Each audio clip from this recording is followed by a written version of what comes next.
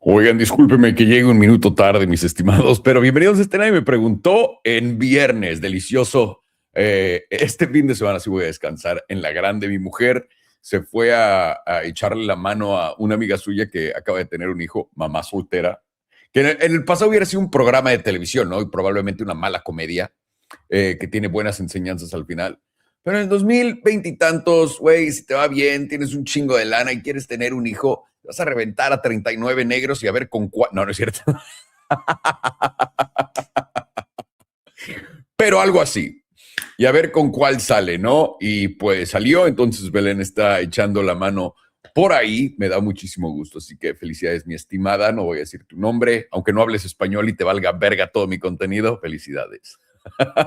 Pero me tienen acá haciendo todo en la casa, caray, ¿no? Teniendo que cuidar al buen Vini, limpiando todo. Honestamente lo hago, podría dejarlo todo al final, pero solamente quería sentirme independiente, como una mujer independiente. ¿Cómo se dice? Una mujer fuerte, independiente. Así me quería sentir el día de hoy. Buenos días a todos ustedes. Tengo que decir esto. Para toda la gente que está buscando una excusa para no dejar de fumar, ¿no? Cigarros. Güey, no entendía qué me estaba pasando. Me había dado una cosa en el estómago que se llama candida, o no sé cómo se llama en español, cándida, ¿no? Acá. Y es como, pues la tuve por años. Y lo que pasa es cuando comes te inflas instantáneamente, ¿no? Y muchas otras cosas. No absorbes bien los nutrientes de la comida, etcétera. Y he estado en un protocolo para limpiar todo eso. Se me había quitado y podía comerme un elefante e instantáneamente tener la panza plana. Y últimamente tengo panza de pinche embarazo de 9 meses después de comer. Y digo, güey, no puedo creer que me regresó esta chingadera. Y estaba súper como de bajos ánimos conmigo mismo por ello. Y tengo que decir, ayer descubrí que no es por eso, es porque cuando dejas de fumar o dejas la nicotina, para empezar ganas peso. No he cambiado mi dieta. Para mucha gente dirá, no, es que comes más porque no te sacías tan rápido. No. He literalmente bajado la cantidad de comida que estoy comiendo y aún así, haciendo más ejercicio, estoy ganando peso. Ok, eso es uno. Y dos, mi panza se infla como loca. Aparentemente eso es uno de los hermosos efectos también de dejar el cigarro y la nicotina. Se desaparecerá en otras 2, tal vez 4 semanas, pero por ahora tengo que lidiar con panza embarazada después de comer, aunque sea pedos, ¿no? Si lo quieres ver así. Es una cagada, una absoluta cagada eso de ser. Y tengo que decir esto, para toda la gente que cree que estoy en ese plan de, ¿cómo se llaman esos güeyes que son optimizadores, ¿no? De salud, están equivocados, mis estimados, están equivocados. Eso son los nuevos Gary Vee y la gente que arruinó a toda la sociedad en el pasado diciéndoles que tienen que trabajar todo el puto día si no son unos perdedores.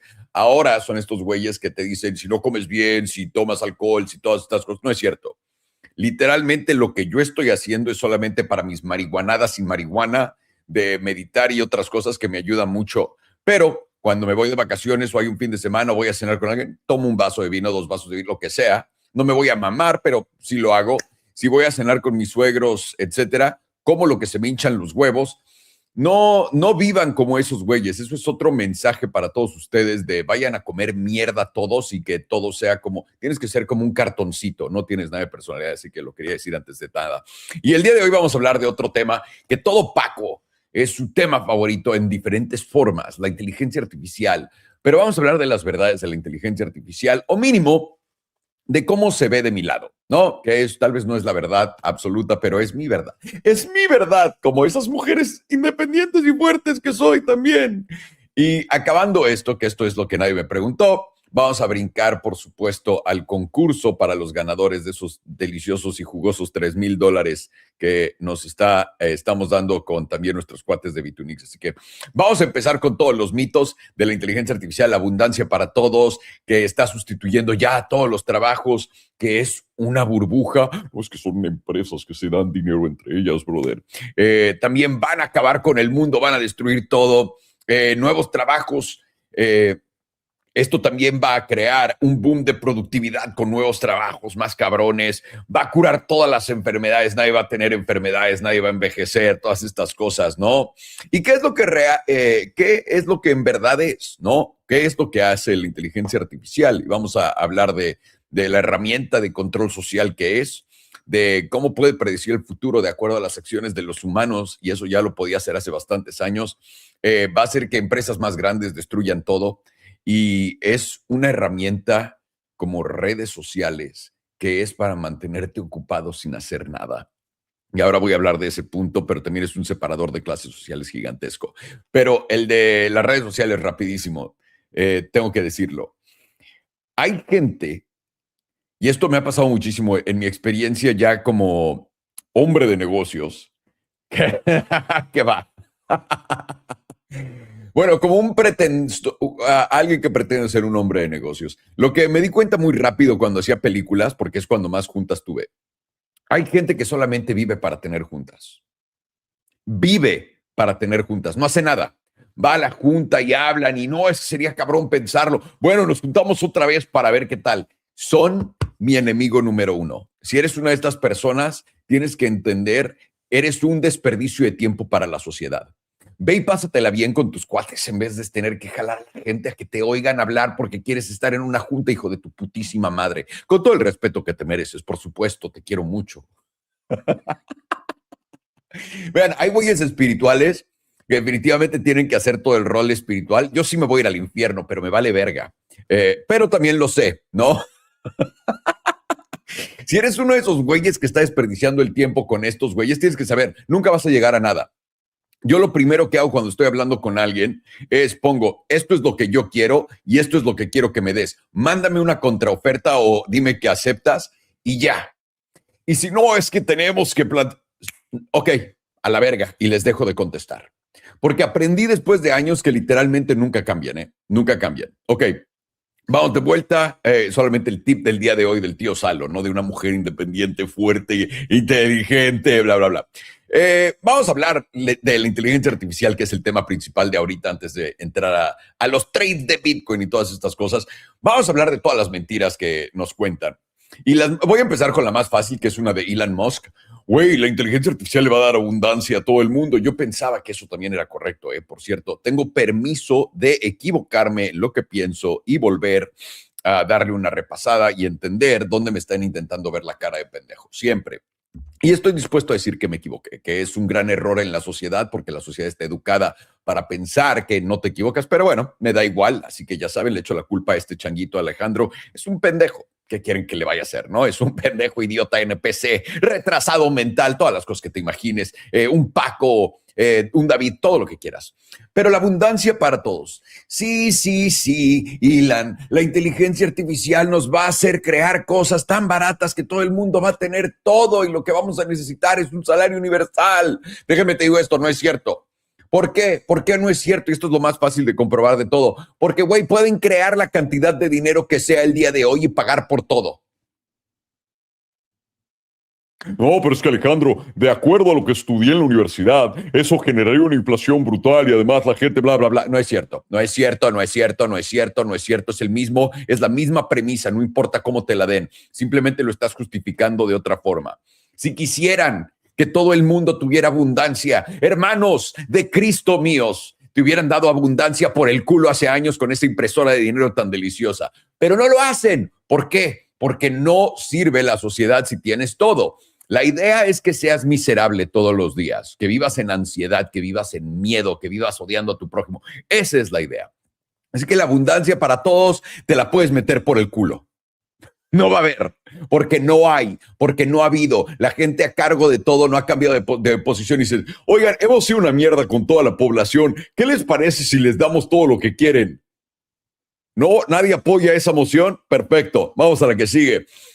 La inteligencia artificial está sustituyendo los trabajos y por eso hay despidos el día de hoy. Lo he dicho 1,000,000 de veces. Este es el palo más grande del mundo. Lo van a soltar poco a poco. Así como cuando es tu primera vez, bueno, se le estás enterrando por primera vez, te dice, ay, poco a poco. A menos de que la tengas chiquitita, ahí no, pues no sé cómo vayan esas cosas. Ay, güey, cálmate, Villa Alejandro. Pero que te dice poco a poco, ¿eh? poquito a poquito para que me acostumbre. Es más o menos lo que hacen ellos con todos los cambios grandes de la sociedad, no te los tiran todos de putazo. ¿Por qué? Porque la sociedad no puede cambiar rápido. La sociedad le cambias cómo funciona Facebook o Instagram y se quejan por 2 semanas. No les vas a cambiar el modelo de cómo viven todos los días de la noche a la mañana. ¿Tienen la capacidad para hacer esto? Y por supuesto que la tienen. Pero, tíos, más que lista, puesta, programada, lista para salir y quitarte toda tu chamba. Sí, por ejemplo, los coches, y esto siempre se los doy de ejemplo, el coche de Elon Musk que se maneja solo. Si quisieran, y cuando vayas a ver que de verdad va a perder mucha chamba la gente, es cuando nos suelten ese pedo, esa vez ya corre por la pared. Hasta que no lo hagan y no tengas piloto automático en Estados Unidos, no va a pasar. No va a pasar. Estos despidos que estamos viendo ahorita es despidos de la gente incompetente que sobrecontrataron en la pandemia para hacer ver que la economía de Estados Unidos estaba más fuerte de todas. Y las organizaciones que sobrecontrataron fue todas las organizaciones que son fondeadas ilimitadamente por el gobierno. Digo, los fondos de inversión más grandes del mundo. ¿Ok? Ese es el caso. Entonces, no, ahorita no te has sido despedido porque la inteligencia artificial es más verga que tú, es porque literalmente no haces nada más que los demás. Yo sé que es difícil de escuchar, lo he visto cuando se lo tengo que decir a gente en la jeta, que me dicen, no, es que yo merezco más, brother, yo soy el contador de la empresa y he literalmente hecho solamente lo que me pides.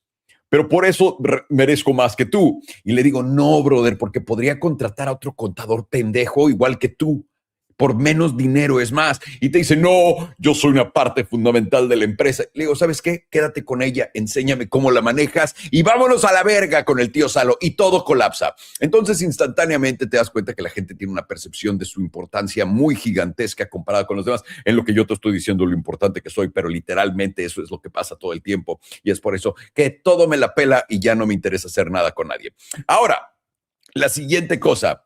Te están diciendo que estamos construyendo todos estos centros de datos en Estados Unidos para poder satisfacer tus necesidades de preguntarle a ChatGPT cómo limpiarte el culo correctamente. Eso es mentira. No están haciendo todos estos centros de datos gigantescos que ocupan un chingo. Por cierto, va en contra de todas las leyes verdes del planeta, destruyen la sociedad, crean una cantidad de ruido y una interferencia magnética gigantesca.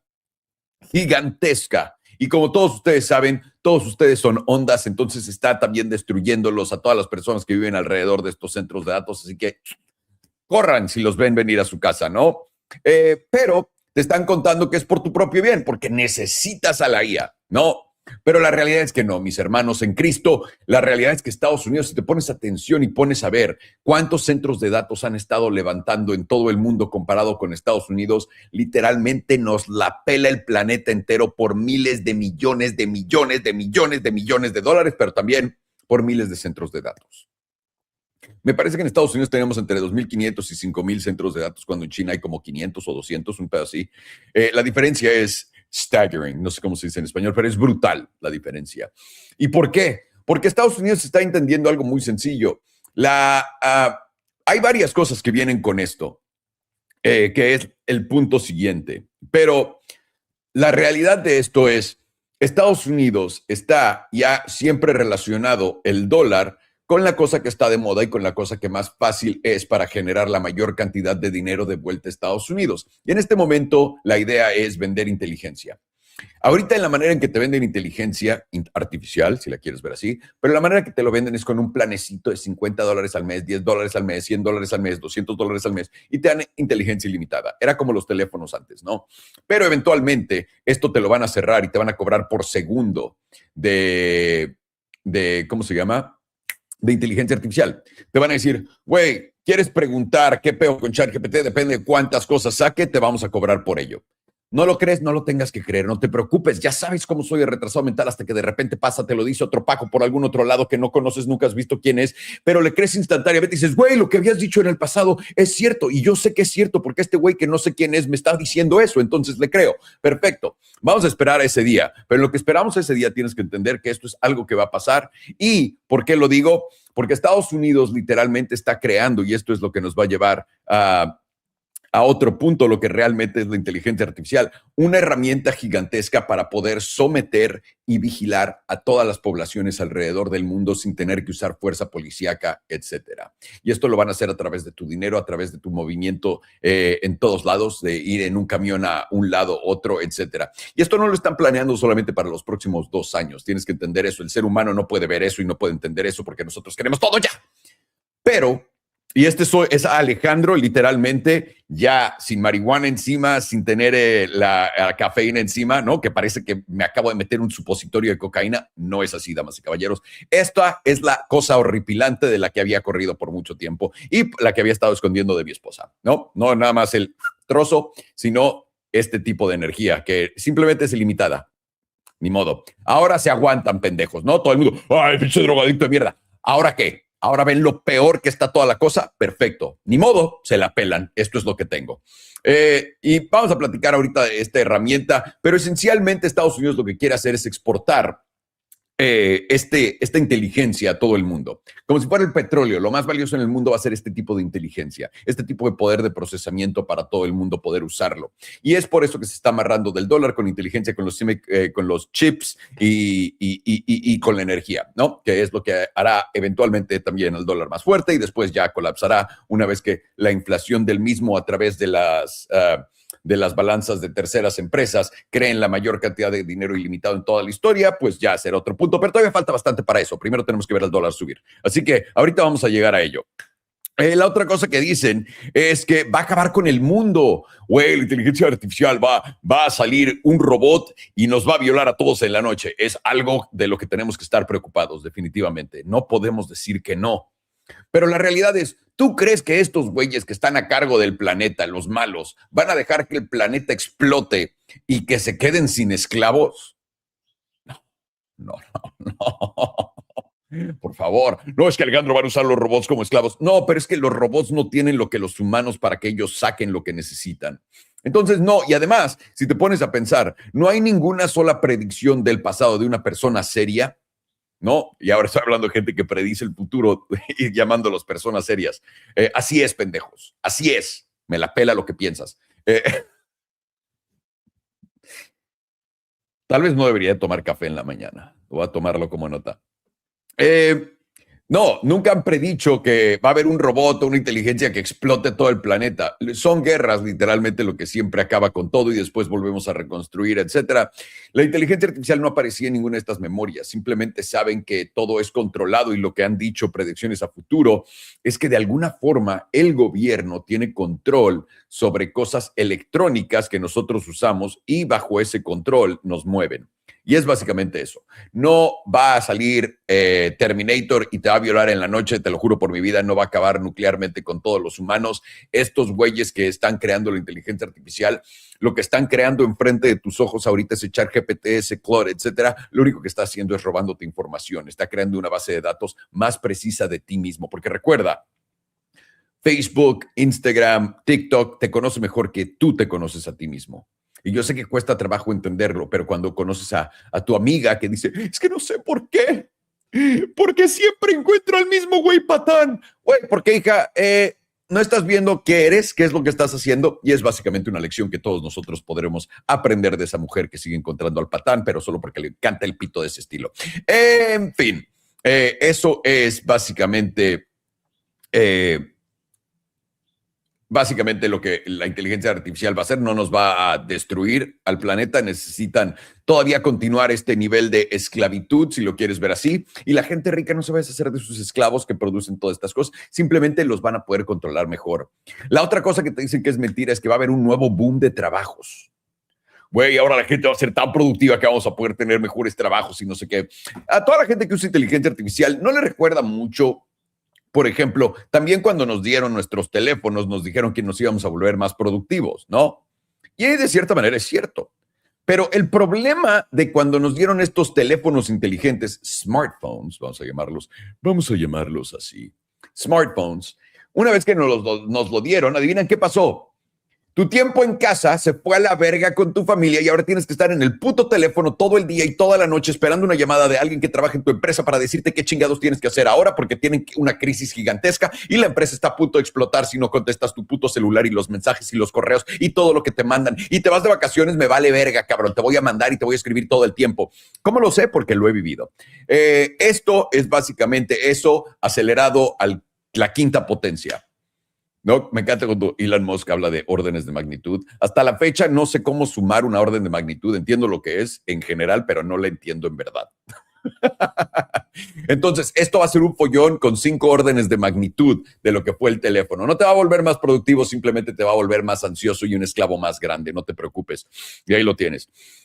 La otra cosa muy divertida que le dicen a todo el mundo es que, güey, va a curar todas las enfermedades. Ajá, pero no las tuyas. Que nos quede claro esto. Puedes ver cómo ya la gente que tiene un chingo de varos se ve súper joven a los 60 años. No, que tiene un güey 70 años y es de, güey, ¿cómo ese güey se ve así? Bueno, adivina qué. Hay breakthroughs ya que ellos pueden usar, pero tú no. Y quiero que recuerdes una cosa. ¿Cómo va a ser el sistema de mierda una fortuna de ti si te está envenenando todo el tiempo y no te enfermas?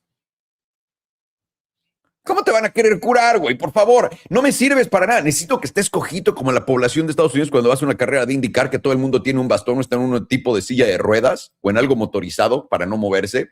Es lo que yo necesito. Necesito que tengas diabetes todo el tiempo. Necesito que uses esta cosa para enflacar que te cobran 200 o $25 a la semana. Eso es lo que yo necesito. No necesito que te cures de todas las cosas, sino cómo todo el sistema médico va a poder cobrar por toda la cantidad de dinero que se roban a través de seguros. Entonces, no te va a tocar nada de eso, mi hermano. Lo único que va a hacer es que seas miserable por más tiempo vivo. Como lo estamos haciendo ahorita, simplemente más eficiente, para que lo tengas bien puesto en la cabeza. ¿Qué es lo que, ahora, después de todo esto, qué es de verdad lo que realmente la inteligencia artificial es? Pero antes de eso, un tip para toda la gente que quiere invertir en esto, porque tiene que ver con esto. La idea es no nada más decirte para qué funciona, es para que también te protejas y hagas dinero, porque si tu Paco favorito te sigue diciendo, es la burbuja, va a explotar la burbuja, yo lo sé, ¿por qué me lo siguen repitiendo? No lo es, ¿ok?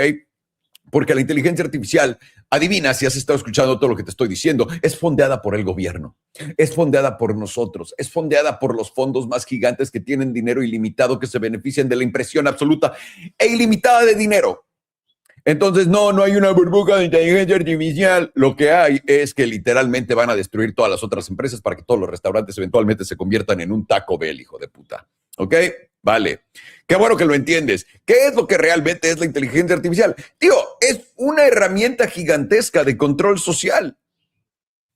Solamente piensa en todo lo que les dicen en China, ¿no? Lo que te dicen de China. Yo no quiero vivir en China. Ahí tienen un sistema de crédito social donde los analizan por todas las... Adivina qué es esto, pendejo. En lo que está usando Claude para preguntarle qué color de papel de baño deberías de usar hoy. Adivina qué es esto. Esto literalmente es como todas estas empresas van a poder juntar toda tu información en una base de datos súper potente. Si antes te preocupabas porque Alexa te está escuchando, porque tu teléfono te está escuchando, porque tu puta madre te está escuchando, ahora imagínate, le estás dando todos tus datos y puede hacer de todos tus datos, si estás sacando todos los datos del internet, puede hacer todos tus datos financieros, todos tus datos personales, todos tus datos de salud, todos tus datos de todas tus amistades y todos los mensajes que has mandado toda tu puta vida, todos tus datos de absolutamente tus pensamientos, hijo de puta, porque también pueden entrar a eso. Yo sé, no lo creo, güey, aunque Mark Zuckerberg tiene una chingadera que te pones en la muñeca y ya con eso puedes saber cómo pensar y cómo ver a dónde chingados manejar algo, pero no pueden medir tu cerebro, es imposible, necesitas un chip en la cabeza, así es, pendejo. Están creando una base de datos gigantesca. ¿Para qué chingados? Para poder controlarte hasta el final.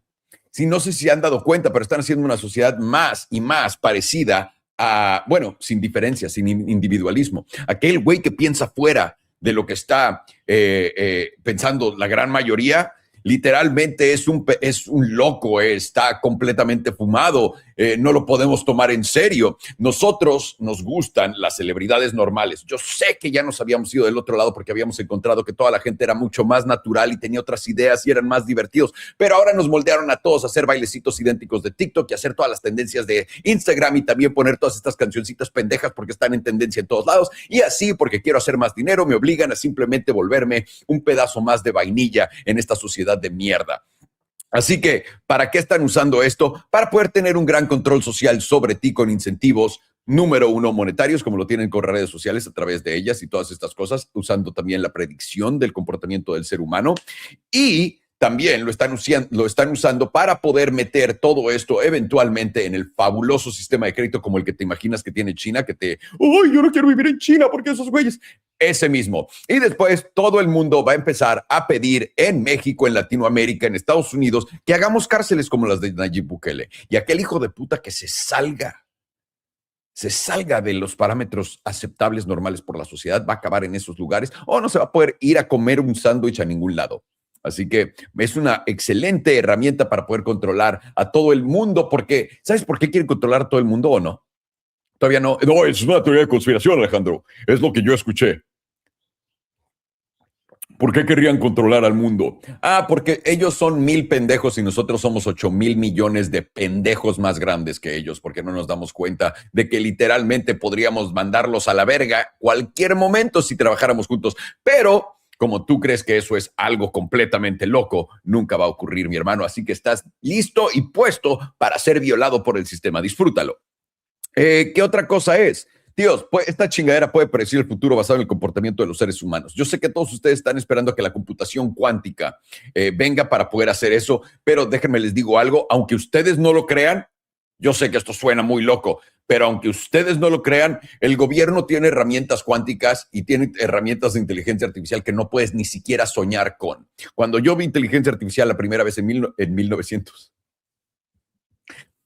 en el 2016 o 17 era mucho más compleja que lo que hemos visto hasta ahora. Todavía no hemos llegado a ese nivel de inteligencia al que me habían enseñado. Entonces, imagínate lo que tiene el gobierno ya en sí, etcétera, y sobre todo también los adelantos en cuántica. Yo sé que tú piensas que el gobierno, al mismo tiempo que alguien saque las computadoras cuánticas públicas como Google, etcétera, es cuando el gobierno las va a tener. ¡Qué chingón, güey! Sigue fumando mota. Bueno, no, deberías de empezar a fumar mota, es lo que yo diría.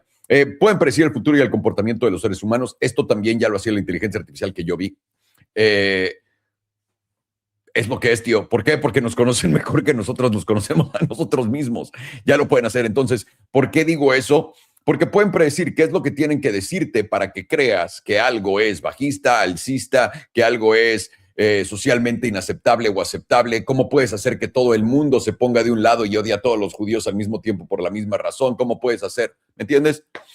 ¿Cómo puedes hacer que la gente compre coches eléctricos, pero sin obligarlos a comprar coches eléctricos? ¿Y cómo puedes hacer que se vuelvan la mejor oferta que existe en el mercado? Todas esas cosas ya existen y la están usando en todos ustedes, pero no se han dado cuenta la gran mayoría de ustedes. Así que ahí lo tienes. La otra cosa es que van a hacer que toda empresa que produce inteligencias artificiales tenga la capacidad de literalmente comerse a todas las otras empresas.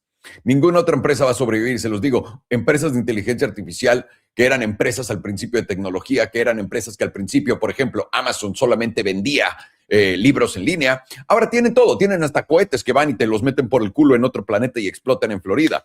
También Google era un simple buscador. ¿Y ahora qué es Google? Todo lo que te imagines, hijo de tu puta madre. Así que eso también va a continuar ocurriendo en esa tendencia y estas empresas gigantescas se van a volver las empresas de todo. Por eso va a ser tan difícil invertir en el futuro, porque si tienes una de esas empresas viejas que todavía estas empresas no pueden absorber, digo que ya absorbieron hace mucho tiempo, te la vas a mega pelar. Entonces tienes que entender a futuro y esto vuelve un poco más competitivo el segmento de ¿dónde debería poner mi dinero, brother? Porque todas las empresas van a acabar siendo, todos los restaurantes van a acabar siendo Taco Bell. Es lo mismo acá. También esto, por si no se han dado cuenta, es una herramienta que funciona como redes sociales. para mantenerte ocupado pensando que eres productivo, pero no lo eres. El infinite scroll está siendo sustituido por tu idea de querer ser productivo, pero quiero que sepan esto, la gran cantidad de gente que yo conozco que está usando inteligencia artificial para ser productiva, literalmente solamente hace más PowerPoints, solamente está haciendo más juntas. No está haciendo nada de verdad. No han vendido ni vergas, no están creando nada nuevo, no están revolucionando su industria, solamente están ocupados viendo a esta chingadera trabajar por ellos. Es todo. Es todo. Es una ilusión gigantesca. Es mejor que el infinite scrolling porque ya ahorita te están dejando pensar. Recuerda, cuando el tío Salo te dijo hace años, Instagram nos está matando. No, güey, pinche loco. Ya después dejan a todo el mundo salir con esa gran idea de que las redes sociales son malas para nosotros. Y Mark Zuckerberg sale y te dice, no, yo no dejo ni siquiera a mi familia ver las redes sociales. Ah, qué chingón. Pero inteligencia artificial sí. Es lo que deberías de estar usando todo el tiempo, mi hermano. Usa tu inteligencia artificial lo más posible, ¿ok? Te lo recomiendo muchísimo. Para estar ocupado todo el tiempo, no poder pensar y también perder esa capacidad de pensamiento, de retención de información, de aprendizaje y de poder ir a hacer cosas por ti mismo, que es literalmente lo que atrofia el cerebro lo más fuerte. Pero una vez más, yo qué sé, yo solamente soy un drogadicto. ¿Qué más?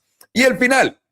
A fin de cuentas, esto es el separador de clases más grande de toda la historia que ha existido. Va a haber la gente que lo tiene todo con estos dioses de inteligencia artificial que ellos van a poder tener y tú que no vas a poder pagar por tu inteligencia porque no te alcanza para ella, vas a valer absolutamente verga en comparación y esto los va a hacer aún más ricos y a ti más pobre.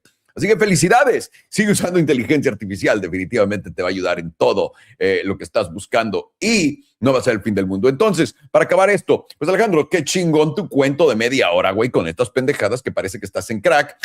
Dime, ¿cómo me voy a beneficiar de esto? Entendiendo que las empresas grandes de inteligencia artificial, pues puede que corrijan a través del tiempo, pero no hay una burbuja. ¿Cuándo en tu puta vida has visto que la gran mayoría de gente entienda que hay una burbuja y esa burbuja reviente y de verdad pase porque todo el mundo lo está esperando? ¡Nunca! ¡Nunca! Déjate de mamadas. Si tu Paco favorito te está diciendo que es una burbuja, no es una burbuja.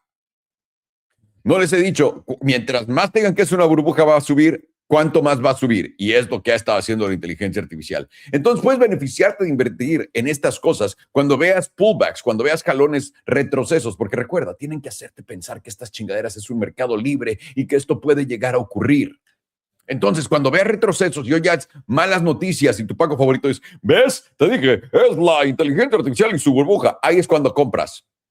Así de puta madre fácil. Y ahora, esto es para que te mantengas fuera de todas las cosas que estas empresas que tienen acceso a inteligencia artificial, que pueden producirlo todo, no te metas en empresas que pueden ser sustituidas por ello. Vamos a ir paso a paso y lo vamos a llevar poco a poco. Pero, damas y caballeros, eso es absolutamente todo lo que nadie me preguntó. Y antes de empezar a pasarles por acá a nuestra casita de Elite Trading Academy, no seas mamón. No seas mamón. Me sacó mi Discord propio. Bueno, no Discord. O sea, no mi Discord, pero Discord, la aplicación. En fin, brother. Lo que les traigo acá, rápido voy a hacer el giveaway de los $3,000 de viernes. Recuerden que en todas estas sesiones por el próximo mes mínimo, si jala bien, vamos a continuar regalando $3,000 cada lunes, cada miércoles y cada viernes. Son $3,000 en futuros. Estamos enseñándoles a hacer trading y la idea es, no puedes sacar estos $1,000 tal cual cuando te lleguen, ¿no? O el dinero que ganes ahorita. La idea es que lo tradees y lo que ganes te lo puedas llevar. Así que si puedes convertir esos $1,000 en 10,000, te puedes llevar $10,000. Es así de fácil, cabrón. Oye, es así de fácil, brother. Qué cabrón, ¿no? Vamos a empezar con esto entonces, damas y caballeros. Vamos a hacer el draw y honestamente le voy a dar una refrescadota a esto para que puedas participar en esto y toda la gente que lo sepa o no lo sepa. Es todos los que ya están tradeando con nosotros con nuestro enlace de Bitunix de referidos y es el que tenemos en el sitio donde te metes literalmente en cómo usar Bitunix y ahí está la página oficial, ese enlace ya trae. Y por eso siempre les digo, usen nuestros enlaces porque nunca sabes qué más puede pasar con los demás. ¿No? Estamos siempre todo el tiempo intentando hacer que nos den más y más cosas para poder darles a ustedes. Entonces, vamos a la lotería, damas y caballeros. Tenemos un price pool de $6,000. Vamos a hacer el round 2. Ya dimos 3,000. Entonces, solamente para el primer lugar va a llevarse $1,500. El segundo lugar se va a llevar 1,000. Y el tercero se va a llevar 500. ¿Cómo te van a llegar? Te van a llegar literalmente acabando este en vivo en tus notificaciones de acá a la derecha, acá arriba. A la derecha, en la campanita le vas a picar si es que ganaste y te va a salir tu cupón ahí. Así que no te me apendejes, mi estimado. Vamos a hacer esto y vamos a hacerlo bien. Vamos a sacar al primer ganador. Vamos a ver quién es. ¿Cómo la hace de pedo este pedo, no? Pero tengo que, una vez más, se me olvidó traer a la vieja chichona para que caminen lo que está pasando esto. Ay, no se hagan. Todos quieren ver eso. No se hagan. No son mejores que las demás personas en el mundo, ¿ok? ¡Pum! Joel, ganaste, mi estimado. Felicidades. Nada mal. Felicidades. Ok, vamos a la segunda. Tengo que picarle este botón. Verga, qué difícil es mi trabajo. Soy como... Un segundo, voy a darle una refrescada a esta chingadera, que a veces pasa. A ver, draw. Perfecto, se trabó. Un segundo. Voy a intentar una vez más darle una refrescada a esta mamada. Mínimo, ahí aparece. Joel ganó. Tal vez Joel se llevó todo el dinero, ¿no? Bueno, ahorita vamos a continuar con esto. Voy a decirles, guys, this is fucking stuck. Alex, so look at this. All right, look at what I'm doing right here. It's completely stuck right now. I don't know why. Just so you know. So it says that it gave away all the prices, but there's only one winner right here, just so you know. And you can tell those boys, I'm going to continue with the plugs either way. Por cierto, caigan a nuestro sitio de Elite Trading Academy para los que quieren aprender cómo tradear, cómo invertir. Lo de tradear está chingón, pero se los digo, esto es para que aprendas a invertir también. ¿Por qué? Porque si solamente estás invirtiendo a través de las noticias, tío, vas a perder absolutamente todo tu puto dinero. Te lo digo de corazón, con la mano en el pecho. A los primeros pendejos que le ven la cara son a los de las noticias. A los segundos que nos intenta ver la cara son a los de las tablas. Pero si entendemos lo que estamos haciendo combinado con esto, vamos a ganar en grande. Es el video de ahorita. Este es nuestro sitio web. Para la gente que está intentando aprender y empezar, literalmente creamos un producto para todos ustedes aquí. Oye, güey, lo voy a poner en español, brother, porque, ¿sabes qué? Yo hablo español y no quiero ver estas mamadas. Te vas a meter en productos o aquí arriba, ¿no? Y tenemos un cursillo que se llama De Cero a Trader, que es para que aprendas a ver tablas, ¿no? A poder leerlas bien, efectivamente. Y esto te va a ayudar si quieres también volverte un gran inversor a largo plazo. Estos literalmente De Cero a Trader es para gente que nunca ha visto nada, nunca aprendió ni vergas, como yo quise haber aprendido a hacer esto, porque literalmente en todos los demás cursos que me metía, que me cobraron una fortuna, $500,000, no 500,000, 500,000 dólares también, ya me hablaban como si yo fuera profesional. Nel, güey, aquí te enseño hasta desde el primer sitio web donde te tienes que meter qué puta madres es una tabla, qué es una vela, qué es una tendencia, qué es un alto más alto, un bajo más bajo, cosas súper básicas para que lo puedas aprender. Y esto lo combinas para aprender de la forma más económica, hermano. Lo único que tienes que hacer es, después de que veas el curso, y ve el curso varias veces, te lo recomiendo, dura 1 hora 40 minutos, ven a las sesiones en vivo de trading y ve lo que estamos haciendo. Y una vez que veas todo esto con repetición, te van a crear dudas. Ven y pregúntanos tus dudas. Para eso tenemos también esto, las sesiones de trading en vivo. Acá tenemos el curso ya incluido, por cierto. También puedes platicar con nosotros en el chat de Elite Trading Academy para pedirnos que analicemos tus precios, etcétera. Y ayer tuvimos una clase exclusiva con los miembros de Elite Trading Academy, que hay 2 al mes, cada 2 jueves las tenemos, por 4 horas, contestando todas sus preguntas.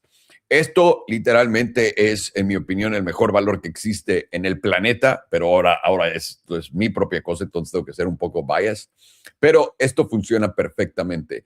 También tenemos las alertas de trading, pero tío, si no entiendes qué es lo que estás haciendo en trading, por favor no las uses. Ayer les di un gran ejemplo de ello.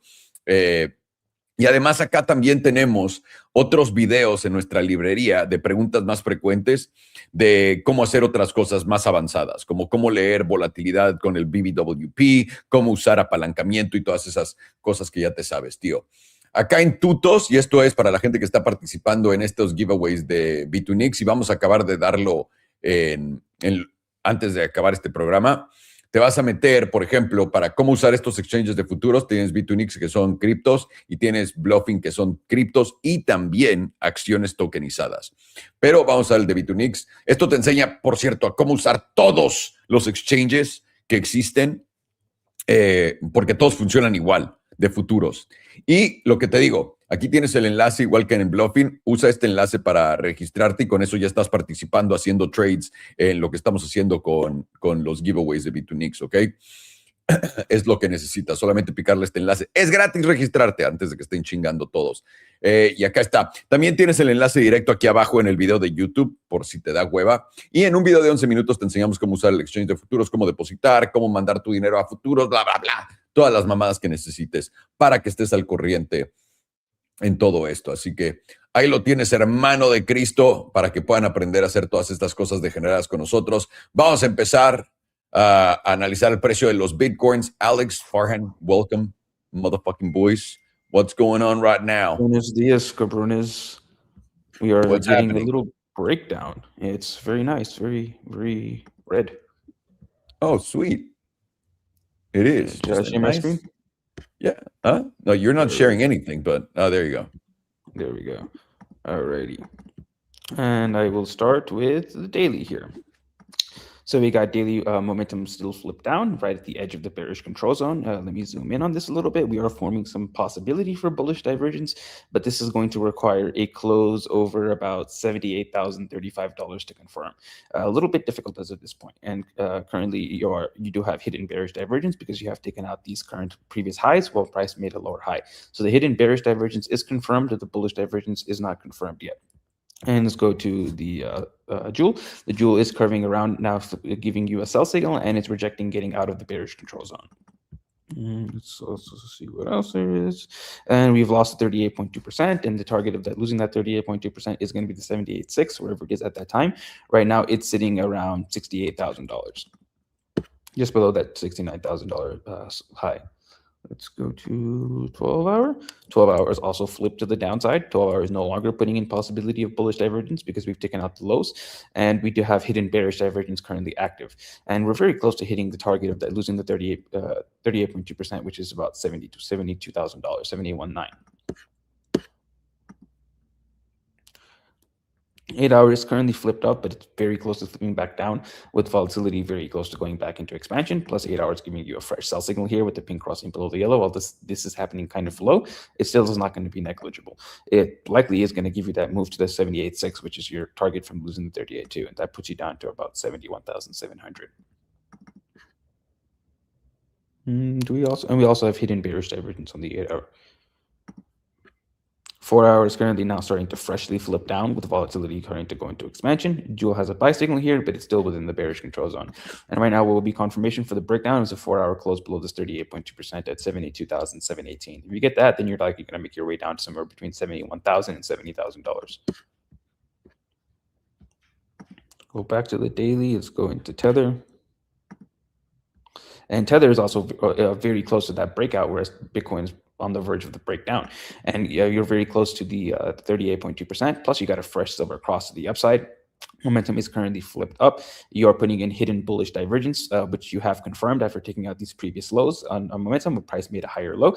And there's possibility for bearish divergence, but the bearish divergence is just a possibility right now because you do have a lower high in momentum, but a little higher high in price. But to confirm this divergence, you need to close below about 7.353%, which is very difficult as of this moment. And the bullish divergence, hidden bullish divergence, is confirmed. The bearish divergence is not confirmed. And the daily is giving you a fresh buy signal here, maintaining the bullish control zone on the jewel. And if you can get a close over this 38.2% at 7.83%, which you are very close to, that gives you a move basically into your current all-time highs, right around your current all-time highs, slightly below, around like 8.6%. 12 hours also flipped up with momentum with volatility supporting it. And you got your closure over that 38.2%, which brings you into somewhere around 7.83%, which is that 38.2% on the daily. 8 hours also very close to that 78.6%, very close to that 78.6% on the daily. And very close to now entering into the bullish, flipping back up also.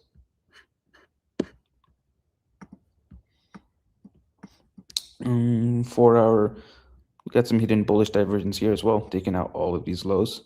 This will confirm with any close over 7.768%, and that gives you a move into somewhere around like 8%.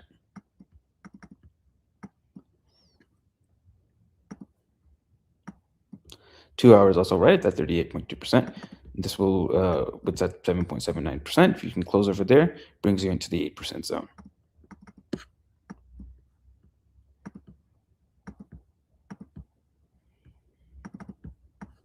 Today is also at that 38.2%.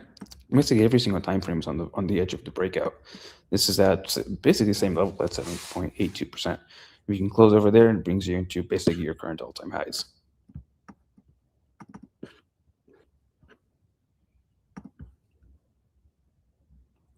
Five days also getting over the median now after previously getting a rejection.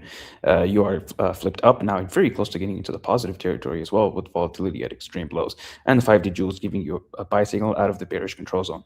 The last time this happened was all the way back in August of 2025. We had some serious busting action to current all-time highs on Tether.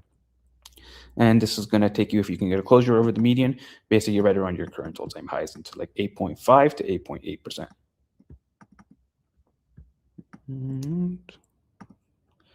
Weekly, let's go momentum, zoom in on this, lower low, so there's no divergence present, and you're no hidden bearish divergence anymore either. So and you're holding this bottom 38.2%. Likely is going to take you to current all-time highs. 2 week also approaching that bottom 38.2%, about to enter into the bearish control zone. Or very close to entering into the bearish control zone, but this is likely going to be a rejection. Plus, you have hidden bullish divergence on the 2 week, which is going to confirm with any close over 7.715%, and that gives you a move into all-time highs. And monthly is getting a nice bounce off of this meme line, getting back over the 5 EMA. Momentum is still flipped to the downside on the monthly, but there's no confirmation of the hidden bearish divergence because you did not close below 7.094%.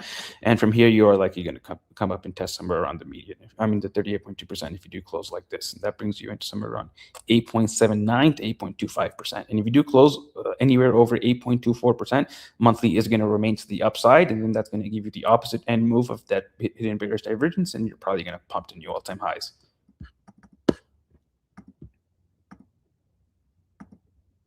Let's go back to Bitcoin.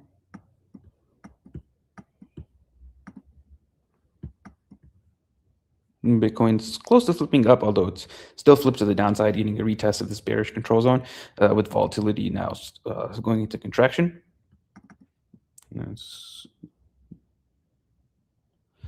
And 2 days also giving you a first silver cross here. Pretty powerful silver cross too, because they're all bunched up together when they're crossing. And you've lost 38.2%, which is going to bring you down to about $67,000. 5 days also losing to 38.2%. That's at about 73,300. If you close below there, you're going to bring you down to somewhere around $61,000.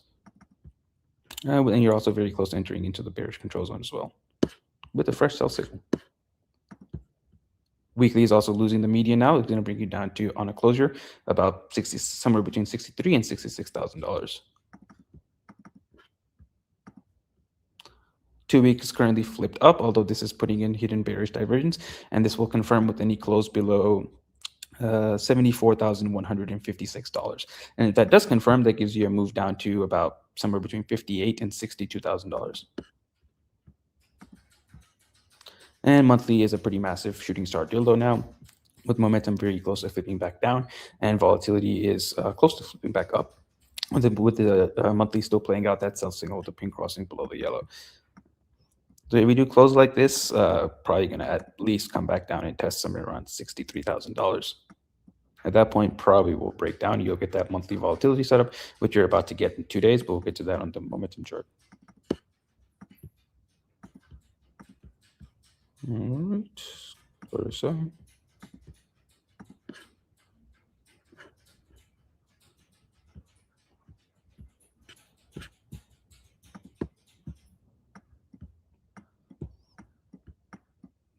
Anything here? No. Has some bearish divergence possible here, but this is going to require a close below 7.711% to confirm. Putting in a local bottom on the 8-hour, targets 7.88%. 4 hours got a local bottom.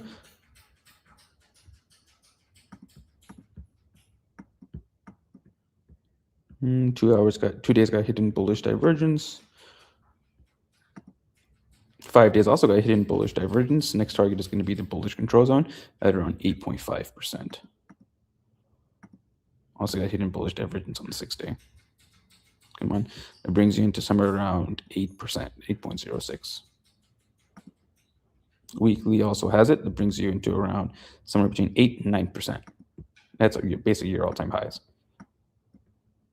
2 weeks got a local bottom that's going to target about the simple moving average. Oh, that's some nice new all-time highs at 10%.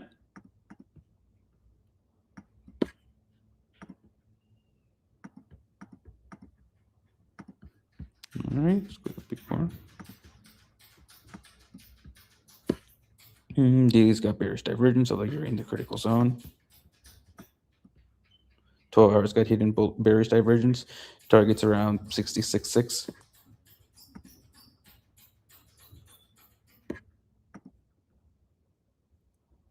That's in there.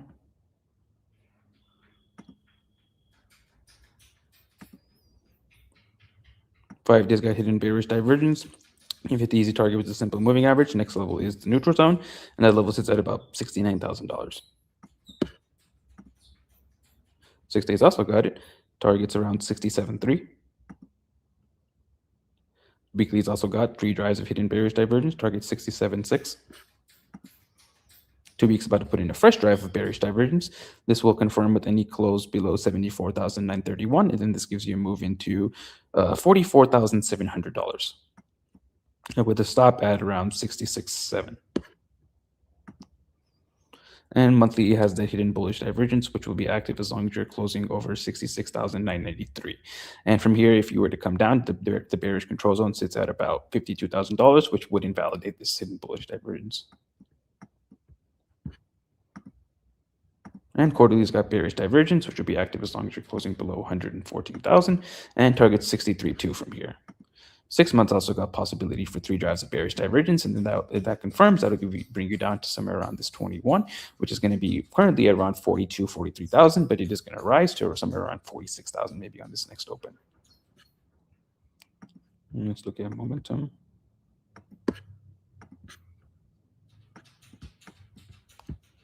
Daily is currently freshly flipped down with volatility now expanding, and it's going to remain flipped down as long as you're closing below $74,600. 12 hours also flipped down with volatility expanding, and it's going to remain flipped down as long as you're closing below $74,700. 8 hour. 8 hours also flipped down, and it's going to remain flipped down as long as you're closing below $73,200.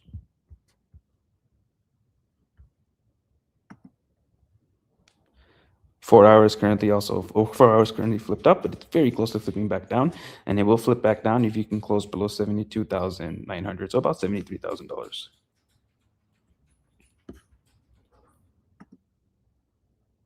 Two hours about to freshly flip, or actually is freshly flipped down, and it's rejecting the bullish control zone, and it's going to remain flipped down as long as you're closing below 73.3.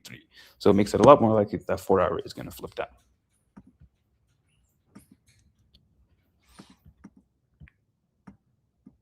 Five days currently freshly flipped down with the rejection of the critical zone, the derp of death, and it's going to remain flipped down as long as you're closing below 81,150. Weekly is also very close to flipping down. It'll flip down in 2 days, and this will invalidate your weekly volatility setup, and this is going to flip down if you close below about 73,350, and this will be a rejection of the bullish control zone if it flips down here. 2 week is currently still flipped up with volatility contracting, almost entering extreme lows, and it's going to remain up as long as you're closing over 64,800. But on this next open, you are going to be approaching the edge of the bearish control zone, and at this point, this pivot likely does go up. And monthly is still flipped down, with monthly very close to firing off a volatility setup, and this getting over 17% now. And this will confirm in about 2 days, as long as price closes anywhere below 85,800. And once that does confirm, you can apply a 45 to 50% move in the direction of momentum, and that'll, with some quick maths, takes us somewhere between low $40,000 and high $30,000 area, somewhere between around like $37,000 to $43,000, somewhere in that zone. And quarterly is also flipped down as long as you're closing below 101. So now on the high time frames, the hopium that we had was that weekly volatility setup and the 5-day volatility setup. 5 days now already invalidated. Weekly is just on the verge of being invalidated. Pretty much a formality to invalidate that now, because volatility has also gone into contraction. So very likely that it's going to be invalidated. And monthly is on the verge of firing off a volatility setup, which kind of seems like it's going to fire off now. And with any close below 85,800, that is going to give you that 45 to 50% move over the next couple of months, somewhere around like high 30s, low 40s. And the invalidation right now is just simply getting like a 4-hour close back over $80,000, which takes you up to somewhere around, I would say, 86 to 92. And then the invalidation for long term is getting a weekly close over 97,800, or flipping the monthly momentum back up, which the pivot is going to change on this next open. So we have to see what that pivot is.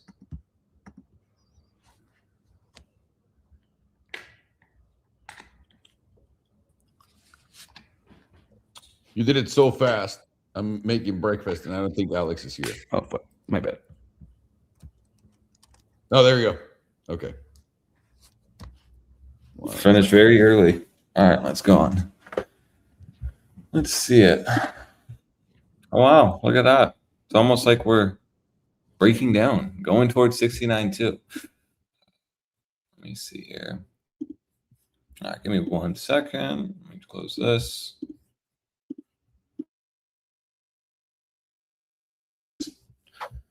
Okay, cool. So let's look at Bitcoin, because what has been going on, what has been occurring really the last few days? Well, what we have here is just a lower low break. And we were talking about the reaction zone at 72,800.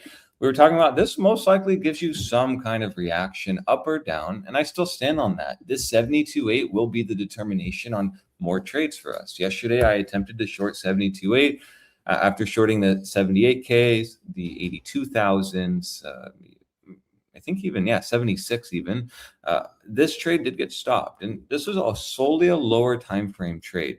Let's go to lower time frames and kind of see what occurred here.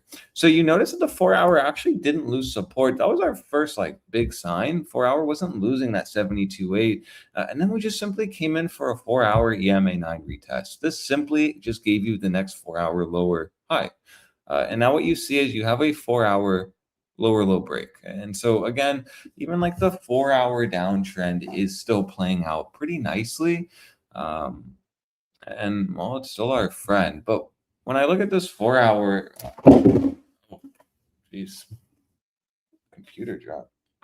My charger, that was very dramatic. When I look at the 4-hour, it just kind of reminds me, and this is the 5-hour. Let's go to the 4-hour actually and see it. This just reminds me of a 12-hour silver cross that we had, right? So we look at the 12-hour, and you do notice that all we really did was get the bounces off the 12-hour SMA 200, move up to the 12-hour 5, simply form a lower high here, right? Because now daily, 4-hour, 6-hour, 12 hours all down.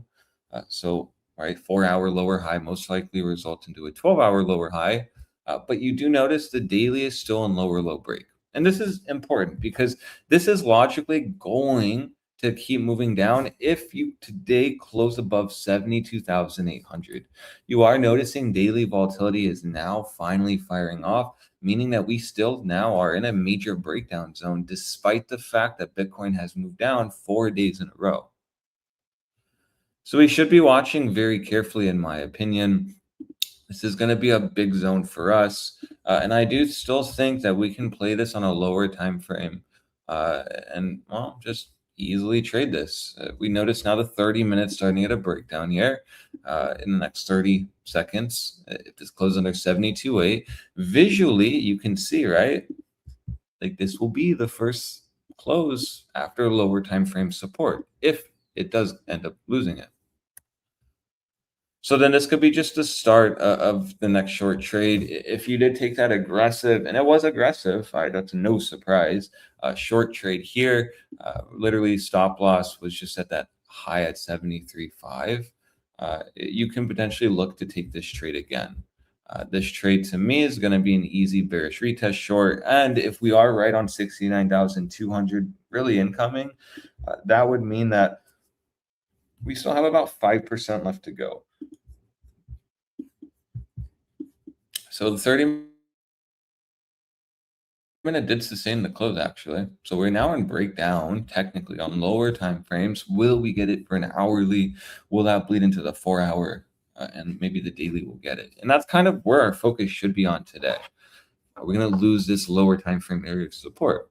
And it is nice, honestly, that we were able to actually watch the zone quite accurately. This did give us some nice mean reversion bounces, really in the midst of a major lower time move down.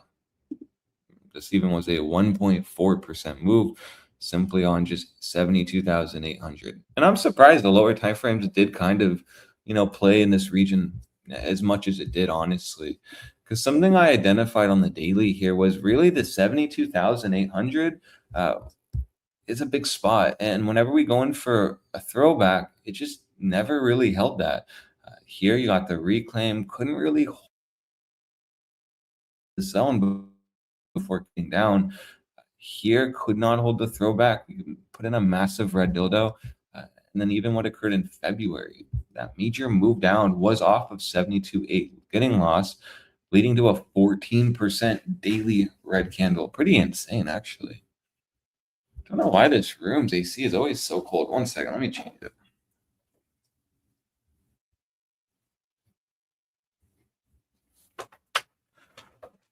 Go. Wait, put my massive charger back in the socket like a rock. Let's see when it falls.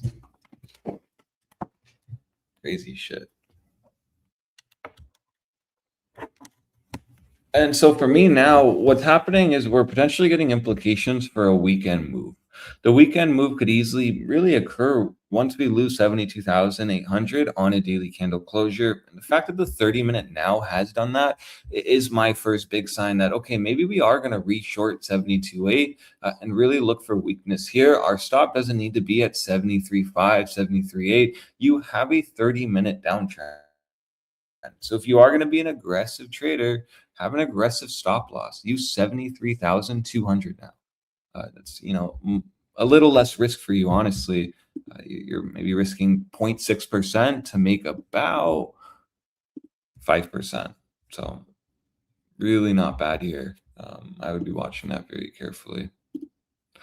Let's go to the daily, and I'll keep moving up, and then we'll keep going. We'll go to Bitcoin dominance and also Tether dominance. So this could be the first daily candle closure where you are closing under the channel. This is very significant because, well, what I talked about, I guess on Wednesday's stream, was this environment's more like January. Lose the channel and then just consolidate under it for a little bit. As long as you stay under it and produce lower highs, you will result in a move down. It is interesting because we are in daily lower low break. So what we know instantly is if we ended up getting some kind of bounce here, but closing under this channel, any retest around this zone would be looked at as resistance. We don't need to assume, we're just playing the daily 5. Daily 5 will move down a lot closer to that 73.8. So again, 9 hours, 26 minutes left to go. It's a big zone. I would be watching very carefully because what could occur is you do over the weekend start making that next leg down to 69.2, or that could actually start on CME Open. Or I guess no, CME futures are 24/7 now. So GG on that. I guess they never close. So that's kind of nice. This will be an interesting weekend actually to see that because usually we have CME close. So now we can actually watch it despite going in a weekend. That's actually very interesting. Maybe we'll have more volatility this weekend. That would make a lot more sense, specifically when we know a 5% range is opening up and daily volatility is literally on the cusp of just starting to fire off its setup here.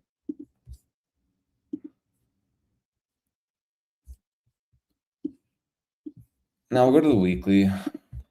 Keep going to different time frames. This is really bull's last hopium.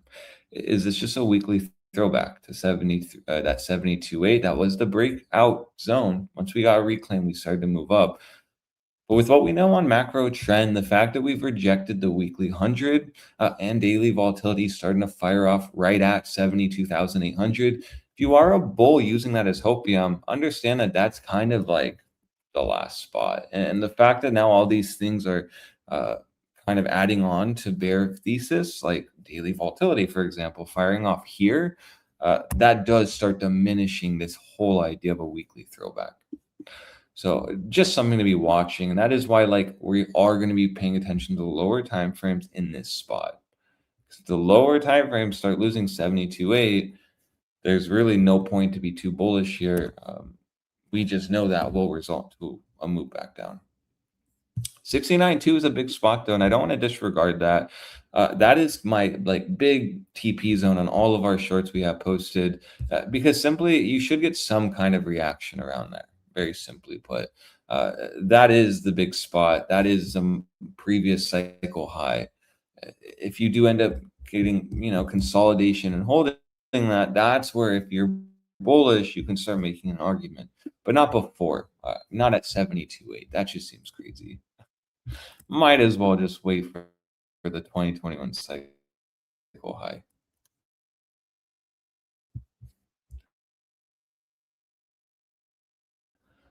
And that's a big spot because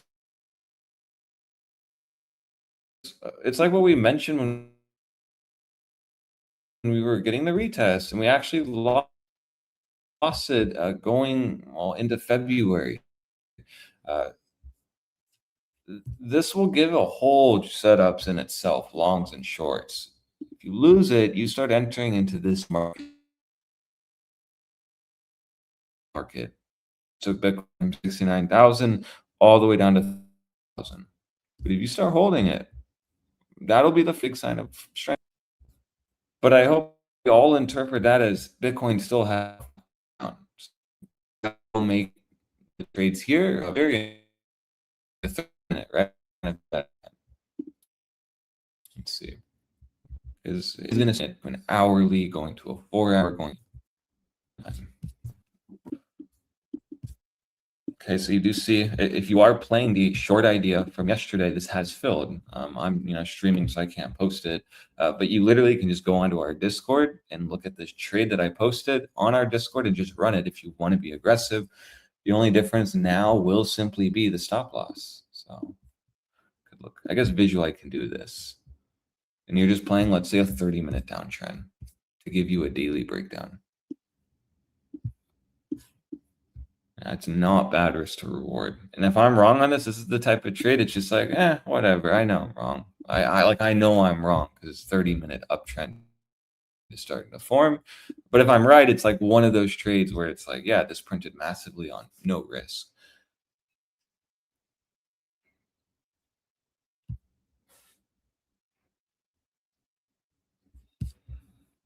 So let's delete that and let's keep going now.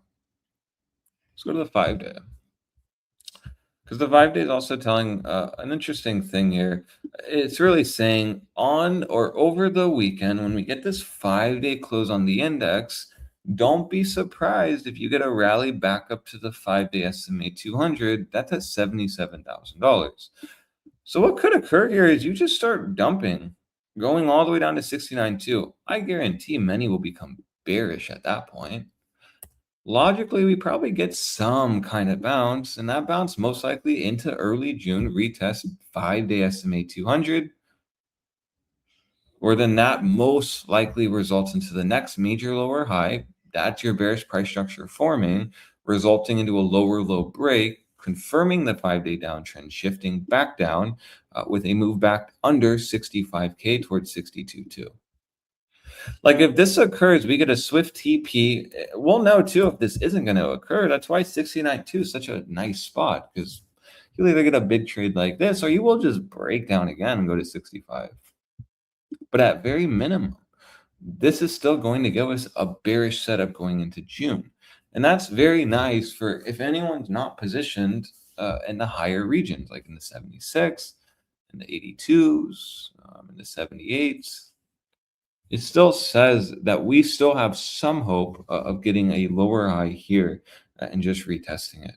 But understand that the 5-day SMA 200, at least in this chop zone, hasn't been the best. Like here you got the breakdown, kept moving down, cool, then made the move back up. This was the retest.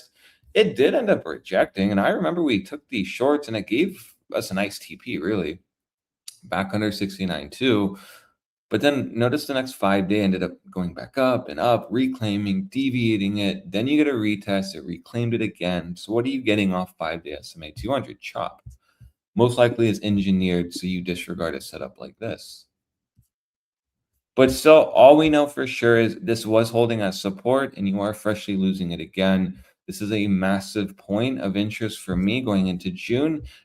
When we do get the retest and everyone on CR becomes very bullish again, you're going to go to your 5-day and you're just going to simply look and watch that $76,000 region. The lower we go, the more actually aggressive it will be to the move up. This will be the more predatory move. If we just end up dumping 5% more and then immediately bouncing 11%, this will be predatory and actually would actually play very perfectly into the like lower high ideas that we've been saying, which is like once that really lower high is put in, you do just immediately go in for a lower, or once that lower low is put in, you just immediately go in for a lower high.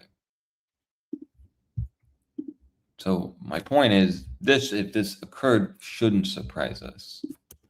This should be looked at as a gift.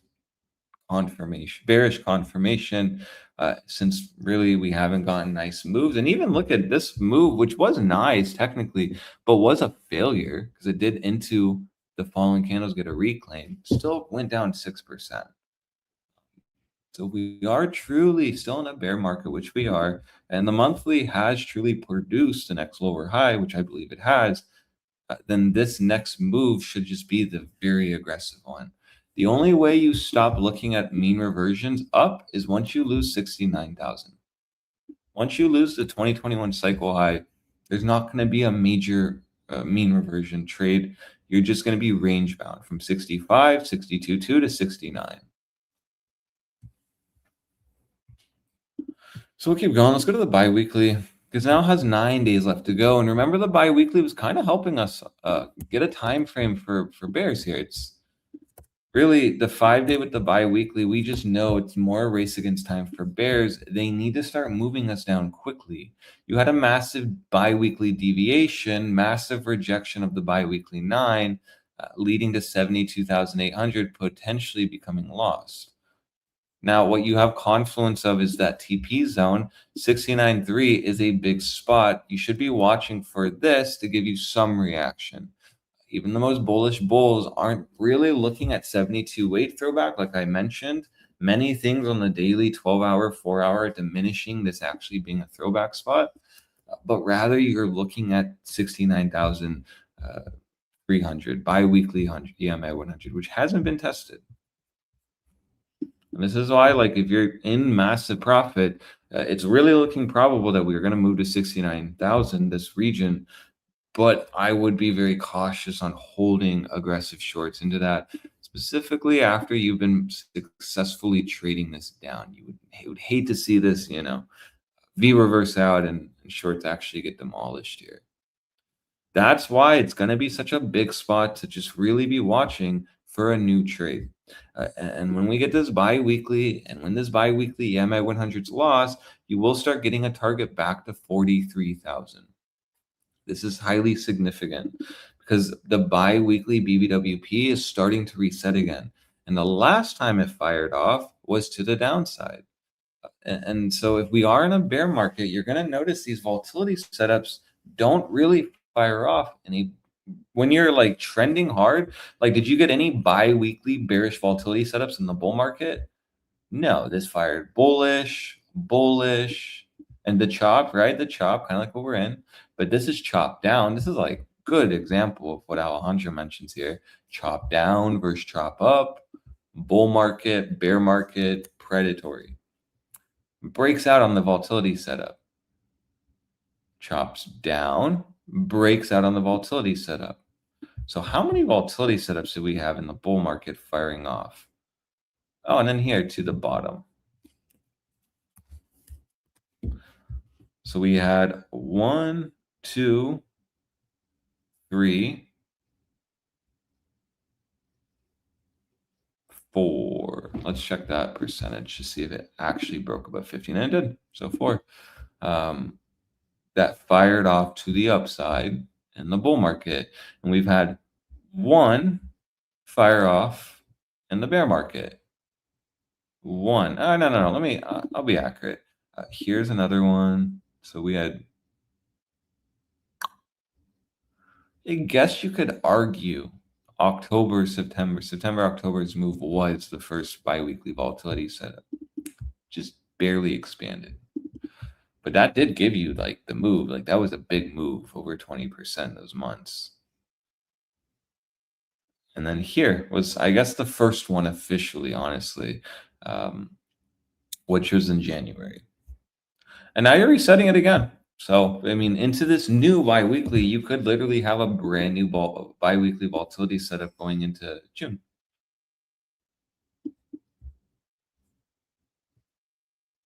And this will just be another hindsight trade. Like, it's kind of crazy, honestly. The characteristics, like, and how it's been just kind of the same.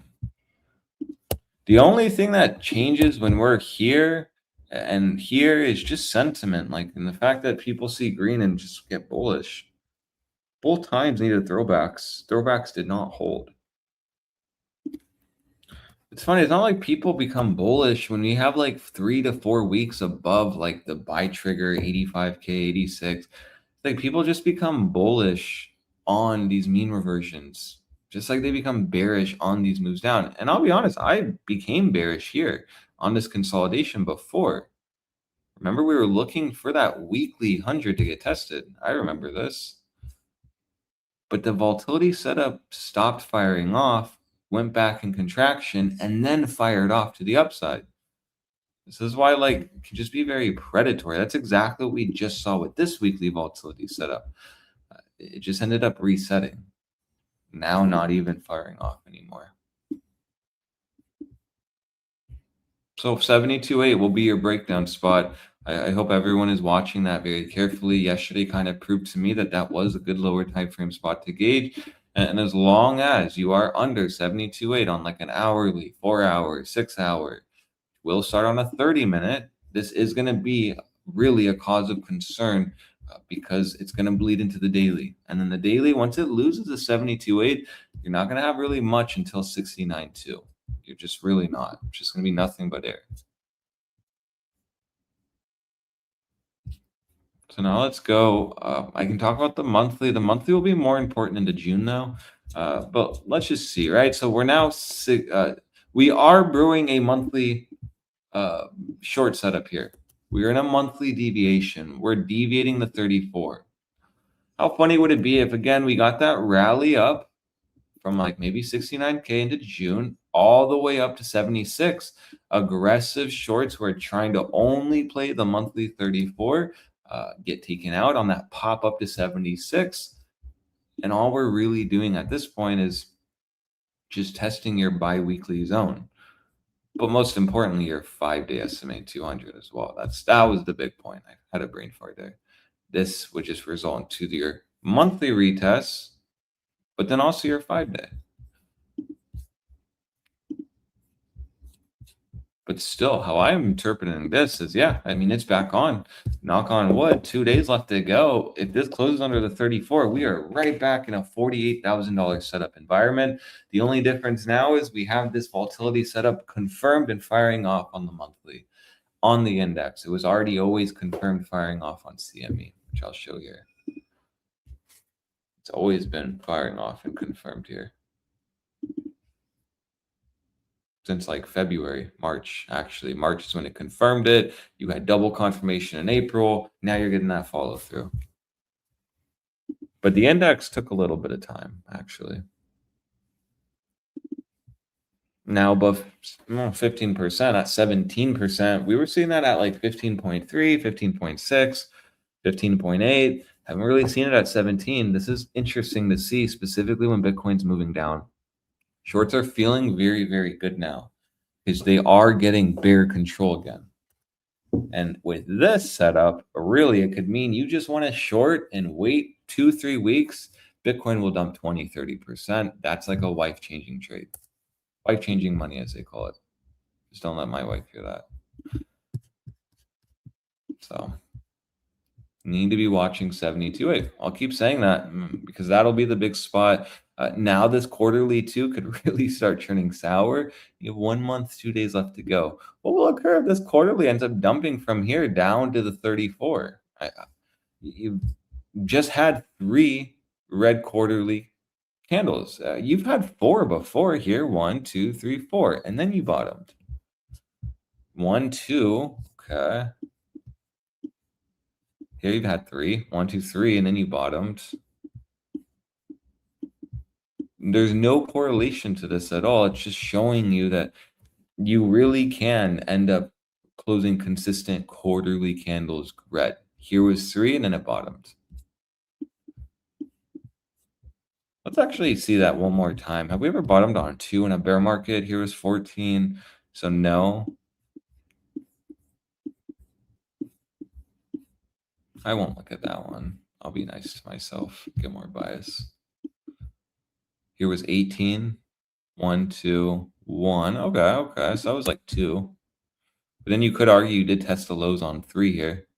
2020. This was the 2020 low, COVID low. So that was 3 though. And you didn't bottom on 2 here. I hope that's not a confusion. You just got like a doji, an evening star here, better yet, a pin bar. And then you got follow through down of like 43%. Yikes. Here was 2022. Interesting.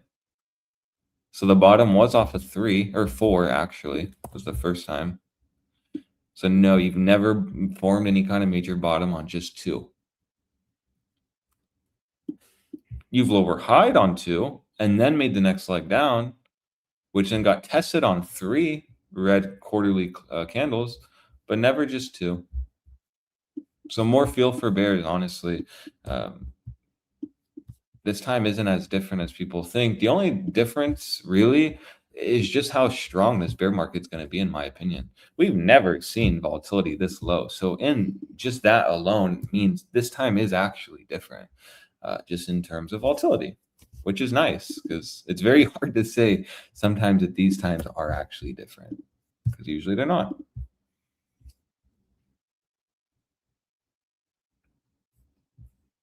Let's look at the weekly median going into the new week. I think that's very important because let's not forget about these setups that we've been watching this entire bear market. Like here we had the weekly median set up, and I remember this because I remember every time you lost the weekly median, you were just making major rejections off the weekly median. So here you lost it, here you rallied up, major rejection off the median, major rejection off the median. Let me get all of my drawings off, and we can see that a lot cleaner. Wow, it's like almost as if I'm a professional. Here's that median retest, broke down, started the bear market. And then here, remember, this really helped us in January as well. We were like, you haven't tested the median since October. That was a big dump. You are testing it here and here, and notice the median didn't get reclaimed, and then you had a major breakdown. What is occurring? You did reclaim the weekly median. This was good. You rejected the top 38.2%. Really seemed like it was going to break out here for bulls. This is why using the EMA was your friend. Kept you in check. And now what you have is a weekly 9 loss. So instantly weekly is in a short trigger too. Going into next week, you will have a setup.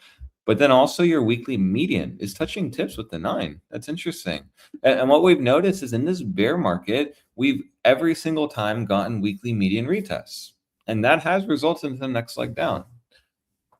So even the weekly is giving you confluence of a monthly and a 5-day mean reversion, which should result into a bearish move. Remember the 5-day SMA 200, monthly 34.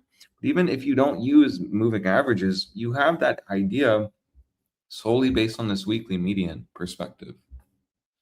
So this median's at 75,388. This could shift up more. So could go up to 76. I will be looking into Monday's stream and I'll update where that went. But still, this is still saying that this is giving us a move back to 66,000. So it's not even saying 69. It's saying a little under.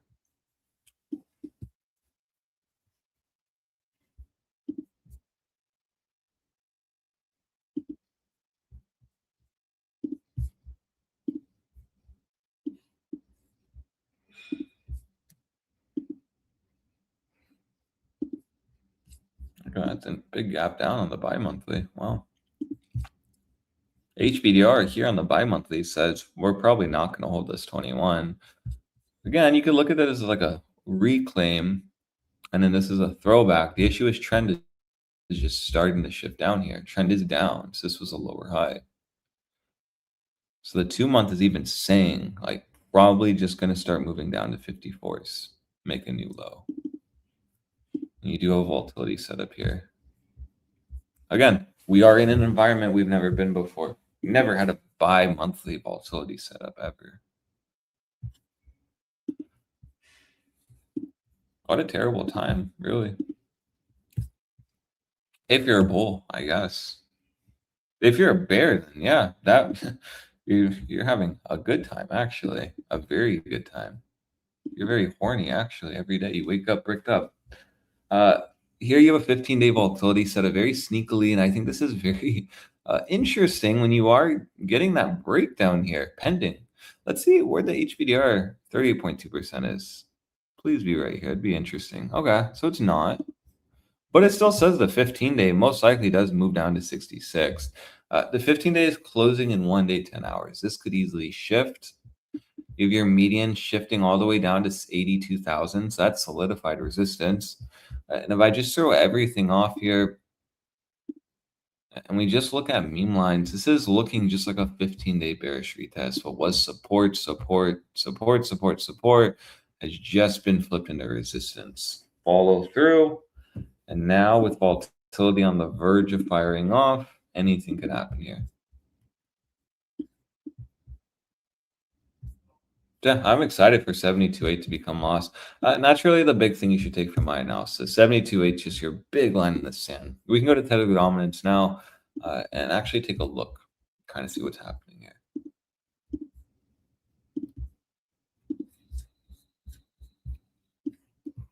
Okay, so we got this spring. We're back above the monthly 5. It's almost like this is turning into a higher low.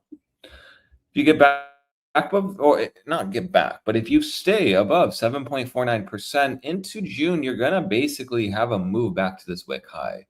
That'll be your higher high, and you'll just be looking for a move to 9.49%. This is looking very bullish, though.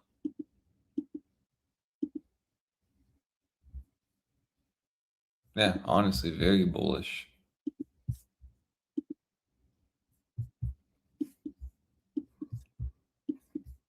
Something last week we were watching was for this candle to look bad, and this was looking bad in the midst of this wick low, but this was all part of the trap, and we did sneakily reclaim the weekly 5 and 9 and held it. Now we're getting this spring up. I still stand on we just need to simply get back above 7.829%. If you get back above 7.829%, that's going to just be the start of a new range, and 8.2 could really be likely. It's basically a 4.6% move. It's like a mid-range. The whole length of the range, though, I guess I should accurately say, is about 9%. So 4% to the mid-range if you get back above 7.829%. Wouldn't you want to see resistance, resistance, resistance flipped into support here, but also just a weekly 9 reclaim leads to a throwback? I would. And that just gives me confidence that Bitcoin could easily move up into June. We could easily go up into June, do something like this, get some bullish price structure forming here, and then start breaking out. We need to be watching and being very careful with tether dominance. Weekly volatility is contracting, but it is literally like on the verge. Like weekly volatility could really start firing off in this zone, giving really bulls a major move. So that's why we need to be watching carefully. And it contracting means maybe we'll go for another 0% read here on volatility again. Again, this was damning. It looked like it was going to break out on Tether. Volatility's going up while we're going down. But no, I just reset.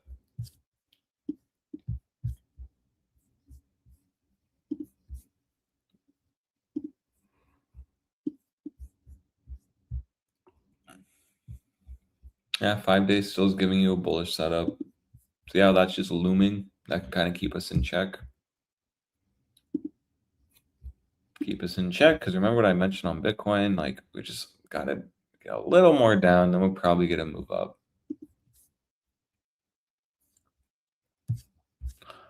So let's go to lower time frames on Tether dominance. I'll try to get something that is more actionable and kind of can help us moving forward, because we understand the higher time frame, but we're trying to be traders. So remember, I mentioned on the Discord, May 23rd's wick high on Tether dominance, draw meme line. If you get back above that, that's going to have implications of continuation move. Still seems like we're going to continue up. You reclaim 7.829%. That'll be the first big sign that you are going to leg up to the 8.2. Today is interesting on Tether dominance because while you are breaking out and you do have a volatility setup supporting it. So you want to be watching. You're in a 2-day buy trigger. You have a 2-day higher high, but you just need the higher low. And that's why you could get some kind of retest here. This could occur over the weekend. You could move up a little bit more and then go in for the retest. It just all depends how predatory Bitcoin wants to be for bulls. Get a bounce here. That was kind of predictable. It held 72.8. Dump all the way to 69.2 and then get a bounce. Yeah, that's going to be a little trickier for bulls, because when we get an 11% mean reversion, well, every time, how is sentiment flipped? Very bullish.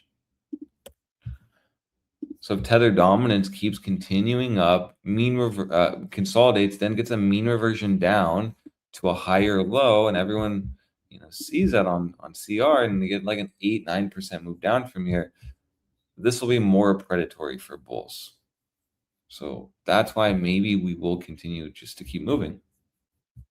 But still, I don't need to be predictive. Let's just have our line in the sand. 7.829% your big spot. 72,800 is on Bitcoin. So let's go to the D of Bitcoin. Let's have it whip it out and see.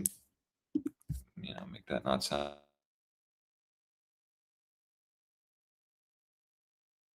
as gay as it did. TradingView didn't like that either. Starting to glitch. And look at that. So it's almost as if we are going to retest that 59.8% zone. Because a zone since October that's been rejecting us, resistance since October, should be retested. And we're just looking at this being in a weekly buy trigger, but you're not having confirmation. You got to get the retest. So that is what we're currently seeing. This is literally playing exactly what we mentioned, which is nice.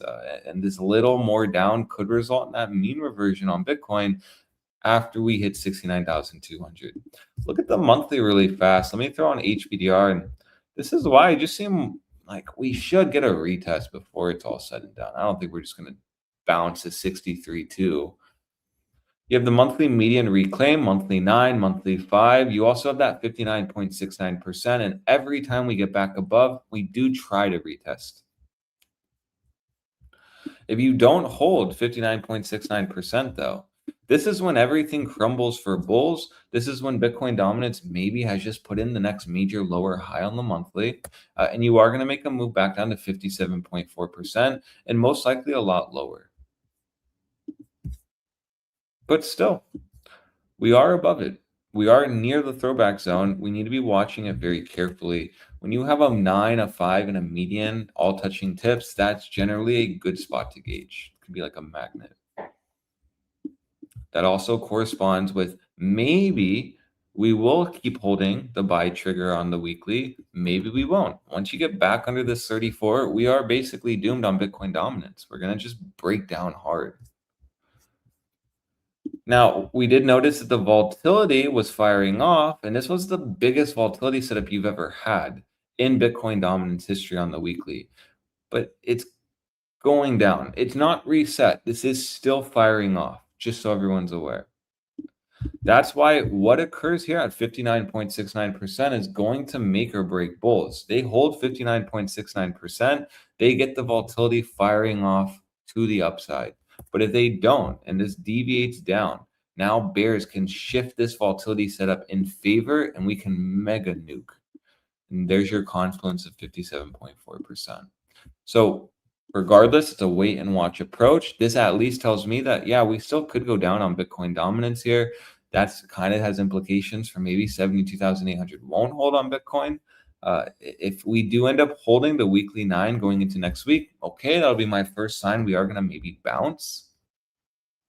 But until then, I am just waiting for 57.4%, 59.7% to be hit. And that's just kind of been my target for the last 3.5 weeks. So we're almost there. We're just at a tricky spot here, but we come this far now. I don't see why we're not going to just take her all the way home. So Bitcoin's still in a very important spot. Nothing's changed.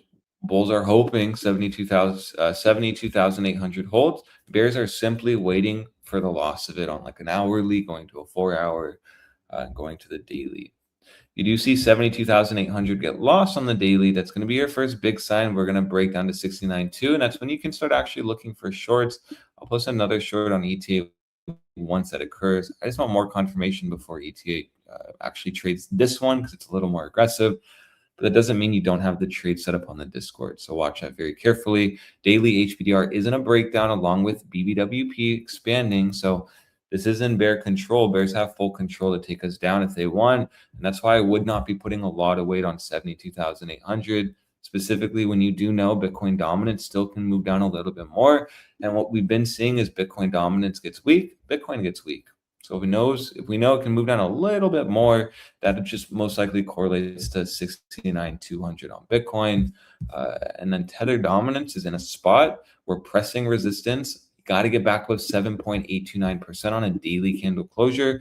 And that's when you will start making the next leg up. HBDR even has the 38.2% right at that zone. So if you start reclaiming, call it 7.83%, you're basically in a daily breakout and you are brewing a move to 8.2 with volatility supporting that. Daily volatility on tether dominance is telling me that something is coming. So, a move is coming here. That's exciting. Can't really be too bored with the markets. They're giving us volatility. I'd just be really watching 72,800. I don't know what you're talking about. They just lifted the restrictions on the Strait of Hormuz, according to President Trump. So obviously, we're going to go to $8 million. So Oh, I see. So that's the good news is the good news is insider trading works. They tell you on X, and then price goes up. That's how it works. They let you know, and then price goes up. Isn't that incredible? Exactly. How things have changed? And isn't it funny how the daily is now on a confirmed downtrend, and we are pending a lower high? And last kind of straight up Hamas, or however you say it, news article gave us the last lower high on the 12-hour. Oh, yeah. It's news for retards. It's news for retards. It's the lower. They tell you what to think, and then you think, oh my God, the Strait of Hormuz just opened. I call it hummus, like hummus, right? That's what that's my joke, because it's so irrelevant what the name of it. And the Strait of Baba Ganoush. Yeah, any of it works because it's so irrelevant. Yeah, now everyone was talking about the Strait like last year and the year before that, and we've learned this in school, and everyone knows about the Strait before all of the new stuff, right? Of course. Hank, I got a better one for you. I showed it last time, but I showed it to my Spanish audience, but I can find it. Give me 1 second. Ukraine. Oh, food shortage, energy prices, Russia, Ukraine. Fertilizers.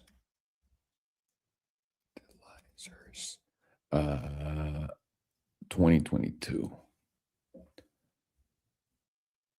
Hang on.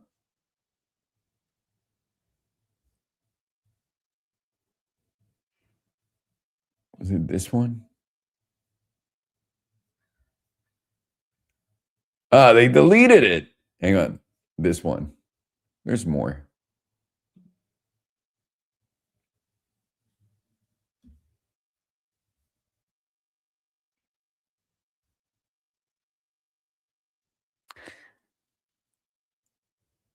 I'll find it because they keep shoveling these things. But you can literally substitute the news right now to the one that they released in 2022 about Russia, because it was like, there's going to be an energy crisis, but even worse, a food shortage because of fertilizers, because I don't know what the fuck is closed in Ukraine.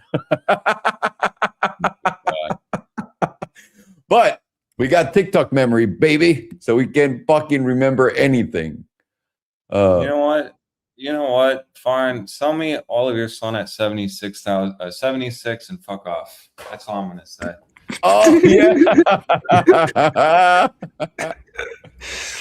Let's not forget that guy. He's going to get his buys very soon. Very soon. Oh, yeah. Oh, yeah, he is. All right, I'll show you that in a bit.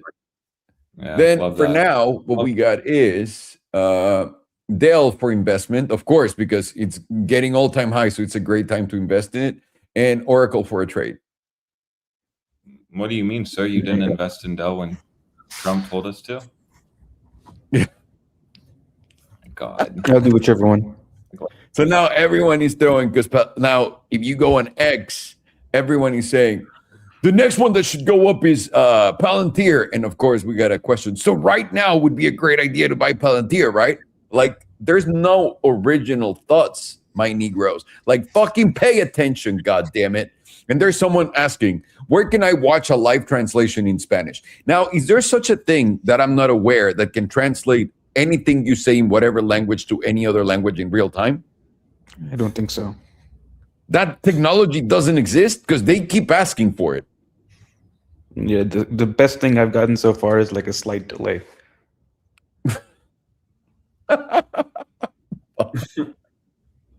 It just makes it unusable. Well, yeah. Ok, para Ro que está preguntando, ¿cómo puedes ver esto en español? Tengo una muy mala noticia. La tecnología todavía no ha llegado a avanzar al punto donde podemos nosotros hablar en inglés y tú lo escuchas en español.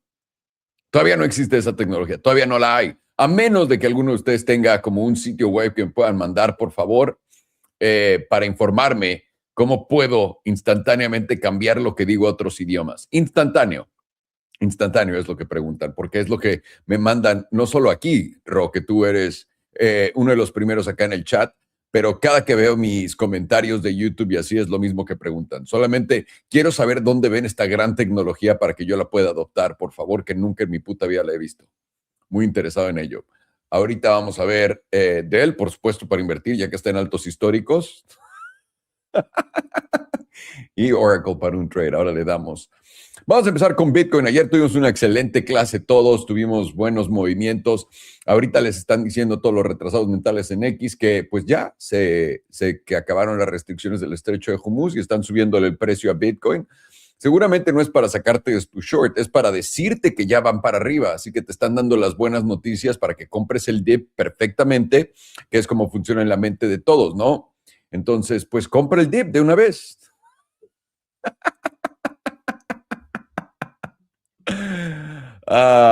No puedes inventar esto, literalmente no puedes inventar esto. Voy a empezar rápidamente con esto. En la trimestral, damas y caballeros, tenemos Bitcoin esto es Coinbase, pero les voy a poner el índice porque tenemos más datos por acá. Y rápidamente pueden ver, tenemos una, dos, triple divergencia, cuádruple divergencia bajista en Bitcoin en la trimestral. Si les pongo la de 6 meses, lo pueden ver también. Güey, ¿cómo puedes aprender esto? Pues métanse a Elite Trading Academy, bola de cabrones. Ayer platicamos de divergencias, aprendimos todos juntos cómo confirmarlas también, que es muy importante. Yo no sabía cómo. Y Tenemos 3 divergencias bajistas jugando en la de 6 meses. Siguiente objetivo natural deberían de ser estos, el promedio del 21, pero tenemos que esperar a ver cómo va a subir en el próximo trimestre porque falta un mes y dos días todavía para cerrar esta vela. Pero mínimo en la de 3 meses, esto ya va a acabar también en ese mes y 2 días, pero tienes ya estas confirmadas. Y tu siguiente punto de precio de tocada pues son esos $60,000, ¿no? Que básicamente ya tocaste, pero no en realidad. No has tocado el promedio del 21. Parece que sí, pero no. La otra cosa, nuestro indicador que nos dijo que literalmente no hemos hecho fondo, es nuestra volatilidad, que nos ha dicho cada vez que llegamos a un tope, cada que contrae nuestra volatilidad. Y aquí también les dejé un video a todos ustedes, a los miembros de Elite Trading Academy, para que puedan usar esto.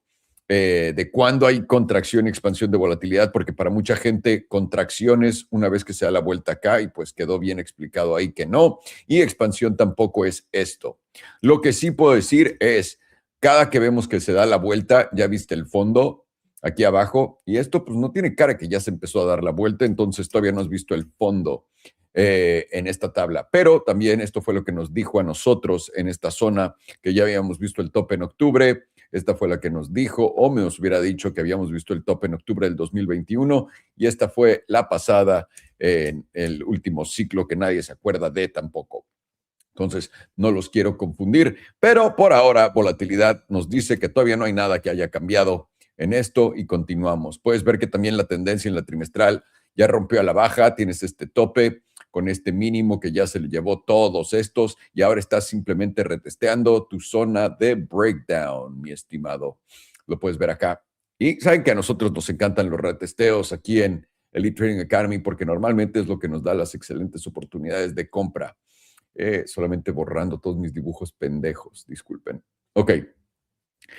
¿Por qué tenemos ese retesteo? Puedes ver, veniste a retestear el promedio del 9. Una vez más, estás en un rango entre el promedio del 21 y el promedio del 9.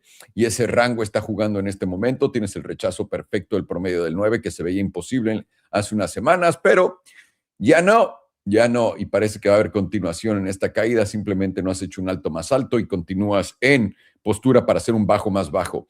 No tiene que esta vela cerrar por debajo de esto para seguir diciendo que es una tendencia bajista. Es una tendencia bajista hasta que es probada de otra forma.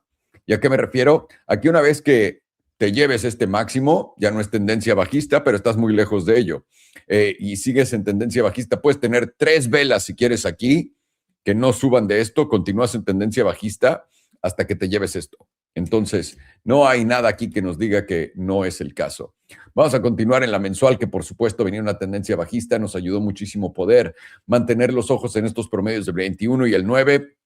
Ante este pompazo, este cierre por encima del 34 y el engaño de que íbamos a cerrar por encima de nuestra línea de retesteo bajista, que definitivamente no. ¿Por qué retesteo bajista? Es 69, acá son los 73 y luego pum, pum, pum, rechazo hasta que lo rompiste para arriba y ahora tiene cara de que esto es lo que te va a mandar al diablo una vez más. Sea muy abajo o no, eso ya será otro tema para otro día, pero pueden ver que nuestra volatilidad quiere empezar a confirmar en los próximos 2 días que esto va a ser a la baja, que la volatilidad va a empujar el precio a la baja. En 2 días tendrías que cerrar por encima de esta línea roja en básicamente casi los $77,000. Les habíamos dicho que los 76 era la zona que no querías perder y ya lo perdiste. Y vas para abajo. Y en este momento te estás apoyando en el promedio del 5. Si lo pueden ver acá, es la línea verde color moco que viene por acá y está aguantando. Entonces, cerrar tal cual en 2 días, 9 horas, bajista, es una vela topera y eso diría que cualquier cierre en el próximo mes por debajo de 72,460 hasta ahora, que ahora estamos muy cerca de este mínimo y creo que lo acabamos de hacer. Si esta vela puede hacerse mucho más grande a la baja y pues básicamente ya es una vela topera, pero si continúa pues sería todavía peor. 2 semanas, continúas en postura bajista, tienes el promedio del 21 debajo del 34, 55 aquí abajo, a punto de tener un cruce plateado a la baja en la mensual. La última vez que tuviste un cruce plateado a la baja en la mensual fue justamente acá y todavía no habías visto el fondo. Lo pueden ver acá exactamente, no como en Ethereum, que la de 2 semanas ya te marcó el fondo fue acá. unas sesiones después, varias sesiones después en realidad, básicamente 2, 4, 6, 8, 10, 12 a 14 semanas después, ¿no? Que son 3 meses después del cruce plateado. Y una vez más, todavía no tienes el cruce plateado, pero con el próximo cierre que se viene en 9 días y 9 horas, probablemente esté ya muy cerca de crearse ese cruce plateado. Y eso nos diría que la posibilidad más grande de cortos está en los 77, que ahorita ya te lo dio, pero cualquier retesteo de esta zona sería válido. Me gustaría ver un poco de juego así para que todo el mundo diga, no, es que fue el fondo, ¿no? Sería más divertido que simplemente que nos diera el movimiento. Tienes el promedio del 100 aquí abajo en los 69,300, por lo que, tío, si están en los cortos que mandamos en ETA, la zona de los 69 es donde te quieres deshacer de esos cortos, porque esto probablemente tenga una buena reacción. No quieres quedarte con tu corto esperando a ir a $30,000, ¿no? O a los 20 de Andrew Tate. Quieres literalmente deshacerte de él, muy probablemente aquí. Ahora, cada quien hace subido el papalote y lo vuela donde quiera, así que solamente una sugerencia para aquellos que están en verde. O una idea, diría. ¿Tienes volatilidad contrayendo en la de 2 semanas? Bien, eso nos dice que está preparando un buen movimiento los Bitcoin. Vamos a la semanal. La semanal es bastante interesante. Habías tenido volatilidad expandiendo con este movimiento para arriba y ahora se está dando la vuelta en lo que el precio está cayendo después de un gran rechazo del promedio del 100 justamente acá. Ahora, de eso se trata este pedo, ¿no? ¿Qué nos gusta? ¿Por qué decimos retesteos? Porque después de haber roto donde estaba el promedio del 100, aquí abajo, que es justamente lo que estábamos discutiendo. No, esta es la de la divergencia. Perdón. Discúlpenme, un estornudito. Salud. Thank you. Thank you. Gracias. La línea roja es lo que estamos viendo. Una vez que la retomaste acá, no la volviste a tocar hasta, y esto fue en septiembre del 2023, octubre del 2023, no la tocaste hasta 2 años después, en el 2025, y no la rompiste hasta el 2026. ¿Qué quiere decir eso? Soporte de a madre, ruptura, tienes que venir a retestear para después caer. Y adivina qué viene por acá abajo, el S&P 200 semanal. Por debajo del S&P 200 semanal es cuando ya sabes que estás en la parte culera de cualquier mercado bajista en Bitcoin. El S&P es esta cosa de color, esta línea de color rosa, pito de perro. Y cada que estás por debajo son las mejores oportunidades de compra. Para aquellos que han sido pacientes, esto tiene cara de que va a llegar pronto. Y ahora está en $61,000, por lo que, una vez más, mi teoría de 58 es donde podríamos encontrar fondo por acá en los 55, 56. No un fondo muy, muy loco. Puede jugar. Y eso sería una excelente oportunidad de compra para hacer menos retornos que con cualquier cosa de inteligencia artificial.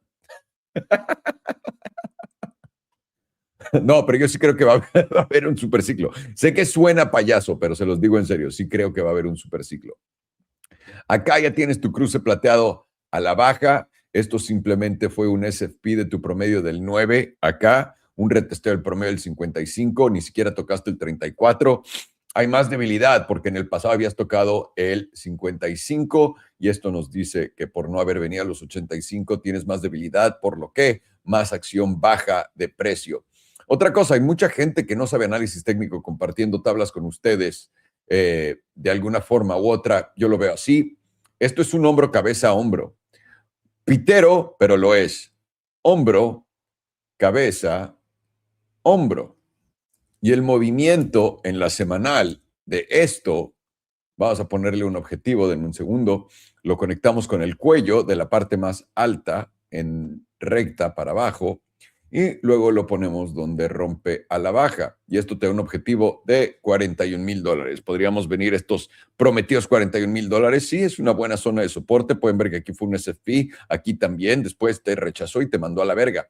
Así que no podemos perder esto de vista. Recuerden que para encontrar fondos tenemos que utilizar no solamente nuestro análisis técnico, pero la bolsa, y esto lo platicamos ayer en el en vivo de la clase, es un juego psicológico. Es totalmente una jugada psicológica, es donde las trampas existen.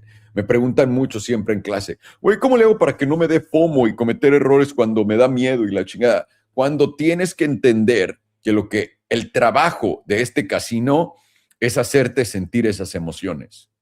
Entonces, cuando sientes esas emociones, sabes que el casino te está manipulando. ¿Ok? Es muy importante entender eso, mis estimados. Acá tenemos el promedio del 9 en los 75,600. Ese podría ser el retesteo que hemos estado esperando para después continuar cayendo. ¿Ok? ¿Por qué? Porque ahorita, como pueden ver, nos han dado a los cortos todo esto de ganancias. Y va a ser así de fácil. Ya saben que nos gusta hacer mamadas todo el tiempo. Entonces, ¿quién sabe? Podría existir la oportunidad de venir para acá, que le dicen a todo el mundo, güey, todo un poco de información alcista, brother, ya nos vamos hasta arriba y pito, güey. Así que atentos por ahí en la semanal con esto. Vamos a la diaria es la que pinta la fotografía más bonita. Atentos a la fotografía. Tienes y estás a punto de tener un cruce plateado a la diaria. Ya por fin la reversión del cruce plateado que te llevó a la alza, cruce plateado se dio en esta vela, y luego te llevó a la alza. El cruce plateado se puede dar en los próximos 2 días, ¿no? Aquí lo tienes, 21, etcétera. El 21 bajando por debajo del 34 y ahora el 21 a punto de llevarse al 100 te demuestra la debilidad de esto, con el 5 por debajo del 9 ya hace un rato y también el 9 por debajo del 55 y el 100 te dicen, esto está débil, carnal. Una vez que lo perdiste, acá no has retestado el promedio del 100 en la pérdida. Y eso es lo que me dice que tendríamos esta probabilidad de tal vez venir ahí para retestear la bajada. Como les digo en las clases, no te quieres meter en long, ¿no? Ayer estábamos viendo eso, todo el mundo decía, pero ¿por qué no? ¿Vieron la mamada que hizo hoy? ¿No? La razón por qué es porque cuando estás en una tendencia bajista tienes más chances, 7 de 10, de darle cuando haces un corto y tienes 3 de 10 cuando haces un long. Es simplemente probabilidades.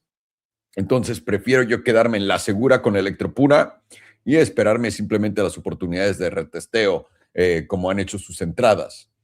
Una cosa de la que tengo que decir que estoy muy orgulloso de varios de ustedes es, como les había dicho, ¿no? Que me cagué en ustedes con esto porque se salieron todos de estos cortos con todas las invalidaciones que tenía, etcétera, que fue un excelente posicionamiento. Les dimos 4 invalidaciones y aún así, en cuanto vieron, no, es que dicen que va a ser alcista, se salen todos.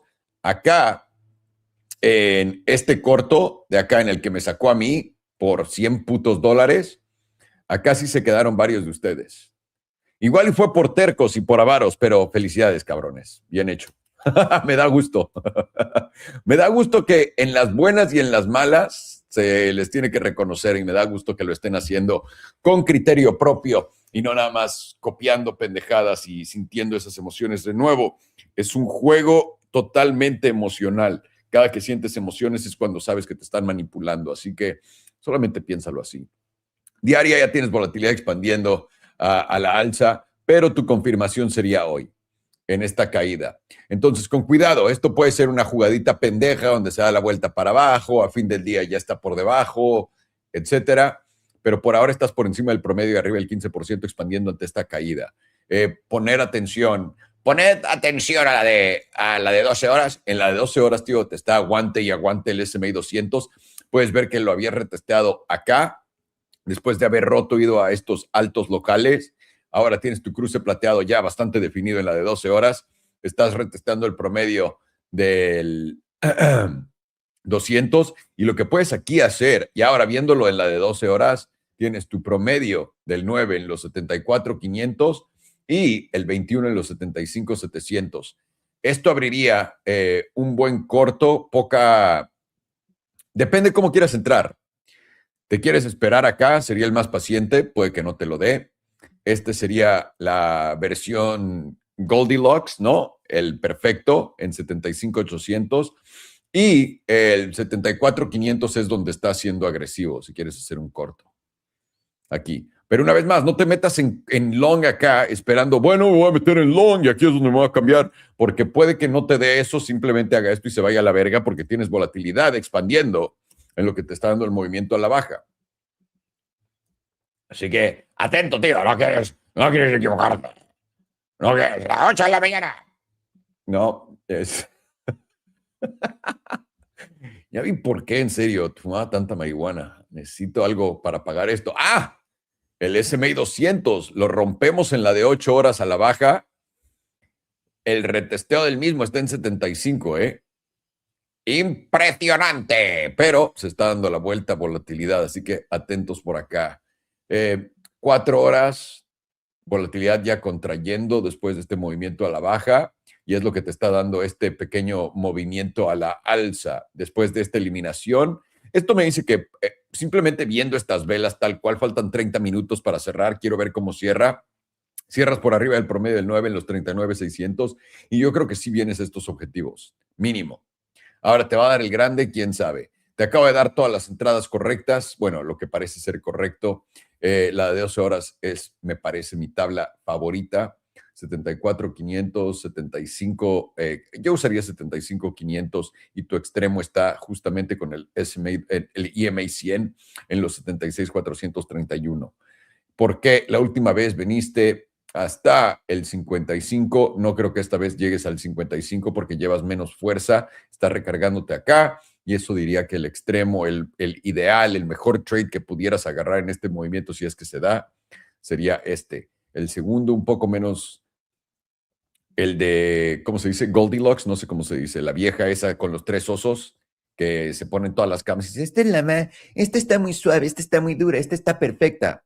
Esa zorra de mierda que hizo sería este. Y el trade rápido, un poco más agresivo serían los 74,600. Depende qué tan agresivamente estemos cayendo, pero tiene cara esto de que quiere rebotar una vez más la de 8 horas, ya buena pauta, pero la de 4, tío, estando por encima del 9 con esta corrección en volatilidad, es la que te puede decir exactamente a dónde va la situación. Así que atentos por ahí con los Bitcoin, más probabilidades para los cortos que los longs, pero aquí lo que puede hacer es simplemente darse la vuelta y continuar para abajo y no darnos más entradas a todos nosotros los degenerados. Otra cosa es, por más que hayas tenido esos pompacinis, Solamis no se ve nada fuerte, Solamis se ve de la verga y Solamis puede tener su retesteo bajista en la zona de los 84 para continuar para abajo. ¿Ok? Ahí lo tienen, damas y caballeros. Vamos con la que sigue. ¿Cómo de que no? Farhano, what do you got? I have Dell. Oh, you starting, Alex? No, what was mine? The other one was Dell and Oracle for a trade. Oracle. Alrighty. I forgot he went first, actually. Huh. See, I remembered. Look at me. I haven't smoked. Can I say something that's really fucked up? I don't know if you guys vape or not, but if you vape and nicotine or use nicotine of any sort, when you leave it, when you quit it, after 3 weeks, between 3 weeks and a month and a half, you start getting your stomach so fucking bloated after you eat. It feels like you're carrying a fucking baby, and you start to gain weight. Even if your diet doesn't change and you keep eating the same stuff and working out more, you gain weight. It's inevitable. And then your stomach. Say that again. And you're tired as fuck too, because you're. Oh bloated. my god, that is actually the worst part of it, because I had to take naps every day for a few weeks. That I've never done that in my life. It's terrible. The good thing is, once you take a nap and you really fall asleep for like say 5 minutes, that's all you need for some reason. It's really weird. But the stomach getting bloated, it's the worst thing in the fucking world, dude. I was walking yesterday looking at myself in the mirror. I'm like, how do I have a pregnant belly right now? How is this possible? Like, it makes no sense. And I had to look it up because I was freaking out. I thought I had a bacteria problem, came back. But no, apparently quitting fucking nicotine is the worst thing on earth. So there you have it. See, and that's interesting you bring that point up, because I was wondering, why am I so tired? Like, in the beginning of the year, because in January I quit nicotine fully. I've been off nicotine all year. But I was wondering, why am I so tired? Like, I was thinking I had a parasite, because it just seemed like the symptoms. Like, nope, it's that. It's motherfucking that. It's terrible. Also, vaping trains you for getting ready to suck a robot dick. That's pretty nice. I'm ready. Yeah. Optimus, let me suck your cock. I'll give you get 0.00 Bitcoin for every robot cock you suck. Oh my God, Bitcoiners are gonna suck so much robot cock. It's gonna be unreal. Well, what's different between what they're doing now and then? It's very similar. I mean, all the crying that they do online. No, this is just President Trump. Either way, Oracle. All right, so we'll start on the 2-day on Oracle. We do have momentum flipping up, and we are putting in hidden bullish divergence, taking out this previous low on momentum, while price is still making a higher low, and you are getting volatility expansion. All of this is getting pretty close to what I would say, what I would be comfortable with is short-term local top, not a long-term local top, just a short-term, because we are tapping the 78.6%, and we are getting a fresh silver cross on a pretty nice green doubler to the upside. Usually, whenever that happens, you kind of get or tend to get a retest of that silver cross, and also when you get the breakout of the 38.2%, you hit the 78.6. You also get a little bit of a pullback tag somewhere around the 61.8% to the 50%. And this 9 is going to continue to rise. So wherever that goes to at that point, if we're trading around 50% and the 9 is at 38.2, then I would probably say that we're probably going to tap 38.2. And right now that's sitting closer to $200. That's also more of a psychological number. Makes more sense to tag that. Let's go to the daily. Daily is also nearing very extremes, 97.5% momentum and volatility at very extremes. Also lining up with the idea of maybe somewhat of a pullback here. That's $205 to $200 region. Let's go a little lower. 4 hours also getting very extreme, 98% on both momentum and volatility.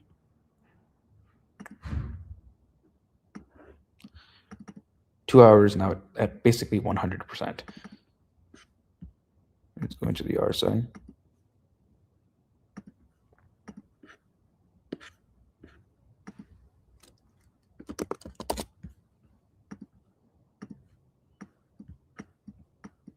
Zoom in. 2 days got bullish divergence currently. This is going to be active as long as you're closing over $186 and 61 cents, but the easy move had been played out. You've already went into the bullish control zone. You got a pretty nice skirt that you can do off of that as well. Volatility is still expanding, and you've hit the easy target also, which is even further than the easy target. You've hit the simple moving average. Daily's got multiple drives of hidden bullish divergence. You've hit the bullish control zone from here. If you were to test the bullish control zone, that puts you closer to about like 210, 211. 12 hours also got hidden bullish divergence. 4 hours got multiple drives of hidden bullish divergence. You're entering into the critical zone. Forming some bearish divergence here on the 2 hour. This is going to require a close below about $203 to confirm. Early is also forming bearish divergence. Let's go a little lower. It's going to be easier to confirm it on these. And we got bearish divergence here on the 15-minute, which will confirm with any close below 219. And if you do get that confirmed, that gives you your move into somewhere around low $200, like 202 to 205. Let's look at momentum.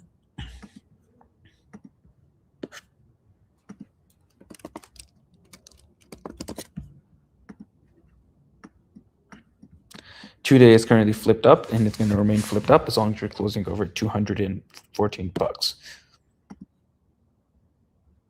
Daily is currently also flipped up with volatility expanding, and it's going to remain flipped up as long as you're closing over 204. So even if we were to come down to that low $200 area, this would just be a tap of the daily pivot.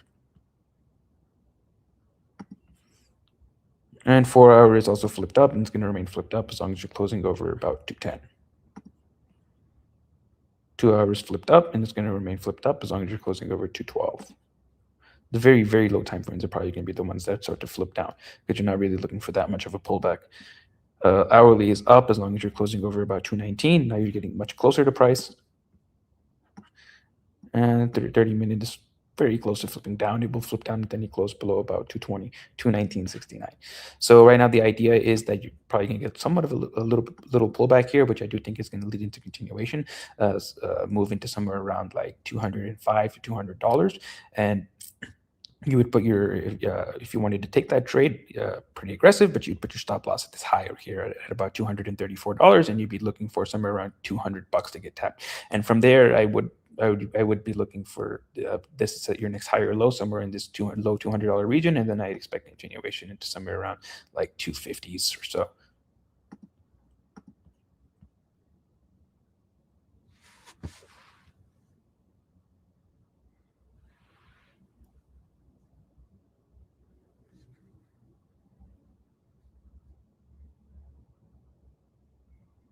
I think you're muted. Excellent. Fuck me, right? Excellent. Fucking Lent. Okay, let's see if this is really going to play out. All right. Thank you, sir. Much appreciated. Tell you what's next after that. Intuit for a long. Apparently only for a long, so Intuit for a long. So if there's a short, we should not say anything. That's right. That's right. Just for a long. That's it. That's the only request. Hey, you guys are the boss. So if that's what you're looking for, we'll say the long.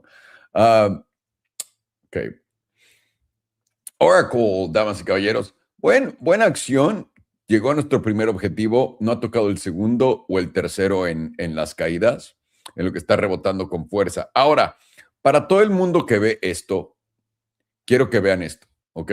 Eso es Oracle. Los voy a llevar a Oclo.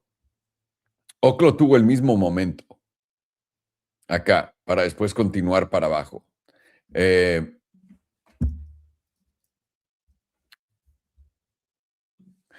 Me gusta lo que estoy viendo en acciones, me da más como paz lo que pensaba, ¿no? De que para la Copa Mundial están jalando a todo el mundo con esto, con la narrativa alcista, no puede caer la bolsa, ya todo el mundo está en mega alcista y no los podemos bajar de eso. Pueden ver que la semanal, para poder empezar a volver a ser alcista, tendría que llevarse los 234. Una vez que te lleves los 234, 256 son tu siguiente punto, que es justamente acá. Y ya de ahí puedes hablar de altos históricos. Pero por ahora simplemente parecería un nuevo, ¿cómo se dice? Un nuevo alto más bajo, ¿no? Que los pasados. Vamos a ver hasta dónde te lo puede dar. Tienes un cruce plateado en la de 2 días ocurriendo. Tienes un hombro, cabeza, hombro al revés. ¿Y dónde sería el movimiento solamente curioso de esto?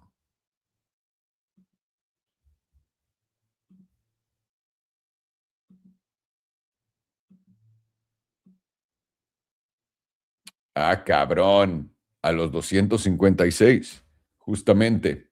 Y si está rompiendo esto, lo puedes ver, ¿no? Acá. ¿Qué haces? Para ser agresivo en tu posicionamiento, puedes entrar en los 206 ante un retesteo de los 206. Voy a acercarme a la diaria a ver cómo se vería eso. Y pues, ¡uy, tío! Y puedes ver que los 206 es justamente donde estás en este momento encontrando el SMI 200, porque estabas por debajo del SMI 200. Ahora, quiero que noten esto. Esta es la primera vez que vienes y te encuentras con el SMI 200 diario, ¿no? Desde que te caíste en enero, diciembre del 2025. ¿Por qué es importante saber esto? Porque a la primera no lo vas a romper y conquistar. Entonces, aunque vayas a continuar subiendo y esto se vaya alto histórico o no, mínimo te va a dar este movimiento, venir al 200 y de ahí para arriba, ¿ok? Si viene al 200 por este punto de los 205, ¿cuál sería tu invalidación? Aquí. Esta zona de los 200. Voy a poner una línea rápido acá para que lo veas. ¿Por qué? Resistencia, ¡pum!, explotas a la alza.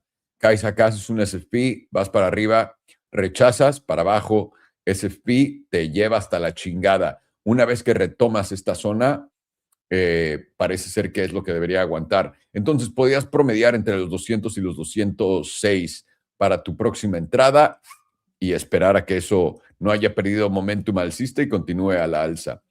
Abajo de 200, cualquier cierre por debajo de 8 horas, yo cortaría ese trade. Pero por ahora tienes volatilidad expandiendo y todo esto a la alza, así que aprovéchalo, hijo. Aprovéchalo, pero no entres con FOMO acá. Recuerda, entrar aquí arriba es un error. Espérate al retroceso, no importa que sea alcista, es la primera vez que tocas el promedio del 200 y te lo saltaste, güey. O sea, no mames, ¿no? El famoso no mames, acá lo tienes. Pero atentos con posibles divergencias bajistas. Pero ya tienes esto que está más alto que estas. Olvídalo, ya fue invalidada. Así que atenté. Podría reventarte un corto En los 225 si te sientes inspirado, pero... Y lo puedes invalidar acá en los 233. ¿Qué tanto es eso? Nel, un movimiento de 3%. Olvida lo que dije.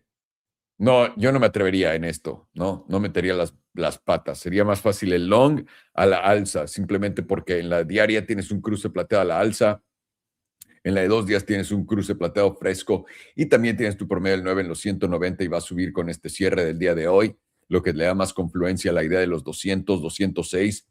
La de 3 días, todavía no tienes tu cruce plateado, está reventando a la alza con fuerza, el promedio del 100 se queda por arriba del 55, todavía no cambian de lugar. Volatilidad, el RSI pues no marca absolutamente nada. Sí, yo usaría eso como referencia. Vamos a ver Dell, que nos urge invertir en altos históricos. All right. Should we buy in all-time highs? Let's see one of these. Of course, these ridiculous Yeah, fucking probably. charts. Probably it's a better move to be buying, putting little Timmy's college fund into this right now because, you know, Trump said so. Yeah.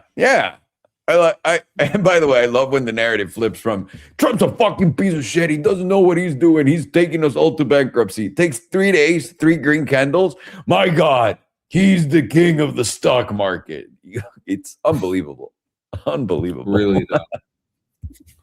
And all it does take is just a few green candles really to change everything for people. For me, if we're looking for investing, there's no place to invest on this chart other than 2 spots. You're either going to invest on May's all-time high here, draw a meme line, wick high, just put it there. You get any move there, that's an opportunity at 180. Or you're just waiting for a monthly 5 and 9 throwback. But there's no trade right now to be had. And if you're not thinking a pullback can occur, understand that it can occur and it can go down as much as 44% just simply testing the 5. So I would be watching the monthly if you're trying to invest. You do notice that 180 is sitting right where the weekly 34 is. So that is, well, and this will shift a little, but as of right now, that is just the big spot. That's like the extremity low on the weekly, the 34. And that's perfectly lined up with that all-time high that was formed in May. Go to 2-week. And nothing. And look at that. You've just been going up. You've just higher high, higher high, higher high, higher high. We know what these often do. And these often give aggressive moves down that form higher lows that then aggressively move up. Any trader scaling longs up until the point where they should be just waiting, investing, gets smoked. Any person shorting into what is an SR of all-time high flipped into support also gets smoked. Because when you get this kind of move, this is when everyone says, yeah, Trump was wrong. When this is just putting in bullish price structure. I know that wasn't very straight, but here. So again, that's kind of what I see. This isn't, you're probably not going to get any kind of investing on this chart for a while. And I would be really just keen to be stuck on the monthly, pay attention to the all-time high, put it, you know, a meme line there, and then just start bidding the 5 and the 9. You do notice on a chart like Dell, if you are in a bull market, even if you make a Glock 3000 expansion move up, you can easily come down and test the 5. Bidding the 5 and holding it can give you the next leg up. And you can see here as well, and here, along with this as well. So, you know, might as well just play what we know here. And that is probably the best place to bid. This is probably the 5, the 9, and or 180 on the monthly. Because look at it, I can't even show you HPDR. I mean, we're past 100%. If you're longing this, yikes. Honestly. Longing this, investing in this, yikes. We're talking about like quarterly, just out of the range, extreme here. I guess we could press the 100%. But then notice last time we hit the 100% on the quarterly, it did result into a big move down. 369. Can you measure that? 12. Sure. From the 100% or the wick high? No, from the wick high to the bottom. Sure. Please. Let's see. Oh, so 63%. Thank you.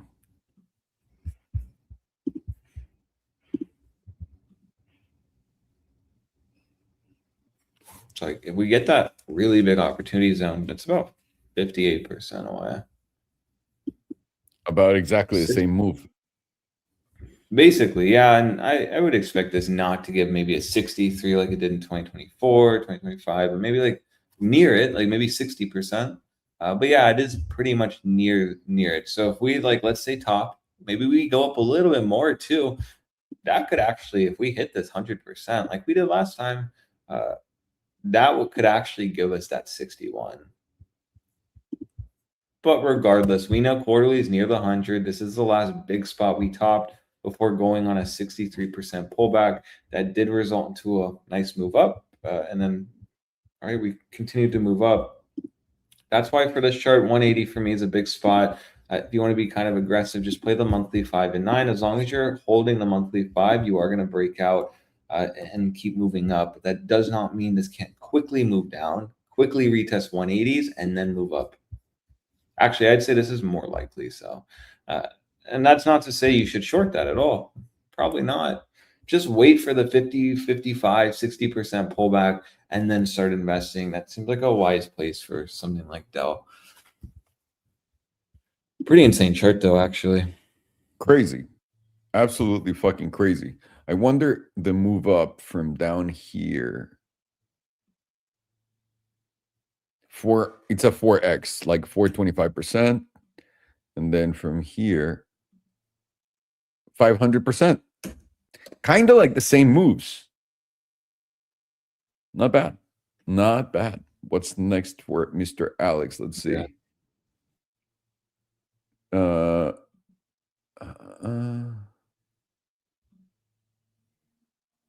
Microsoft for a trade. I think Microsoft's another one that's doing something. I saw it on X. People were talking about it. Not sure what. Perfect. And we actually, Farhano posted a Microsoft trade. Oh, yeah. So, very nice. There you go. Honestly. This person just wants the free trade alerts. Basically. Smart. You fucking smart ass. Ok, I'll get to it. Thank you.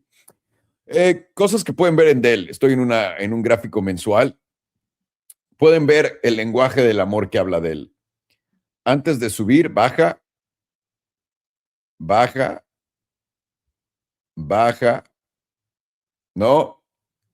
Antes de subir, baja.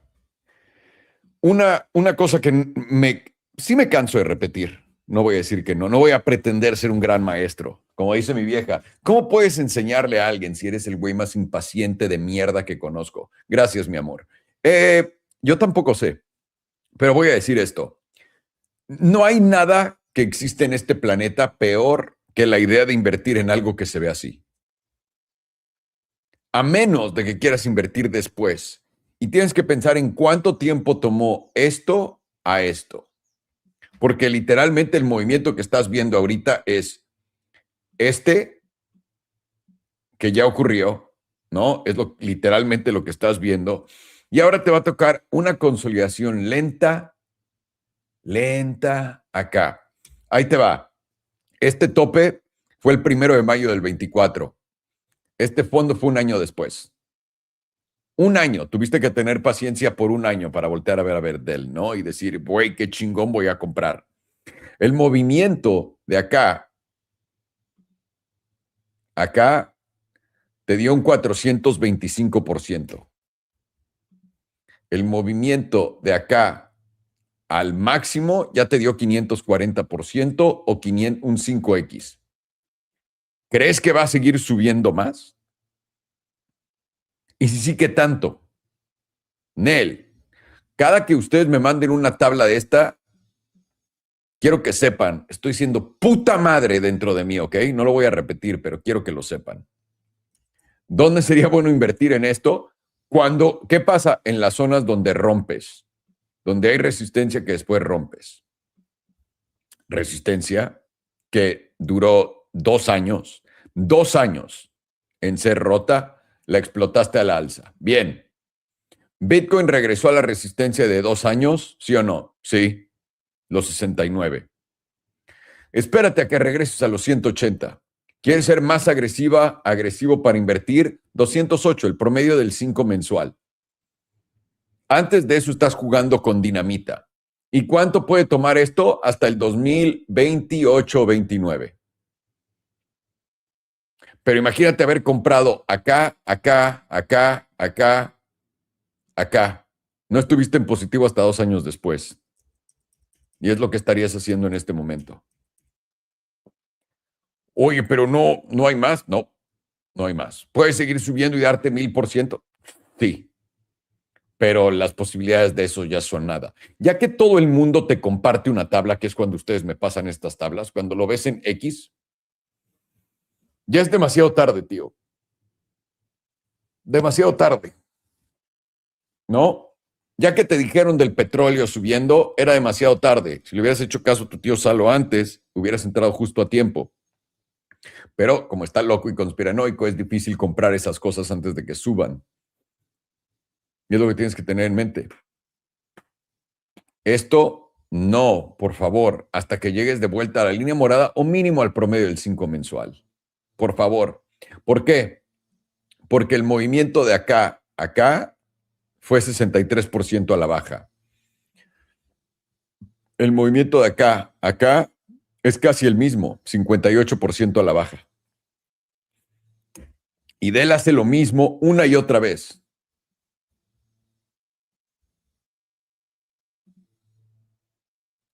Casi 50% a la baja, 63% a la baja. Tu promedio es 50 a 60% a la baja después de estos movimientos. Y esos números están en tu promedio del 5 mensual o aquí abajo. All right, Mr. Farhano, we're ready for what? Oh, into it. Oh, never for a mind. long. All right. Only I for was a gonna- long. All right. This is for short term, right? Yeah, it would be an into it long. What's the LUNR? What a weird. Yeah, lunar. Yeah. I'm guessing they rebranded or something. Yeah, I would think so too. All right. So today we got some rejections of the 88.3% performing it. Excuse me.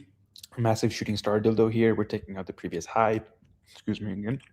That is turning into an SFP, and you're getting that rejection of the 88.3%. So I don't know what I'm supposed to say here because it's supposed to be for a long. So maybe I don't say anything. Daily here is also coming down to the 78.6%. You are below the 88.3%. Momentum is putting in bearish divergence here. You got the jewel brushing up against this yellow here on this pink over yellow cross, but you are below them. So this is going to be resistance as long as you are below them. The invalidation right now for this busting up again is just going to be taking out this current high at $46.75. If that happens, then you're probably busted to $51. But right now, it kind of does look like you see a little pullback first.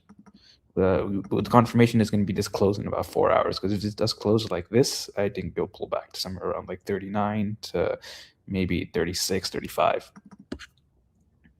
12, the 8. You got bearish divergence on the 8 hour, the 12 hour. 4 hours now starting to flip down. 4 hours also putting in bearish divergence. This is going to confirm with any close below $43.71. And if that does confirm, that gives you a move into somewhere around like $36, which is your bottom 38.2%.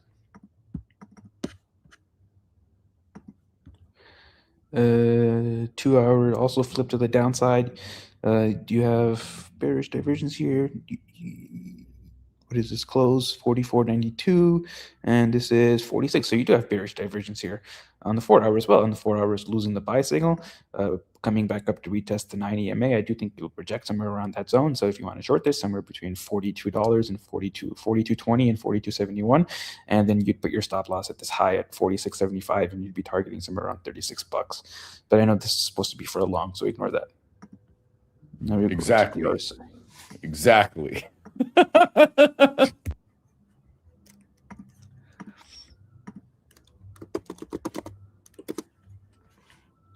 At first, I thought this was the tax company, Me Intuit too. QuickBooks. And by the way, I just literally 2 seconds ago, I realized he's not.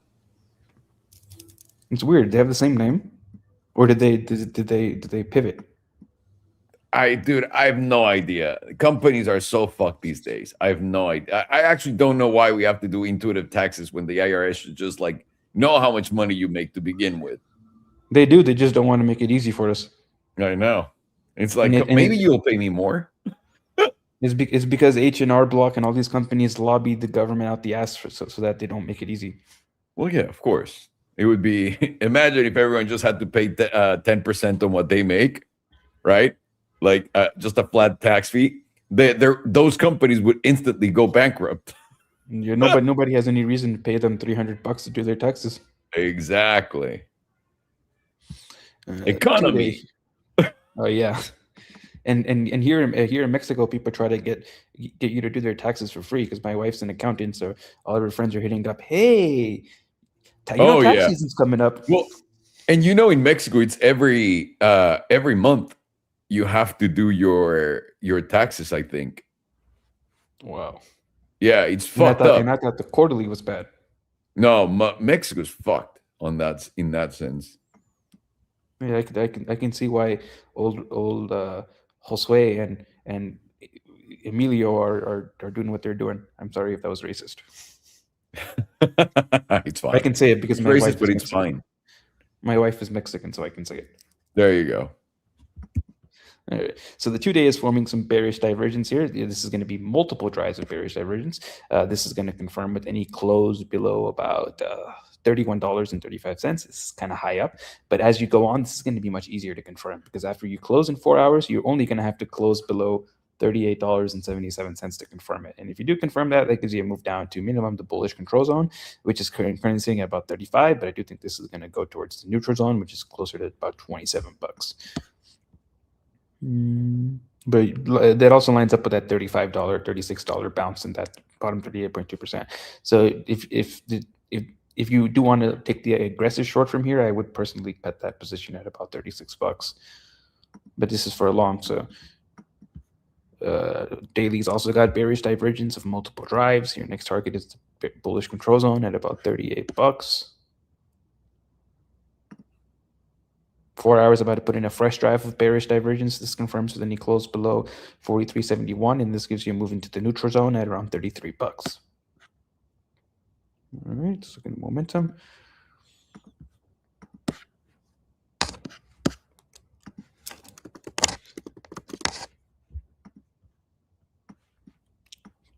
Two-day is flipped down with volatility expansion, and it's going to remain flipped down as long as you're closing below $45.12.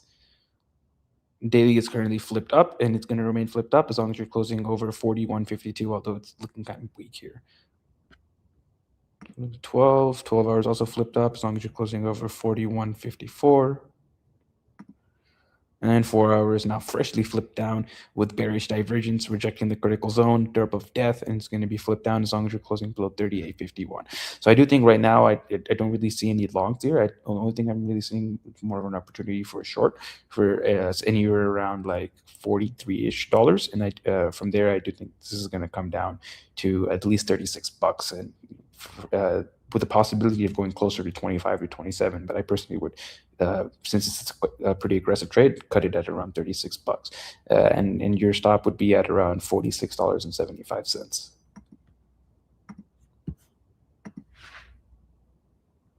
So I should probably just skip the explanation because he just wants a long. Maybe. Tell him he can flip the chart in inverse and then he can long. There you go. That's the fucking way to go. Okay. After that, you got, well, you're doing Microsoft after this, right? Or is Alex doing Microsoft? I can do it. 1 second. No, yeah, it's Alex doing Microsoft. And then it would be AMD for a trade for you. All right. Y Néstor, sé que nos estás pidiendo acá un long, pero no hay uno. ¿Ok? En esta chingadera. En la diaria, acá lo que tienes es más posibilidad de corto entrando en 43 esperar a los 43 con una invalidación de 46.65. Porque esto tiene cara de que va a caer por todas las divergencias bajistas que trae encima. Así que no andan recomendando un long en esto y sobre todo porque efectivamente llegaste al 80, casi al 95% y ya te estás dando la vuelta en el HPDR para abajo. Y cortarlo en 36, el corto, para no ser tan agresivo. Así que lo siento que quería hacer un buen long en esto, pero pues Nel. Okay, we're ready, Alex. That was a quick one. Oh, that's quick. So Microsoft for a trade. Off the bat, you're looking at a monthly EMA 9 and 5 reclaim. And just closing in 4 hours, basically. 3 hours, 54 minutes to be exact. This is nicely correlated with the $430 resistance. This is a big spot of resistance. We've seen this zone kind of hold nicely and form a tight range that can be essentially once 430 rejects, you move all the way back down to the 390s. Going to be within a range here until one of these breaks. So now it's breaking. That just leaves it up to question, are we going to get a monthly retest? Most likely. The spot to be positioning, in my opinion, can be 2 spots. You can look at the 5, it's at 425. You can also look at 430. So it's like 425 to 430 longs. You're essentially looking at this month's low to hold. And as long as you do stay above 430, you should make a measured move up to that 490s, where that's going to be a big spot. That was our last big wick high before you ended up rejecting.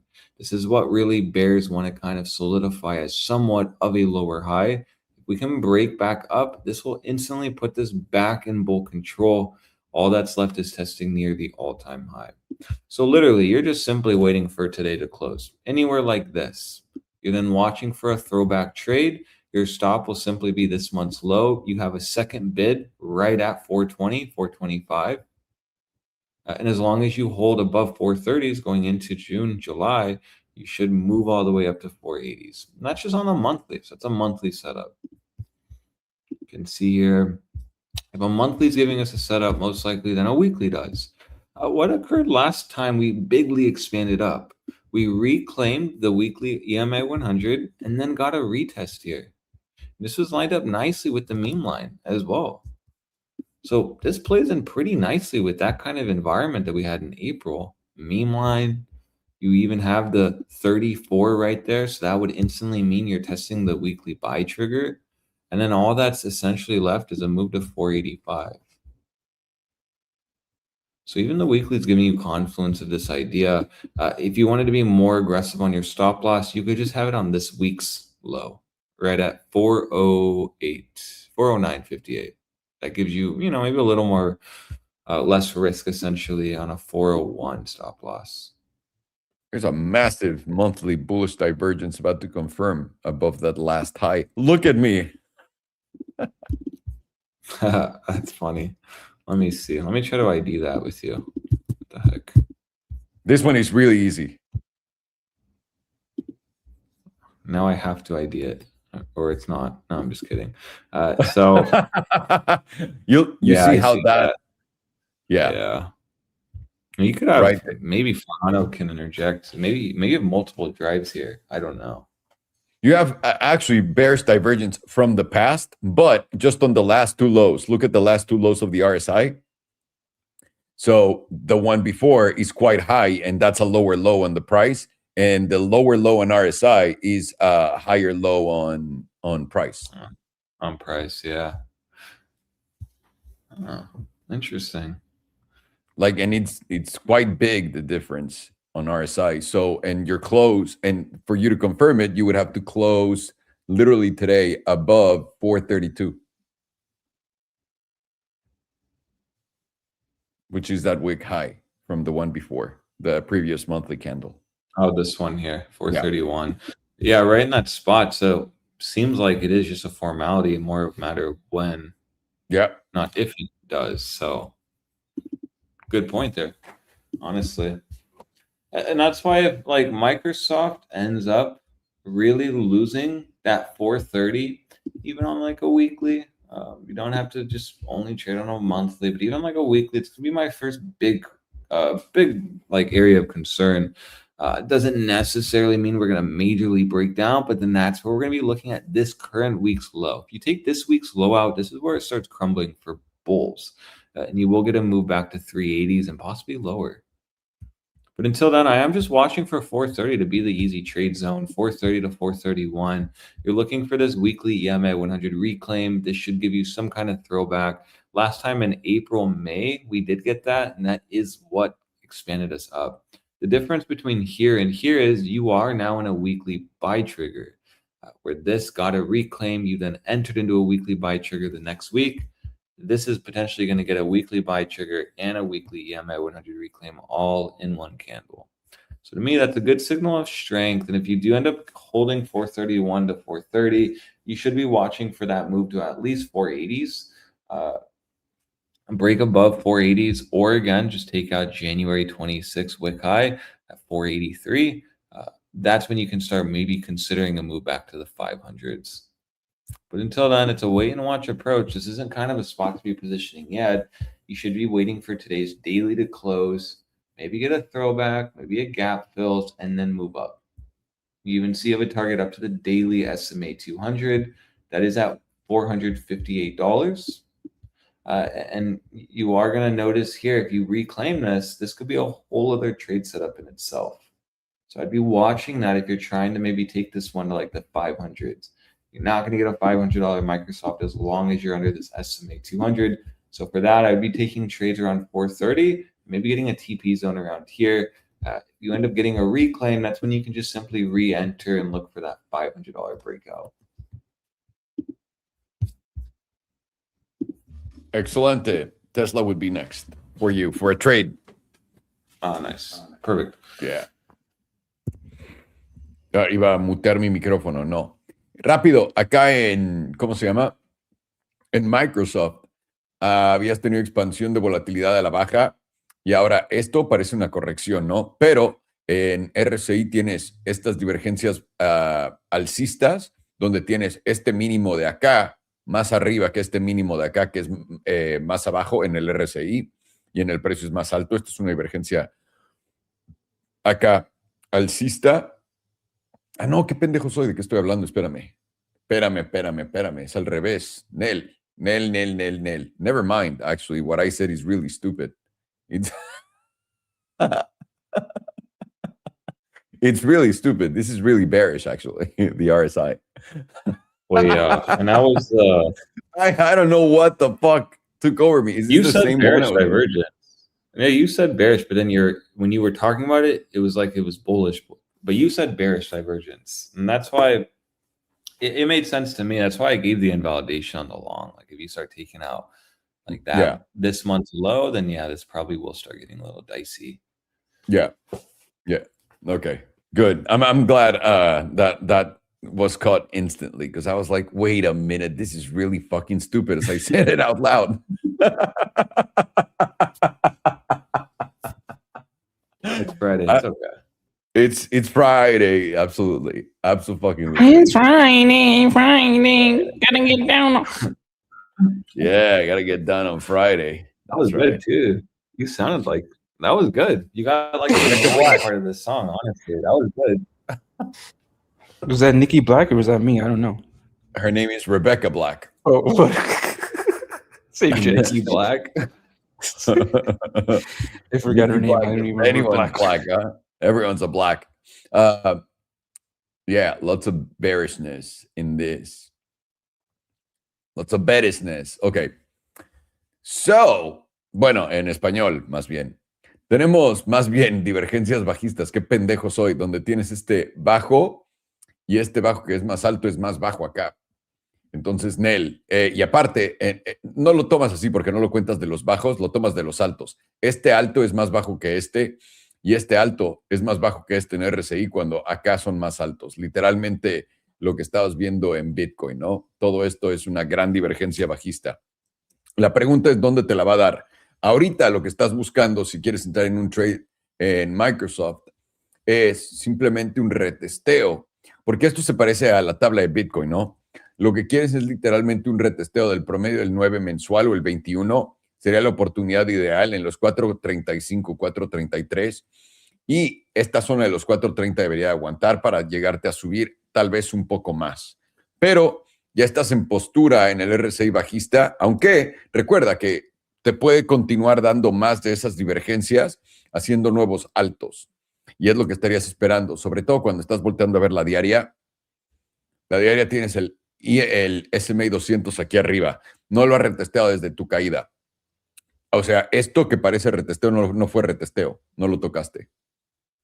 No lo tocaste. Entonces, acá lo que estarías esperando es un retroceso para entrar. No vas a entrar acá a la nada y ahí que te lleve al SMA 200 y ahí sales. Porque tienes probabilidad, aunque le vaya a hacer un SFP, de que te rechace y vayas para abajo y continúes. Interesante que Microsoft se vea así, ¿no? Y lo mismo acá, ve, estos altos que son más bajos, son más altos en RSI, acá estás más abajo. Sí, o sea, no te metes a menos de que esto vaya por acá. Y ahora, en esta situación de que llegues al 200 para ser corto, no tienes ninguna referencia de invalidación. Tienes un gap enorme acá y no creo que valga la pena intentar hacer un corto de este estilo. Pero el long sí lo tienes. Regresando a esta zona de los 4.30, de los 4.30 para irte. ¿Cuál sería tu invalidación? Puedes usar la semanal, puedes decir los 410, queda muy abajo en la diaria que tienes. 410, 412. Yo usaría el 412, 413 como invalidación, este mínimo. Pero sí, no te ha dado el retesteo de este breakout, pero una vez más, esto podría ser un SFP, ¿no? Esto puede ser e irse a la verga. Pero por ahora tienes volatilidad expandiendo y eso te debería continuar empujando a la alza. Así que la oportunidad 430 y ahí para arriba. All right, Mr. Farhano, we're ready for your bullshit. What is it? Alrighty. I am here with my bullshit. It was. You sound like my wife. One second. She's not here. That's why I can say these things.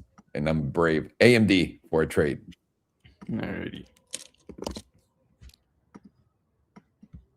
So the idea previously was that the top had been in on AMD. So then once we took that out, we are now looking for slightly higher, and we can get to some targets in a sec.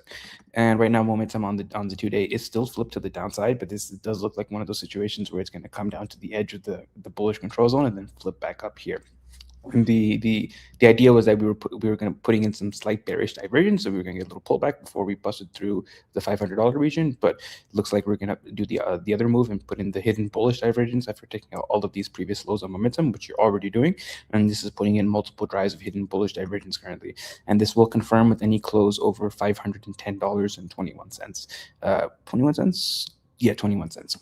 And that will also give you a close over the 61.8%, and that's going to take you into the 78.6 at minimum. And that level is sitting at right around $540. See what else there is on the jewel. There's a sell signal, but you are still within the critical zone. Daily is flipped up. Daily is at the extremes at about 95%. Volatility is at extremes. You're putting in some slight bearish divergence here. This is going to require a close below $493.52 to confirm. And if you do confirm that, that gives you a move into this gap fill somewhere around like $450. You got a pink below yellow cross here, but this is very close to crossing back up. 4 hours starting to flip down. 4 hours got bearish divergence. This will confirm with any close below $516.55, and that will give you a move into somewhere around like $480. It's going to be really annoying if this ever so slightly took us out and then dumps. That's the hard part about putting stop losses when something is at price discovery. Let's get RSI.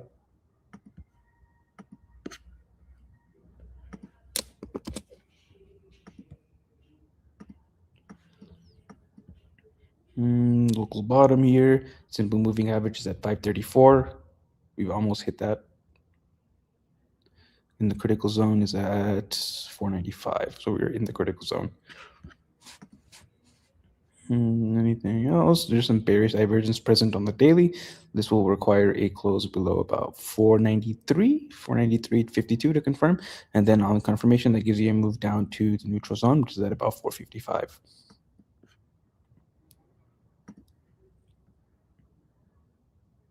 $12 hours also got bearish divergence, same confirmation number, same target. 8 hours got bearish divergence, same number, same target. 4 hours about to put in a fresh drive of bearish divergence. This will confirm with any close below $516.55. And on confirmation, it gives you a move down to the simple moving average and the bullish control zone. It gives you a range between about 480 and 470 bucks, closer to that 450-ish level. Let's check momentum.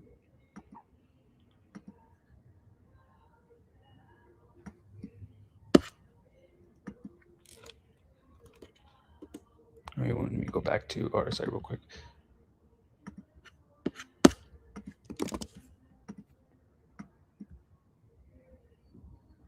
There you go. I'll check the really low time frames for a second.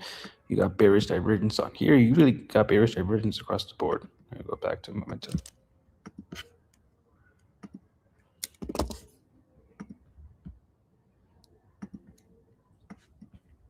Alrighty, 2-day is currently flipped down, and it's going to remain down with volatility contracting as long as you're closing below $509, which you're very close to flipping back up in about 3.5 hours. And if this does flip back up, you likely will get your next extension. Daily is already flipped up, and it's going to remain flipped up with volatility expansion as long as you're closing below 506 or closing over 506 bucks. 4 hour is currently freshly flipped down with bearish divergence, and it's going to remain flipped down as long as you're closing below $525.11. That likely does bring you down to somewhere around this 470 to 455 region. And then if you fail to close the daily back over 506, that is going to remain to the downside, and that's what likely brings it somewhere around that 450-ish region from 470. 2 hour also freshly flipped down, and it's going to remain flipped down as long as you're closing below 524. So I do think right now you will see a little bit of a pullback, but I do think that pullback is going to lead to a continuation. So if somewhere from here into like that 4 hour bearish divergence is confirmed in about 1 hour and 7 minutes, this will confirm with any close below $516.55. I do think that confirms you'll get a move down to somewhere around like 470, 480. And then in that zone, at that point, the 2-day will then remain flipped down. The daily will remain flipped down, and then it will flip down. And then you're very likely at that point to go a little bit lower to tag somewhere in the 450s. And the invalidation for going lower is just simply getting a daily close back over about $527, or actually you could use $522 because that's our current high, and that'll likely take you into somewhere around like 550 to like 600. But I do think you'll see the pullback first. Wait, so it's a short as is? Yeah, I think you're from if you want to be really aggressive, you could short this here. You put your stop at 527, and you'd be looking for around 470 to 480. But it's tricky because the stop loss is in price discovery, so there's a good chance of it getting taken out. Yeah, if you want to be safe, probably do nothing.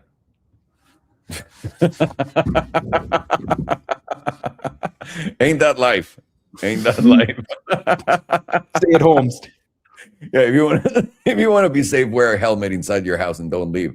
Okay. Acá podemos ver en AMD literalmente esto, en lo que el precio está haciendo esto. Y es lo que inspira los cortos. Por ahora es difícil saber dónde lo va a jugar, pero tienes un bias mucho más grande para abajo que para arriba. Tienes esta expansión a la alza en un alto histórico. Volteas a ver la semanal y ve cómo se ve, ¿no? Básicamente podría ser un doji, podría cerrar por aquí arriba en los 519. La mensual acá también, pero ahora, esta mensual tiene divergencias bajistas también jugando desde atrás hasta acá. Y ahora, el problema cuando ves esto es que está cerca del tope, pero no es claro dónde. ¿Me entiendes? Y acá estás jugando literalmente con fuego. Un segundo. Porque estás acá en el 95% hasta el 97% y puedes subir más, pero aquí tienes un corto y tu invalidación sería los 527, que de donde estás ya a eso es casi un 3%. La idea sería, si llegas más o menos por acá a los 518, ahí meterte en ese corto, si es que tienes ganas de, con poco apalancamiento. Y te queda todavía 1,5%, ya ahí no está tan letal. Con poco apalancamiento no te va mal. Pero si tienes todas estas divergencias jugando a la baja, la cosa es vas a tener que cerrar para confirmarlas en el último bajo, alto. Tendrías que cerrar por debajo de 4.93 para confirmarlas. Y una vez que ya cierres por ahí, empezarías a bajar más y más porque son multiple drives, son múltiples de divergencias bajistas, tío. Pero tienes volatilidad expandiendo a la alza. Está difícil. Todo este tipo de euforia que están viendo ahorita, por cierto, y cuando ves los gráficos que se ven alcistas, etcétera, es cuando ves topes. El problema es intentar hacer un corto, un tope es casi imposible. Tienes que tener muchísima suerte. Pero es lo que hay acá. Fuera de eso no hay un long acá tan seguro, a menos de que caigas al promedio del 9 y aguantes. Y ahí lo que puedes usar es 461 como una invalidación, pero te queda igual o más lejos que la pasada. Sí, un 3,66%. Lo más cerca a esto es lo que querrías tomar. Aquí, como invalidación.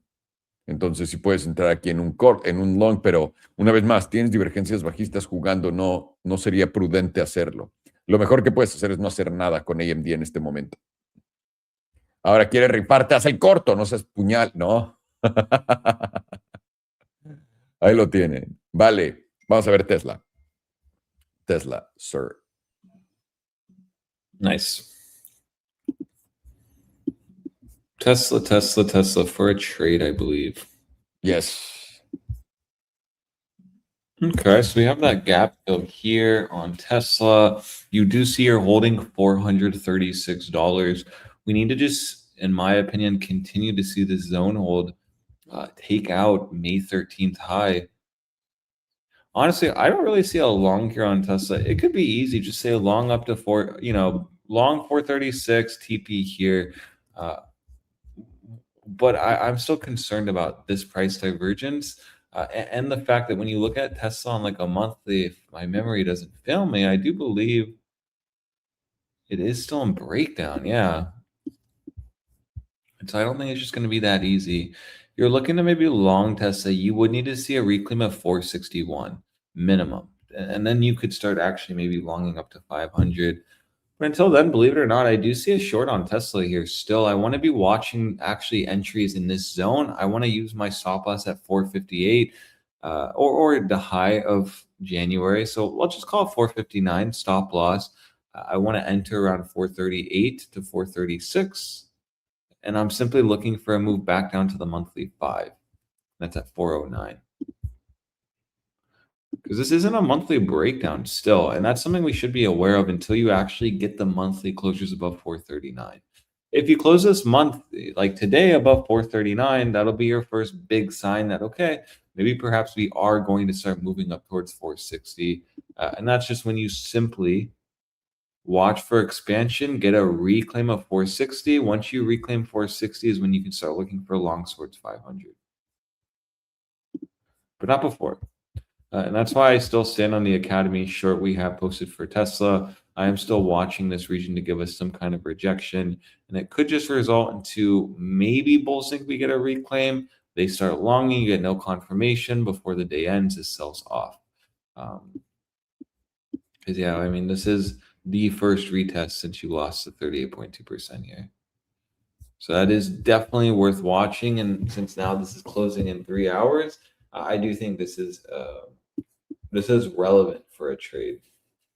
So 438 is the spot to be shorting. If you're scaling now, this is literally the short zone, and you're just basically watching to see 459 not reclaimed or not taken out. And if at any time today you see 438 close on the daily, that has just entered within the blue zone again, and that's when we can cover the trade.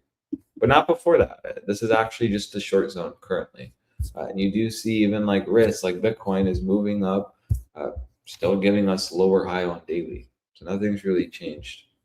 And that's why I have to look at something like Tesla pressing the zone right before the monthly is an interesting spot. Because it's not like we're like 450 right now, very far from the 38.2%. This is just still in bearish retest. And that's something not many are going to talk about, especially when you do see Tesla is shifting back into a downtrend.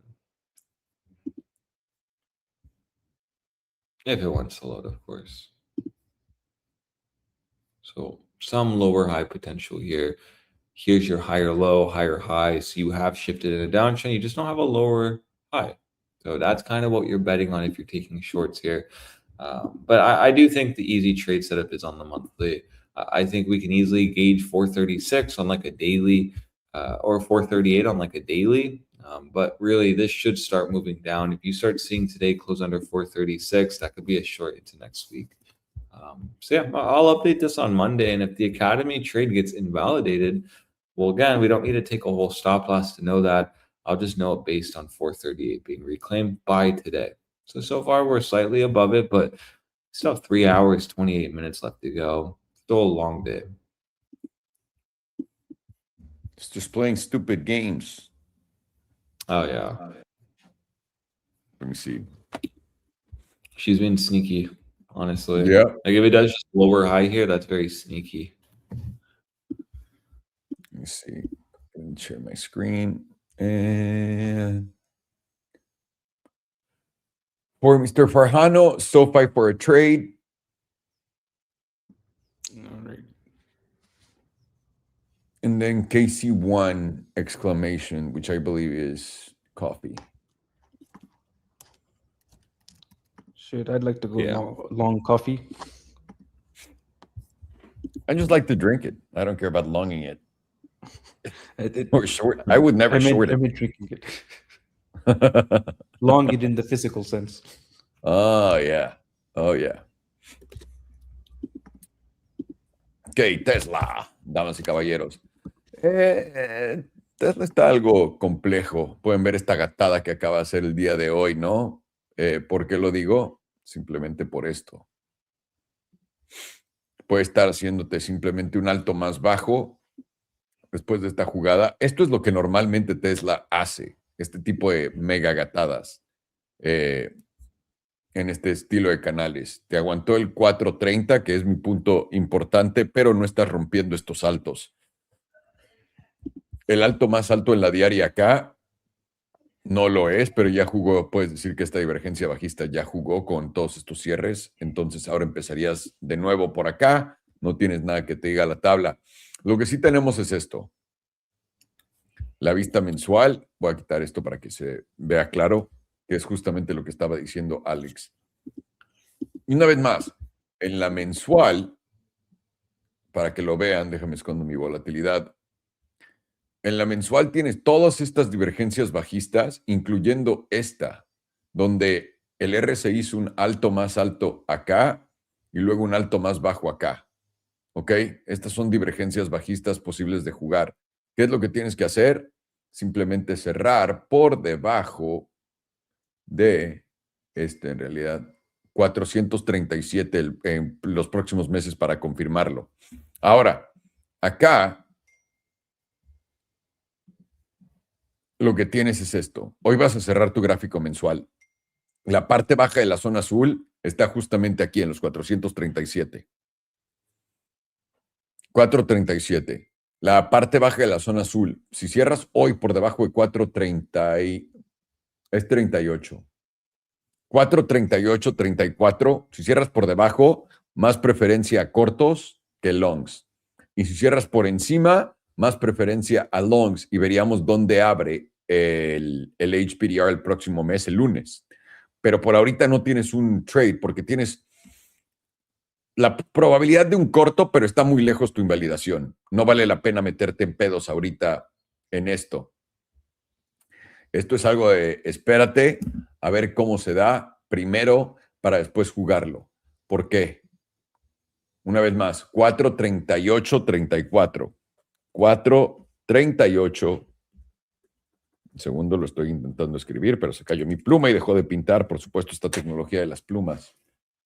Este es mi lapicero. Perdón, me emociono por ver mi lapicero porque lo estaba usando para mis libros. Cualquier cierre el día de hoy por debajo de 4.38.34 sería más bajista que alcista. Alto, bajo. Alto más alto, bajo más alto, pero cierras esto acá y podrías estar ante un alto más bajo y empezar esa tendencia a la baja agresiva que a Tesla le gusta empezar en todos estos mercados. Pero recuerda, aquí, imagínate todo el mundo, todo lo que pensaron, ¿no? Güey, estamos a nada. ¿Cuántos meses pasaron? Después del alto, 1, 2, 3, 4, 5. Acá estás en el alto. 1, 2, 3, 4, 5. Te puede dar este mes ahí y ya continuar a la baja, si sería el mismo escenario que viste en el 2021-22. Así que no te la creas tanto. Yo les había dicho, para mí el corto en Tesla está por aquí en los 4.60, el bueno, si es que te lo llega a dar, pero ahorita simplemente tienes estas deliciosas divergencias bajistas en el RSI posibles y lo único que tienes que hacer es cerrar el próximo mes por debajo de 4.37 o los próximos meses por debajo de 4.37. Pero ahorita vamos a ver cómo cerramos. 4.38.34 es lo que queremos saber, si arriba o abajo de, pero no tienes un trade inmediato en Tesla. Y esto es lo que tienen que ver ustedes, los que están aprendiendo a tradear con nosotros, es ¿dónde hay invalidaciones si quieres entrar en un trade? Está cerca de este tope, sí, pero no puede hacer esto tranquilamente, esto y después caer. ¿No? Claro. Y también puedes usar una invalidación, pues haces el a ver qué pasa, ¿no? Con los 4.44 acá, con esa invalidación, y esperarías que no te la lleve para abajo. Pero también tienes, el pedo de Tesla también es la trampa que tiene con lo de SpaceX, con todas las mentiras que están contando de, no, es que Tesla, SpaceX y Tesla se van a juntar y la verga. Da igual si es verdad o no, tienes que entender que están mandando esa noticia para justificar un movimiento de precio. Y te van a decir, no, si no se da esa fusión, ay, con razón Tesla bajó. Y si se da, ay, con razón Tesla subió, ¿no? O al revés. Entonces, yo ahí tendría cuidado con esto, bastante. Parece estar en una tendencia alcista en la diaria desde abril del 2026, pero todavía te falta la parte más importante, poder llevarte los 4.60 para cerrar e intentar ir a esos altos históricos. Y ahorita estás haciendo efectivamente un alto más bajo. Así que arriba de 4.38.34, más alcista que bajista, y abajo, pues más bajista que alcista. Ahí lo tienen. All righty, Mr. Farjano, señor mexicano. What's next, SoFi? Yep. Yeah. Listo.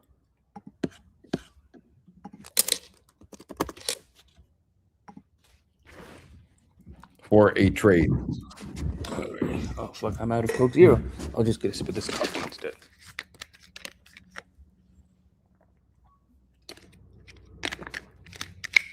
Here we go.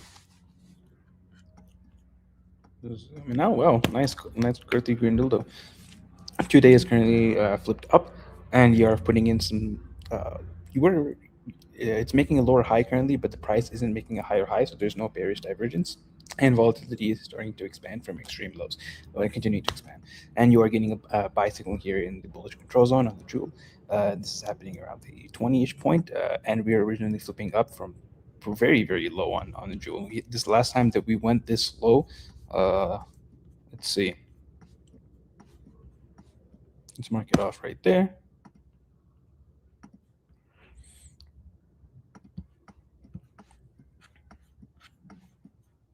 Nope, nowhere near. I guess that's the only one example that we have. And this did mark off it did give you a pretty significant bounce from there. You didn't make a lower low, but you got a nice bounce. And this was a bounce of around 19% before you ended up going down from there. All right, let's go to the current one. We've seen a pretty nice move from here so far now. This is 16%, very close to that 19% move. If you were to run it to 19%, basically takes us exactly to that 200 SMA. That's at around 19 bucks. Zoom out. Daily is also currently flipped up. Are you putting any divergence? Taking out these highs, you are making a higher high, so there's no hidden bearish divergence, and you're not taking out this high yet, so there's no hidden bearish divergence here. Actually, you are ever so slightly taking out this high. So there's some present hidden bearish divergence between this high here and this high here. But this is going to require a close below $15.82 to confirm it. And if you do confirm it, it gives you a move down to somewhere around $14.50 for a slight bounce, and then eventually somewhere around like 13 bucks. But as of now, hasn't been confirmed. And you are more likely to continue to the upside from here to tag that most $200 $19. Daily is now giving you a fresh pink over yellow cross here within the bearish control zone, also going along the idea of slightly higher. 4 hour flipped up, getting quite extreme here, with volatility also expanding, also getting quite extreme. Let's get into the HPDR. HPDR is also getting into very extreme areas. I could see one more swipe up based off of the daily and the 2-day, which will take you up to the 97.5%, and the 4 hour 200 SMA right around 19 bucks. Let's go into the RSI.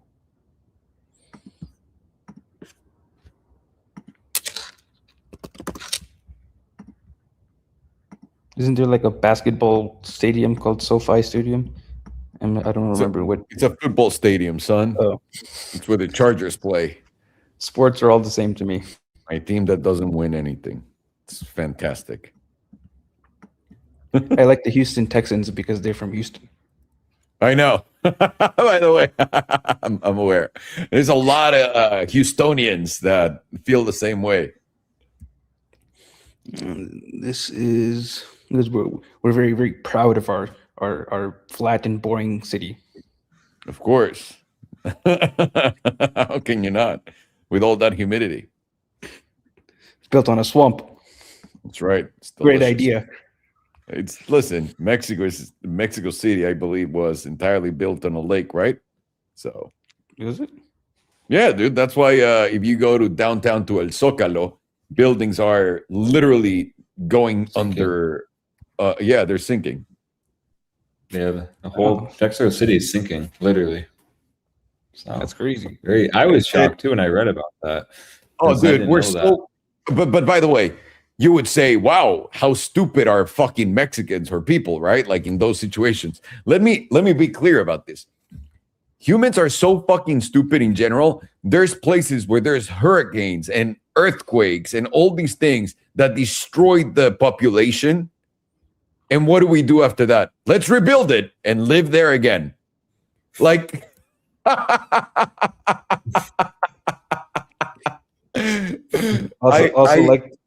the Europeans who die every year from heat stroke and refuse to buy an AC. Dude, it's crazy. Yeah. But this really shows you how stupid we are as a whole. I read books and I read books. Look at me. And I like to see what these people that are psychic look into the future. And I was reading one of them where the guy goes, apparently in the future, in the year 3000, people are not building cities anymore 20 miles close to the water because there's been so many water tragedies. And also people are not building cities in around places where there's all those disasters happening. Like, we finally learned to stop doing that. I was like, this is the one time I've read something that gives me any kind of hope in humanity. Because, God, we're so fucking stupid. Hurricane Katrina destroyed everyone. Well, let's build it back up again, boys. That hurricane land, though, there's always going to be some poor people living there because that's where they grow a lot of food. Well, yeah, but Sadly, you're not supposed to be doing that in those areas. But, you know, I'm not here to change anything or anyone's mind. Let everyone get fucked over and over again. It's more entertaining to me. So there you go. That's my definition of insanity to put to do the same thing over and over again and expect different results. Yep, but apparently it doesn't count for 99% of the things that people do, like believing Trump closed or opened the Strait of Hormuz. It's fucking amazing. It's amazing.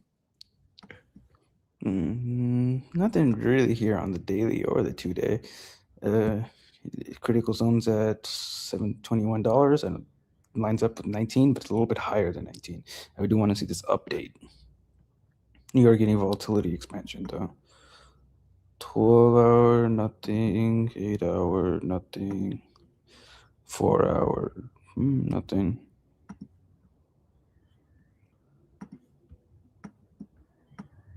No. Nothing really on the RSI. Let's go to this momentum.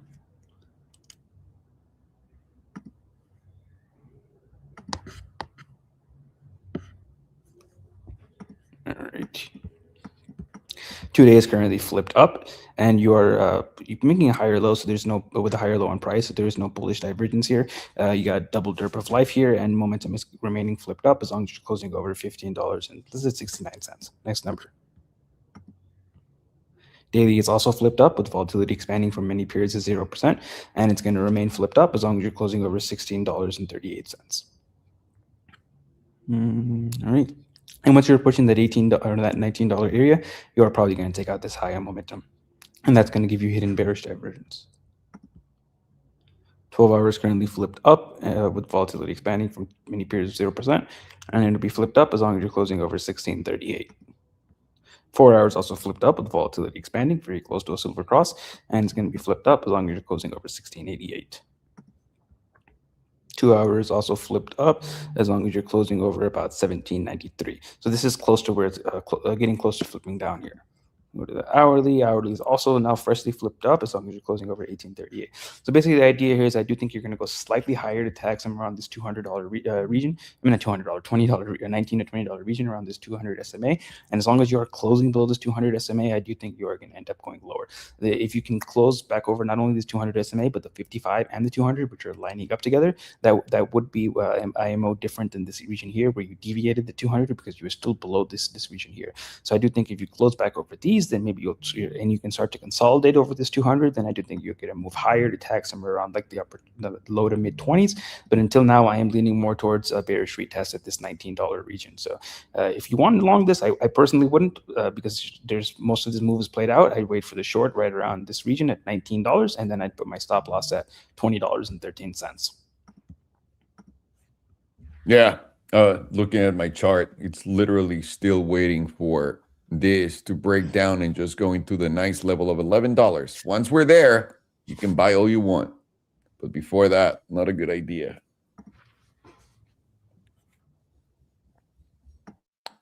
Okay. What do I have for you now?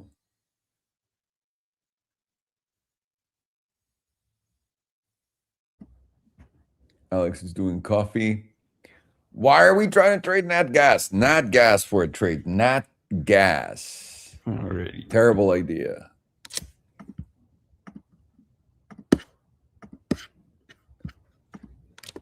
Estamos viendo SoFi porque se están emocionando porque ya sacó su cripto, ¿no? SoFi USD, una de las primeras en hacer eso. Bueno, podemos argumentar, pero da igual.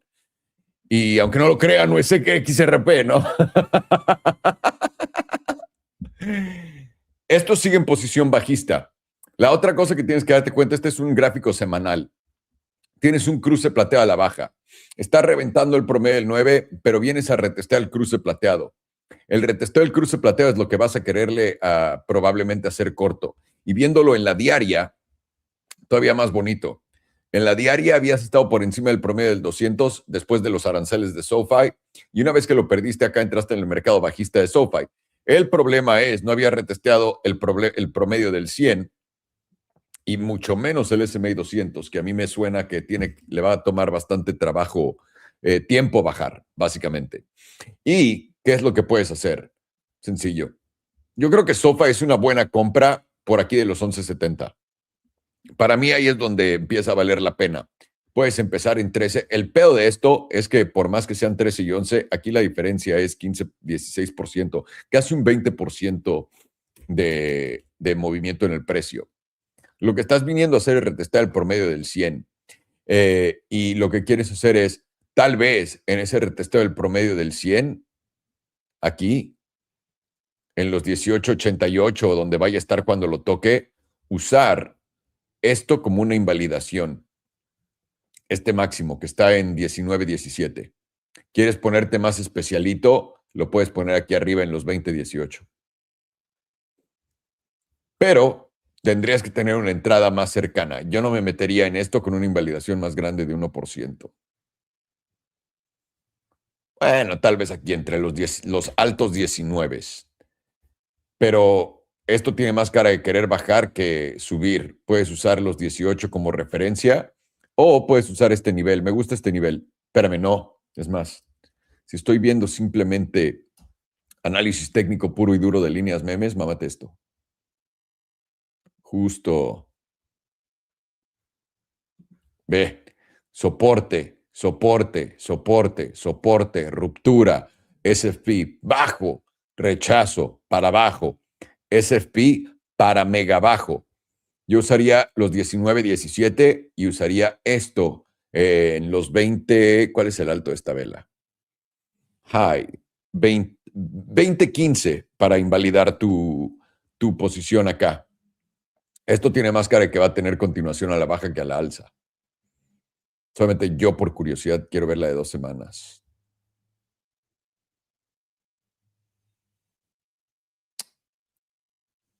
Sí, se ve del pito esto.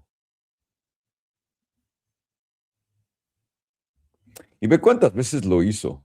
2, 3, en el primer mercado bajista que tuvo. ¿No? Tope, no te preocupes, bajo, alto, un bajo más alto. Claro, güey, porque recuerda, esto no es completamente manipulado. Luego un alto más bajo por nada y vámonos al pito. Llevas acá eso funcionaría bien con esa teoría acá. Una vez más, la diaria la usaría de referencia. Mi línea meme en los 18.89. No, en los 19, 17. Y mi invalidación aquí arriba en los 20.16 para el corto. Ahí lo tienes, mi hermano de Cristo. What do you have, Alex? KC1, Coffee Funds. Yes, coffee. How's coffee looking? Bullish, actually. It looks like the quarterly. Yeah, of course. Quarterly's just doing its thing, you know. This is actually the most sold drug in America, so of course it's going to be bullish. Right? You know, it must be around the world, right? I'd like to see cocaine. Yeah, honestly, must be. One day there'll be cocaine in everyone's tables, like for the kids before they go to school. Don't forget your cocaine. Well, hang on. That already exists. It's called sugar, and we put it in all the products, but just because... Except it's worse for you than cocaine. That's right. And the best thing is people are addicted to it without even knowing. It's fucking incredible. That actually is genius. Genius. Yeah, I don't care what anyone says. And they put it in everything. Like, look at ketchup. If you want an easy example. Coca-Cola went down the hill when they replaced the cocaine with sugar. That's right. And then they also, just think about breakfast, like the American breakfast. Just have a little nice cereal with a ton of fucking sugar and send your kids to school. Oh, I wonder why my kid can't sit still. He must have ADHD for sure. It's not the fucking cocaine that I gave him before he came here, followed by a banana and then a piece of bread. Like, get the fuck out of here. And if you give your kid bacon and eggs for breakfast, they'll say you're a piece of shit and you're killing your child. I know. You can't make this up. It's fucking beautiful. All right. Sorry, Alex. No, all good. So, you know, this is actually looking quite bullish. And that's why on the quarterly, we drew this perspective out. To me, honestly, in the quarterly, when we reject that 320 zone, we can very harshly reject. You'd have to ask yourself if that's what we're currently seeing. But for me, we have an easy quarterly 34 sitting at 220. 221 is a big spot of resistance. And what you've noticed just simply on this chart is you have really not been able to flip 221 into solid support. You got the expansion, you got really the reclaim, then expansion off 221. So this quarterly candle showed you this is support. But now the question will be, can we just solidly keep holding this 221 zone as support? Because if not, then we're going to get an easy move back down to 169 for the culture and possibly all the way down to 142. But until then, we have a quarterly higher high. We're going in for a quarterly higher low. And in my opinion, the best spot to gauge that would be right off the quarterly 34. Could just look something like this, and then we start moving up. Once you break back above 321 is, in my opinion, when you can confirm that this was a major bottom, if it does at all. Get back above 321 will mean you're going to start moving back up to around 439, the all-time high, essentially. So the question was investing. I would be fully investing in this chart right off 221. It's like, yeah, 221 to 220. Maybe the extremity low around 208 to 205. But in all honesty, where you should be investing is right off 221. This has been provided as a good area. This was the last big expansion with the range popping back. With price popping back within the range, better said, it is more likely to move back down to 221 from this point.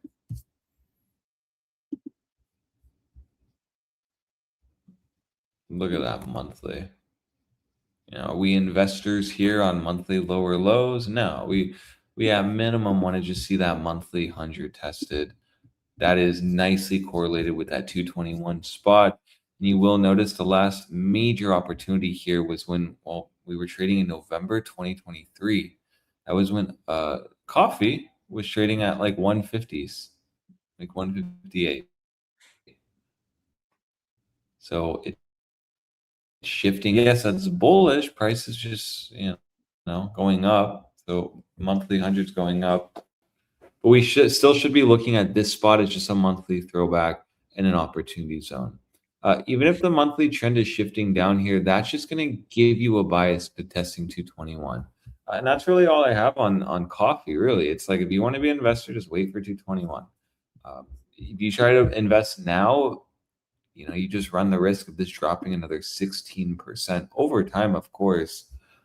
But until you actually get back above 321, you're really not going to get any kind of bullish momentum to the upside. Nothing really is going to stick. And even look at the monthly 9 and 21 crossing. And the last time the 9 and the 21 crossed in the monthly did result into the next leg down. So here it crossed. Here's your next leg down. Let's measure it from the cross. Why not? I will take it from I'll take it from the wick high. Why not? About 29.9% drop upon the cross. So equivalent of like us dropping from this point, assuming we just cross and get followed through, 20%, be right in the 200. Now, if I do the same idea from the 9, 29% would actually very nicely take you straight down to the target. Because remember, from this point up, so I guess I didn't measure from the 9, actually. It was the wick high. Let me measure it from the 9. That'll be a more accurate call out, actually. So the crosses, we go from the 9. This is about 23%. So yeah, it's still like a 238, 240 coffee. The point is, you really should be looking still for bears to be in control here. Here's the cross as well, and you do see you just started to move down. Upon cross, you rejected it. I'll use the 5 here because you didn't really reach the 9. Like 24%. Here's another one.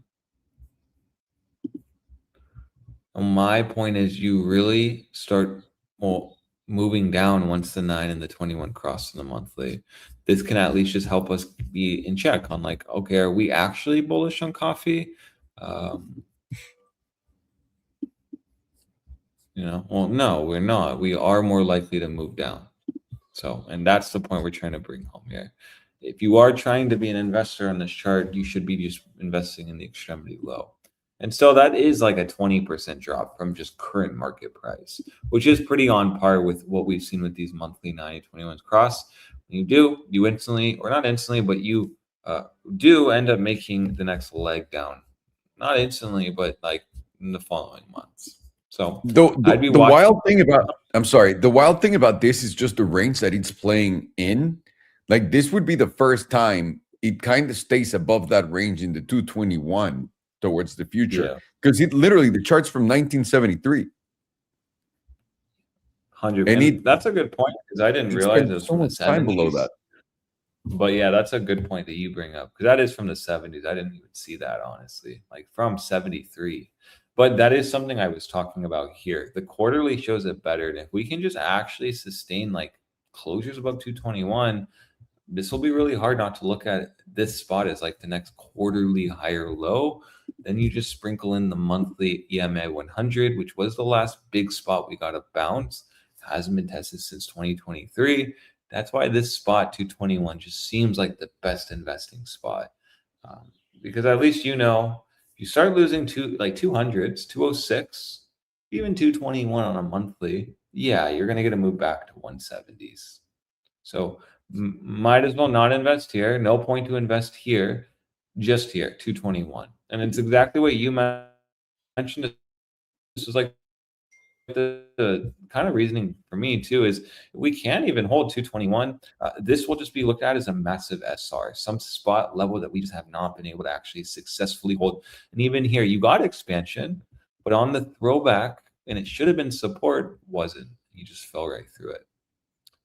So 221 is my big spot. And yeah, good call it on the 70s part, because it's been around for a long time, honestly. It's crazy. I got the 6-month chart right here. This is fucking nuts. Yeah. Yeah. Because I mean, you've gotten really very few closes above this line. Like really 1, 2, 3 right here. That was the most. Right here you had 1. Right here you had 1.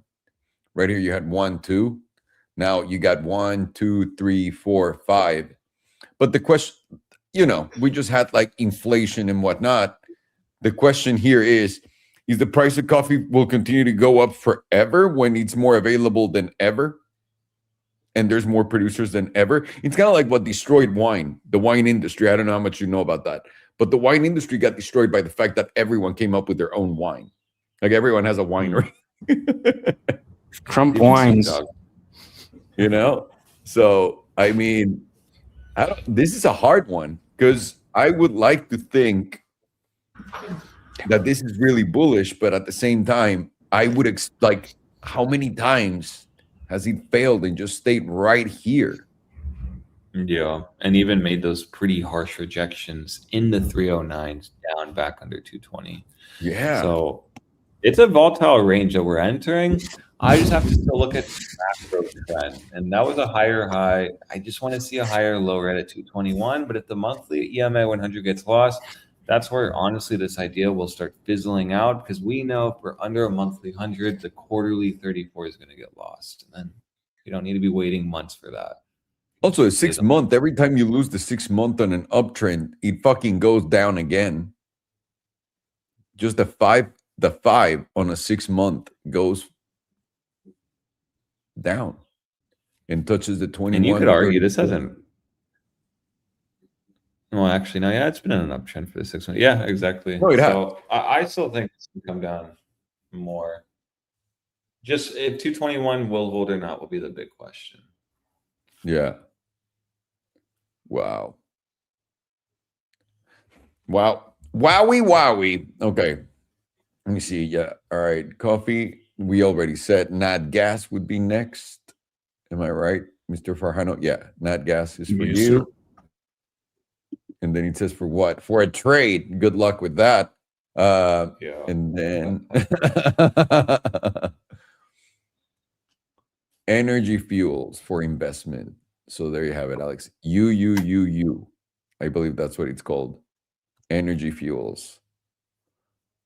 Okay. U. It's you. Is it? No. Universal Safety Products. And then there is like Uranium One Mining Corp or 3 you holding? No, so it would be called, like, just look up then energy fuels. Oh, you. I forgot one U. Okay. It's very confusing either way. I see. Estamos viendo la tabla del café, güey. Qué locura esto. Esta es una tabla de 6 meses y lo estás viendo para invertir, que es lo interesante. Cada vela es 6 meses, ¿no? Y normalmente sí, cuando te da estos wikazos, es el final. Es el final, menos, pero aquí tienes una vela topera. Esta vela topera, si cierras en un mes y 9 días por debajo de ella, de acá de los $300, estás confirmando tope como en todas las veces pasadas, ¿ok? Estás en una postura alcista a través de todo este tiempo. Déjame ver una cosa con volatilidad, que no tengo mi volatilidad aquí. Voy a esconder mi RSI. ¿Cuál es esta? Volatilidad. Efectivamente, habías tenido volatilidad expandiendo desde el 2021. Ahora tienes que tomar en cuenta que esto todo fue el putazo de inflación nuevo, ¿no? Del madrazo de inflación. Esto de acá fue la inflación del pasado, ¿no? Lo que te llevó hasta acá arriba, a los precios de los 338. Y tienes que preguntarte, como la industria del vino. La industria del vino está desapareciendo por una simple razón. O le está yendo de la verga y los precios están bajando por una simple razón. Hay tanto pendejo produciendo vino, ¿no? Tanto, que está colapsando dentro de sí mismo. ¿Y esto qué es? Vas a continuar. Yo creo que la pone bastante fácil esto. Puedes ver qué tan pocos cierres tienes en esta zona, ¿no? Piénsalo así. Has tenido acá 1, puedes decir 2, 1, ninguno, 1, 2, 3, 1, 2, 1, 2, 3, 4, 5. Pero todo esto viene acompañado también de cuando subieron el precio del café. Y una vez más, todo esto subió porque el precio del café y de todo no debió haber subido. Fue artificialmente creado por la cantidad de dinero impreso. No fue que el café se acabara y ya no hay más. Ahora hay más. Hasta yo saqué un café a cierto punto, para que tengan una idea de que cualquier pendejo está metido en esto. Yo creo que aquí la pregunta es, probablemente esto venga mínimo a la zona de los 220. Aguantas por encima de los 220 en cierres mensuales, y yo no la pondría el siguiente mes, porque ve todo lo que puede aguantar, no puedes caer poco a poco. Estás cayendo. Después de haber hecho este máximo, estás haciendo un bajo más bajo. Puedes regresar, venir acá para después rechazar y continuar cayendo. Tienes el promedio del 100 aquí abajo. Por más fuerte que sea la tendencia alcista, puedes ver que esta zona del promedio del 100 en el S&P 200 fue bien tocada. Eso quiere decir que la posibilidad de un retesteo, aunque sea con un piquito acá, es muy posible en los 220. Lo que yo diría es, pierdes 220 en un cierre mensual, tío, salte, porque esto puede volver a caer de nuevo al pinche rango de mierda en el que siempre está. Y ahí puedes perder hasta 50% de tu lana o más. Entonces, para invertir en café, espérate a la zona del promedio del 100 mensual, ver que aguante, y eso sería una gran oportunidad para entrar y continuar si es que continúa subiendo de precio. Pero una vez más, no es como que el café se está acabando en el mundo, no tiene sentido. Yo lo que haría es más bien, en los 3.10 yo le haría un corto, si llega a volverlo a tocar. Y pondría mi invalidación acá en los 318, 320. Es lo que yo haría antes que apostar a que esto va a continuar subiendo. Esto literalmente es la divergencia, la M de McDonald's de Bitcoin, ¿no?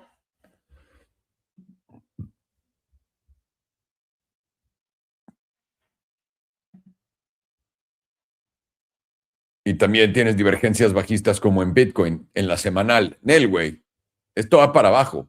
Cruce platea a la baja, retesteo el promedio del 9. Esto va para abajo. Con volatilidad expandiendo a la baja en la semanal. ¿La de 2 semanas tendrá la misma divergencia? Sí. Sí. Alto, alto más bajo. Y este es un alto más alto en precio. Esto es idéntico que la M de McDonald's de Bitcoin, ¿eh? Para que lo entiendan. Estos son los aranceles y aparte también caen en la misma. This is following Bitcoin's pattern crazy. It's identical on the 2-week. Look at this. 2024, then 2025 you get the tariff dump, then you make an all-time high by nothing and continue to go down, and you have weekly and 2-week bearish divergence. It's the McDonald's pattern. It's identical. Oh yeah, the M pattern. That's funny. Would have never thought that. When Bitcoin went down from 60s to 30s, made a slightly higher high at $69,000, and then the bear market started. On 2021? Oh, yeah, right here. You're right. And then balls. But this bottomed until the Hamas setup of October of 2023. You did bottom right here with Bitcoin on 2020, like beginning of 2023, late 2022. You had the 25,000 retest basically right here to 203.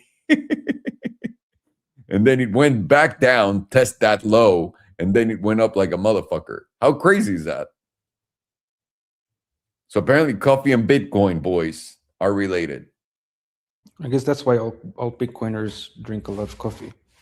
Well, they're very healthy and they're super tan and they're very good looking and they're also very smart, you know, just being just your normal Bitcoiner. That's right. I am looking for financial freedom outside of the system, but please, Mr. President, buy the Bitcoin and make it go higher, I beg you. But it's outside of the system because I'm way cooler and I eat stuff that's not poisonous, that whatever the government sells me that I don't believe, by the way. Oh, but please show me the aliens, Mr. President. The retardedness of this world is, if there's aliens watching this and this is really a reality TV show, they must be fucking dying laughing on the floor. Imagine the aliens watching the show. That must be incredible. I bet those Bitcoiners are the same guys who go to the grocery store and buy organic vegetables and laugh at everyone else for eating poison. Oh, yeah. What? 100%. 100%. Every time I say that, there's a guy that has 39 different accounts. You guys know him. I've seen him. And comes out and has to attack me on all fronts. Like, he gets really, really hurt about, like, calling out the Bitcoiners' retardedness. And can I tell you something? I love it. I love seeing it. I love seeing it, how stupid he is. Can't make this up. Either way, thank you. Sorry. I'm done with this, so let's go into the next one. But yeah, coffee, café, bajista. 220, a ver si aguanta. Si aguanta, qué chingón. Si no, el café sigue el patrón de Bitcoin. Muy extraño. Así que ahí lo tienes, mi estimado. Vamos a Nat Gas for a trade. Vamos por unas chelas. Vamos. Oof. It is Friday. There it is. What we were talking about. Nat Gas, and we got momentum pretty. Oh, this is IBM. I'm retarded. Wow, it looks like an AI company. Oh, that's funny. That was hilarious. I was like, oh, wait, this is busting, actually. It's pretty good. All right. So we are getting a decent size move up here. We did get a closures over that 38.2%, and now we are hitting the 78.6, and we are taking out these previous highs. This was at about $3 and 3.135, and this close is 3.169. So there's no longer possibility for hidden bearish divergence. There was previously, but now you've closed over this high, so now that's been taken out. And you got closures over the 78, the 55 EMA. So you just want to continue to see closures over the 78.6, and then you should see another move up into somewhere around like $3.30 to $3.40. If you close below the 78.6, though, this is going to turn into a shooting star dildo, and you're probably going to come down to visit somewhere around like $3 flat. Let's see if I can go into the lower time frames and see more actionable something on something to do here. Putting in bearish divergence, because you have a lower high on momentum, higher high on price. This is going to require a close below 285 to confirm. A little difficult as at this point, but as this goes on, this will be easier to confirm, because on this next candle, you will only have to close below $3.15 to confirm that. And then that'll give you a move down to somewhere around like $3 to $2.95. And look at the jewel, you are starting to lose the sell signal here right at the pink. So this is acting as support at that pink. Let's check what else. 12 hours also looking a little toppy here, with momentum starting to tick down. Just want to see a local top confirmed, and the local top would confirm with any close below $3.15. And that will also turn this into a massive shooting star dildo, and it'll be red too. And that'll likely give you a move down to that $3 region, which is going to be your top 38.2%. And I would expect to see a bounce at that $3 region, whether we're going to be bullish or bearish. But it's not going to be a reversal until you make a local bottom and at least put in some 4-hour bullish divergence. 4 hours now starting to flip down here, going along with the idea of a little bit of a pullback towards that $3 region. Volatility is contracting, telling you probably going to be a higher low. What else? Nothing else. No bearish divergence here. 2 hours putting in some bearish divergence. However, we got a massive lower high on momentum with higher highs on price. This is kind of looking like stair step up, elevator down. You got a God mode sell signal here, and you're losing your 38.2%. So from here, you're probably going to come down to somewhere around like $3. Let's look at RSI.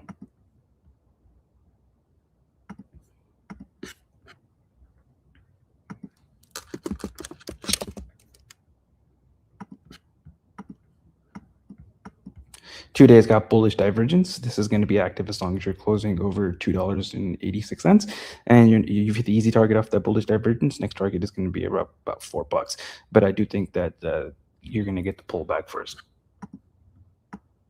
Daily's got bullish divergence also. Your target would be if you were to pull back somewhere around the bullish control zone, and that's currently sitting at right around $3.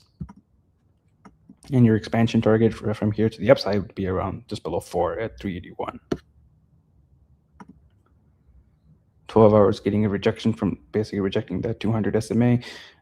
Any divergence present though, you got some bearish divergence also, because you have a lower high on momentum with a higher high in price from this point, and this will confirm with any close below $3.15. And then that gives you a move down to about $3, about $2.99 to $3.04. 4-hour, anything here? Yep, you got bearish divergence between these points. This will confirm with any close below about $3.16, and then that gives you a move into about $3.02. So basically right now, if the only actionable thing I can really see is like taking a short here, your stop loss at around $3.26 and targeting somewhere around $3. And from there, you have to see the reaction. If it doesn't put in a local bottom, at least on a 4-hour basis, some hidden bullish divergence, then from there you're probably going to go lower towards somewhere around like 285. But at this point, I just want to see the reaction at $3. Gracias, señor. And then blah blah blah. Oh, Alex got the you one. Okay. Gas natural. Habíamos visto esto. Por cierto, van a invertir en esto una vez más, en lo que les había dicho, ¿no? Parecía que iba a reventar, hace un SFP, va para abajo, revienta la alza. Esta mamada, cuando suba, va a reventar, por supuesto. Tienes un setup de volatilidad en la diaria que va para arriba, pero tienes acá también la oportunidad de un corto con la invalidación sencilla de a donde llegó acá. Pero es rifártela, honestamente. Va a cerrar en 3 horas 41 minutos y esto simplemente está empezando a ponerte la pierna para subir. Tienes aparte un cruce plateado a la alza que no habías tenido desde en la diaria. Habías tenido uno a la baja en diciembre del 2024, pero a la alza te lo dio acá en septiembre del 2025 y eso te llevó hasta los $5.30. Entonces vas a hacer un trade de gas natural por ahora, mínimo temporalidades cortas, tienen cara de que quieren corregir y esa corrección te la puede dar pronto. Simplemente tienes que usar este tope como invalidación si tienes los huevos, que de nuevo, no sé qué tan excelente idea sea eso. Y menos, sobre todo, cuando estás viéndolo en otro tipo de tabla, ¿no? Por ejemplo, UNG, ¿dónde tengo esa chingadera? Lo quité. Lo quité porque me vale verga ya. Ya que se fue. Ah, no, aquí lo tengo. En ONG te queda todavía mejor, ¿eh? En los 220, pero a ver si te da eso. Tienes acá, una vez más, expansión de volatilidad a la alza. Lo que esperarías es que te dé el movimiento para acá abajo al... Espérame, no. Aunque salió chido eso, pero no. Estarías esperando a que te dé el movimiento al promedio del 100, una bajada rápida acá, o gánate la lotería y al 9 y de ahí continuar a la alza. Pero está rifadón, porque está en una clara tendencia alcista este pedo. Pongo un canal, que claramente aquí hay uno.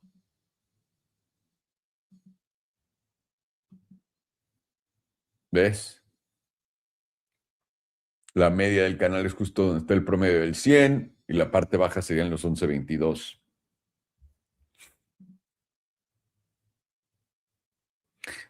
Estás en una tendencia alcista de acá abajo para acá arriba, güey.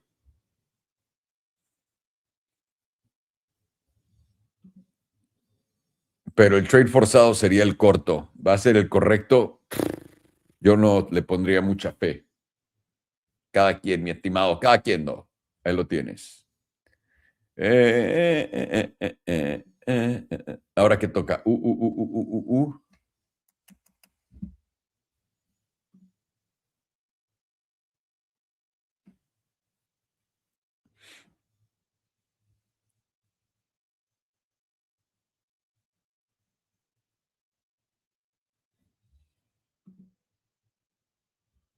Y esto es para invertir. Bueno, mínimo. Ahí podemos verlo en la semanal. ¡Wow! Grandes divergencias bajistas. Potentísimas en la de 2 semanas.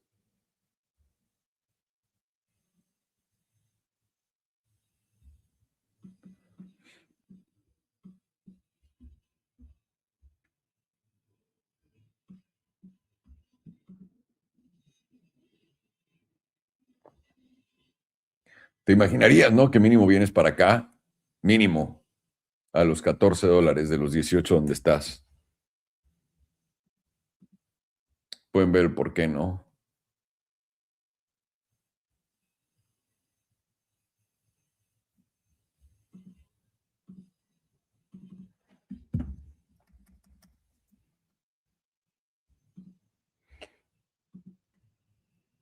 Y a esta mamada le gusta hacer esto, ¿eh? Y ahora, ¿esto es un ETF o qué chingados es? Ve justamente dónde está rechazando. Puedes verlo. Rechazo, rechazo, alto más bajo.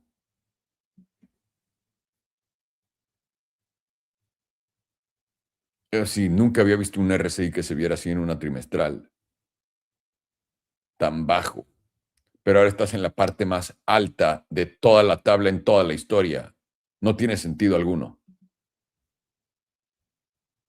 Ve esto. Tienes volatilidad expandiendo el punto más bajo de toda la historia y simplemente te está dando este movimiento después de esta caída. ¿Por qué quieres invertir en esto, tío? ¿Solamente porque está ahí abajo?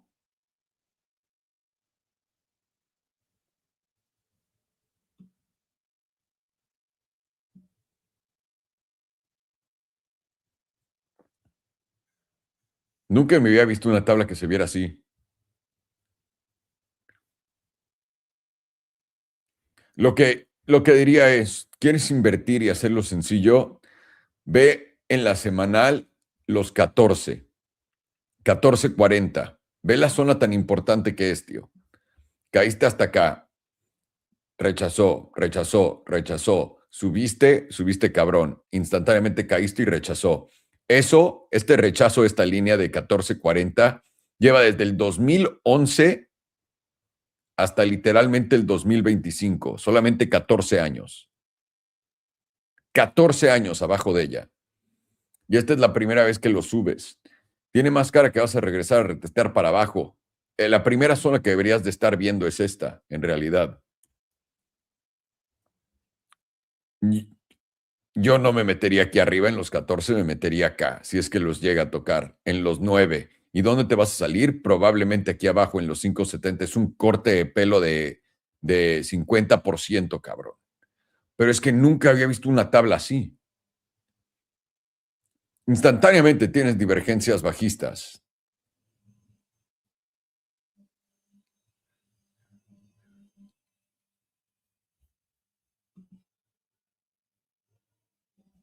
Y tienes, una vez más, el RSI ya lo tienes en básicamente extremos. Y ya está dándose la vuelta. Y volatilidad está a punto de llegar al punto donde siempre se da la vuelta.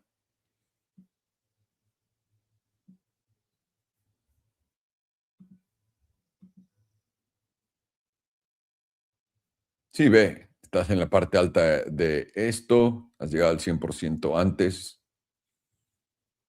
El 100% está en 35. Una tabla bastante difícil de leer, pero si la simplificas al máximo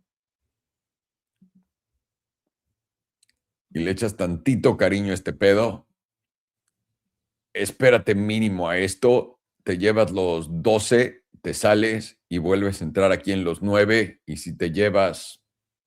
Básicamente, es que el pedo es eso, ¿no? Esta es una invalidación gigantesca. A ver, en la mensual. Sí, llévate los 9, pon tú. Yo abriría posición en los 9 y si te llegas a llevar esto, también tienes que ver esto. Desde julio del 2025 que reventaste a la alza, reventaste el promedio del 100 y el 200, ¿ok? Bien, no has venido a retestear ninguno de los dos, estás haciendo esto. Como mínimo vas a venir a retestearlos. El retesteo del 100 y el 200 está en 9 y 7. Esto es lo que yo jugaría. Y si se llega a bajar del 200, yo diría, Nel, gracias. En la mensual. Y ahora el pedo de la mensual es que tienes divergencias bajistas. Este alto en el precio no es más alto que este. Tienes ya lo que viste en Bitcoin. Por eso mínimo vas a ajustar ahorita en esto. Mínimo. A esta zona. No te metas ahorita hasta ahí y ahí tienes que ver, ahí tienes que tener mucha confianza en este producto que no pinta nada bien, siendo completamente honesto.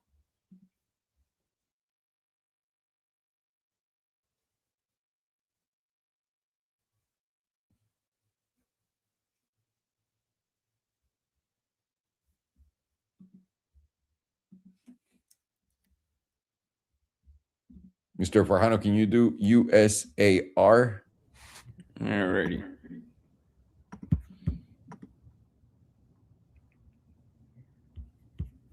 Alex, can we do did the guys at Bitunix reply? There we go. Sorry, my Wi-Fi cut. Your internet's completely shit. Was it Yeah. US? USAR. USAR. USA Rare Earth. And this is for trade? Let me triple check.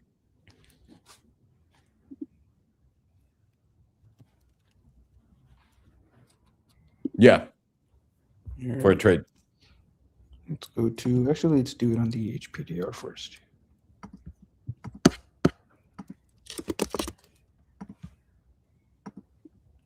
Today, zoom out a little bit.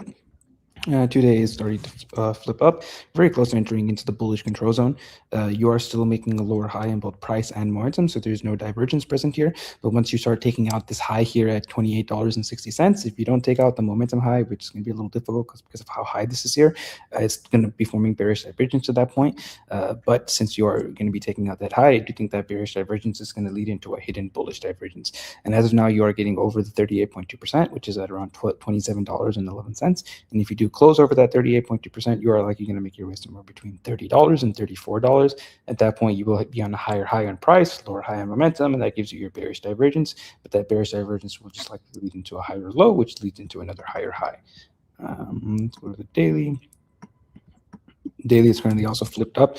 Daily is also very close to putting in some bearish divergence between this point here. You just have to make a closing higher high on above $28.60, and then you likely will get the pullback, and that'll also lead you into somewhere around the extreme zones on the HPDR.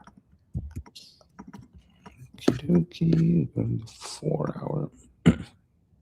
4 hours putting in a local top here. Let's zoom out a little.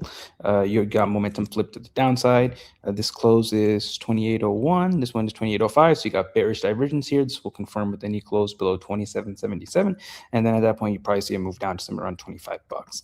And you also got the jewel losing the buy signal, but you got a bullish cross in the background. So I do think that move from $25 will lead you higher. With a more actionable move in the more short term, is the move toward $25. Not really that much of a move, so I'd say probably better to just wait for the long at $25. Let's go into the RSI.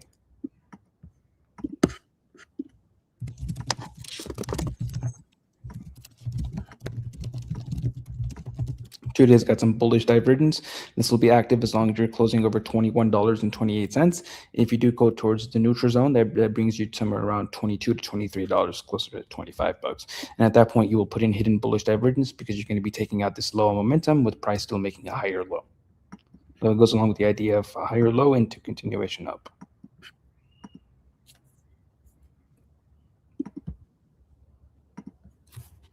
Four hours got bearish divergence also. That gives you a move down somewhere between the simple moving average and the bullish control zone, puts you around $23 to $24, lines up at 25.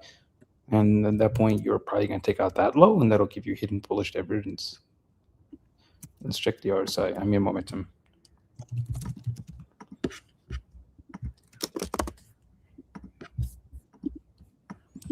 Today is currently freshly flipped back up, maintaining the bullish control zone, and it's going to remain flipped up as long as you're closing over 26.36.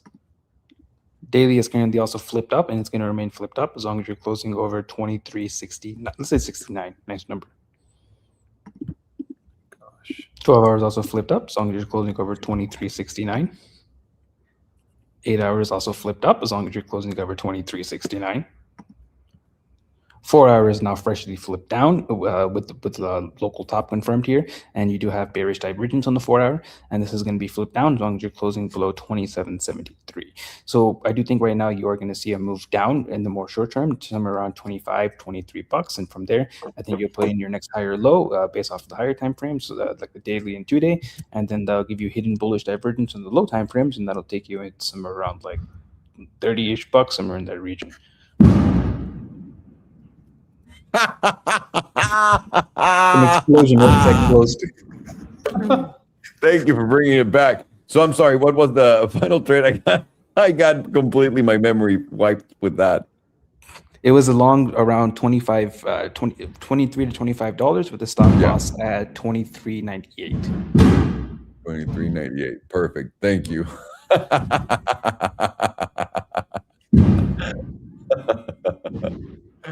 Oh God, so good. Poetic. Alrighty, boys, you're done. I couldn't figure out the Bitunix thing, but just let me know. No, it says whenever I click on it, just so you know, it just says that all prices have been withdrawn. Okay. Yeah, no, we'll fix that. Worst case, we'll have it all ready for Monday, and the prizes that we didn't give out will just bleed into Mondays. Okay, but we'll for sure get that, for sure squared away. Thank you, boys. So your weekend, all right, you seem like you're gonna fucking enjoy that. Yeah, it's definitely not going to be annoying at all. No. Go out there and party with them. There's nothing you can do. Don't mind if a Pakistani boy get a little motion. Absolutely. Enjoy, dude. Buenas tardes and hasta luego, cabrones and cabronas. Cochiloco is signing out. Hasta luego. Thank you, Alex. Yes. Peace out, boys. Este es fácil. Vienes en una tendencia alcista, que puedes decir está algo comprometida. Tienes este bajón acá en USAR. Y ahora esta es una de esas acciones que ranguea, ¿no? Bloop, bloop, bloop, bloop, y es la misma mamada. Estoy viéndolo en las 12 horas, simplemente para poner buenos niveles. Puedes ver que arriba de esto da sus rebotillos buenos y abajo de esto pues es donde cae. Lo que quieres hacer es tener una entrada en tu promedio del 21 o el 34 diario y si llega a bajar de los 22.85, salte. Ese sería tu stop loss. Más bien esta, 22.82, esta vela. 22.80, entonces pon 22.79. Si llegas a tocar eso, te sales, porque esto tiene cara que va a corregir. Y acá es donde quieres el 21 o el 34, es donde quieres agregar para que haga esto y continúe. Y mínimo puedas sacar tu take profit acá, en estos 27, para que lo tengas ahí pendiente, mi estimado. Buenos los cohetes de el buen Farhan, no mames.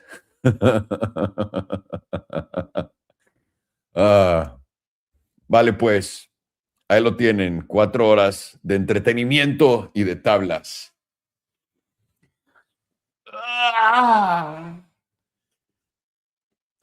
Es una buena estirada y no de salchicha. Pero ya quedamos. Para todos los que están, obviamente, con el concurso de Bitunix, solamente les quiero decir, les escribimos y todo, estamos siguiendo esperando a ver qué pedo, porque por más que lo siga intentando, lo pueden ver por acá, a ver. Por más que lo siga intentando, me dice que ya sacamos a todos los ganadores, y no es cierto, a menos de que el round 1, no. O los esté escondiendo porque teníamos los otros 3. Creo que tienen un fallo en su sistema. Pero bueno, si esto no queda hoy, el lunes lo compartimos con ustedes. Pero ya a ti, Joel, que ganaste, te debió de haber ya llegado tu premio. Y recuerda que lo puedes checar aquí para que lo tengas ahí presente. La otra cosa que no me gusta es que no te dice qué ganó. Ah, no, ganó el Grand Prize. Aquí lo pone. Ah, espérame. Ahí está. Ahí está. Nada intuitivo. Te pone que dejes sacar a todos y ahí está. ¿Quién se va a llevar $1,000? Ahí está. Ah, qué bueno que me quedé. GT Trader 23. Te llevas estos $1,000 deliciosos en futuros. Felicidades. Voy a tomarle un screenshot para asegurarme que te los manden. Déjeme, le paso esto a Alex. El otro ganador, ahí está. Bien, tomado el screenshot y vamos por los $500. Acá está, draw now. Y ahí está. Vamos a ver quién gana estos $500. En futuros, ya casi lo tenemos por ahí. Vamos a ver, vamos a ver. Boom. El Hotmail. Una vez más, ¿cuántos de ustedes tienen cuentas de Hotmail, cabrones? Han pasado 59,000 años desde que alguien abrió una cuenta en Hotmail. Es lo que se rumora, ¿no? Pero ahí lo tienen, ahí tienen a los 3 ganadores del día de hoy. Voy a darle una repasada para que los vean. Joel, segundo GT Trader, que ganaste 1,000, y Pev, que ganaste 500.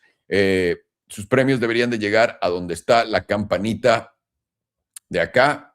Le vas a picar y te va a dar ahí un bono de futuros para que lo uses. Es un cupón para que no se te pierda esto. ¿Ok? Les mando un abrazo a todos. Feliz fin de semana. Pásenla bien y nos vemos pronto. ¿Cómo de que no? Gracias. Gracias a todos.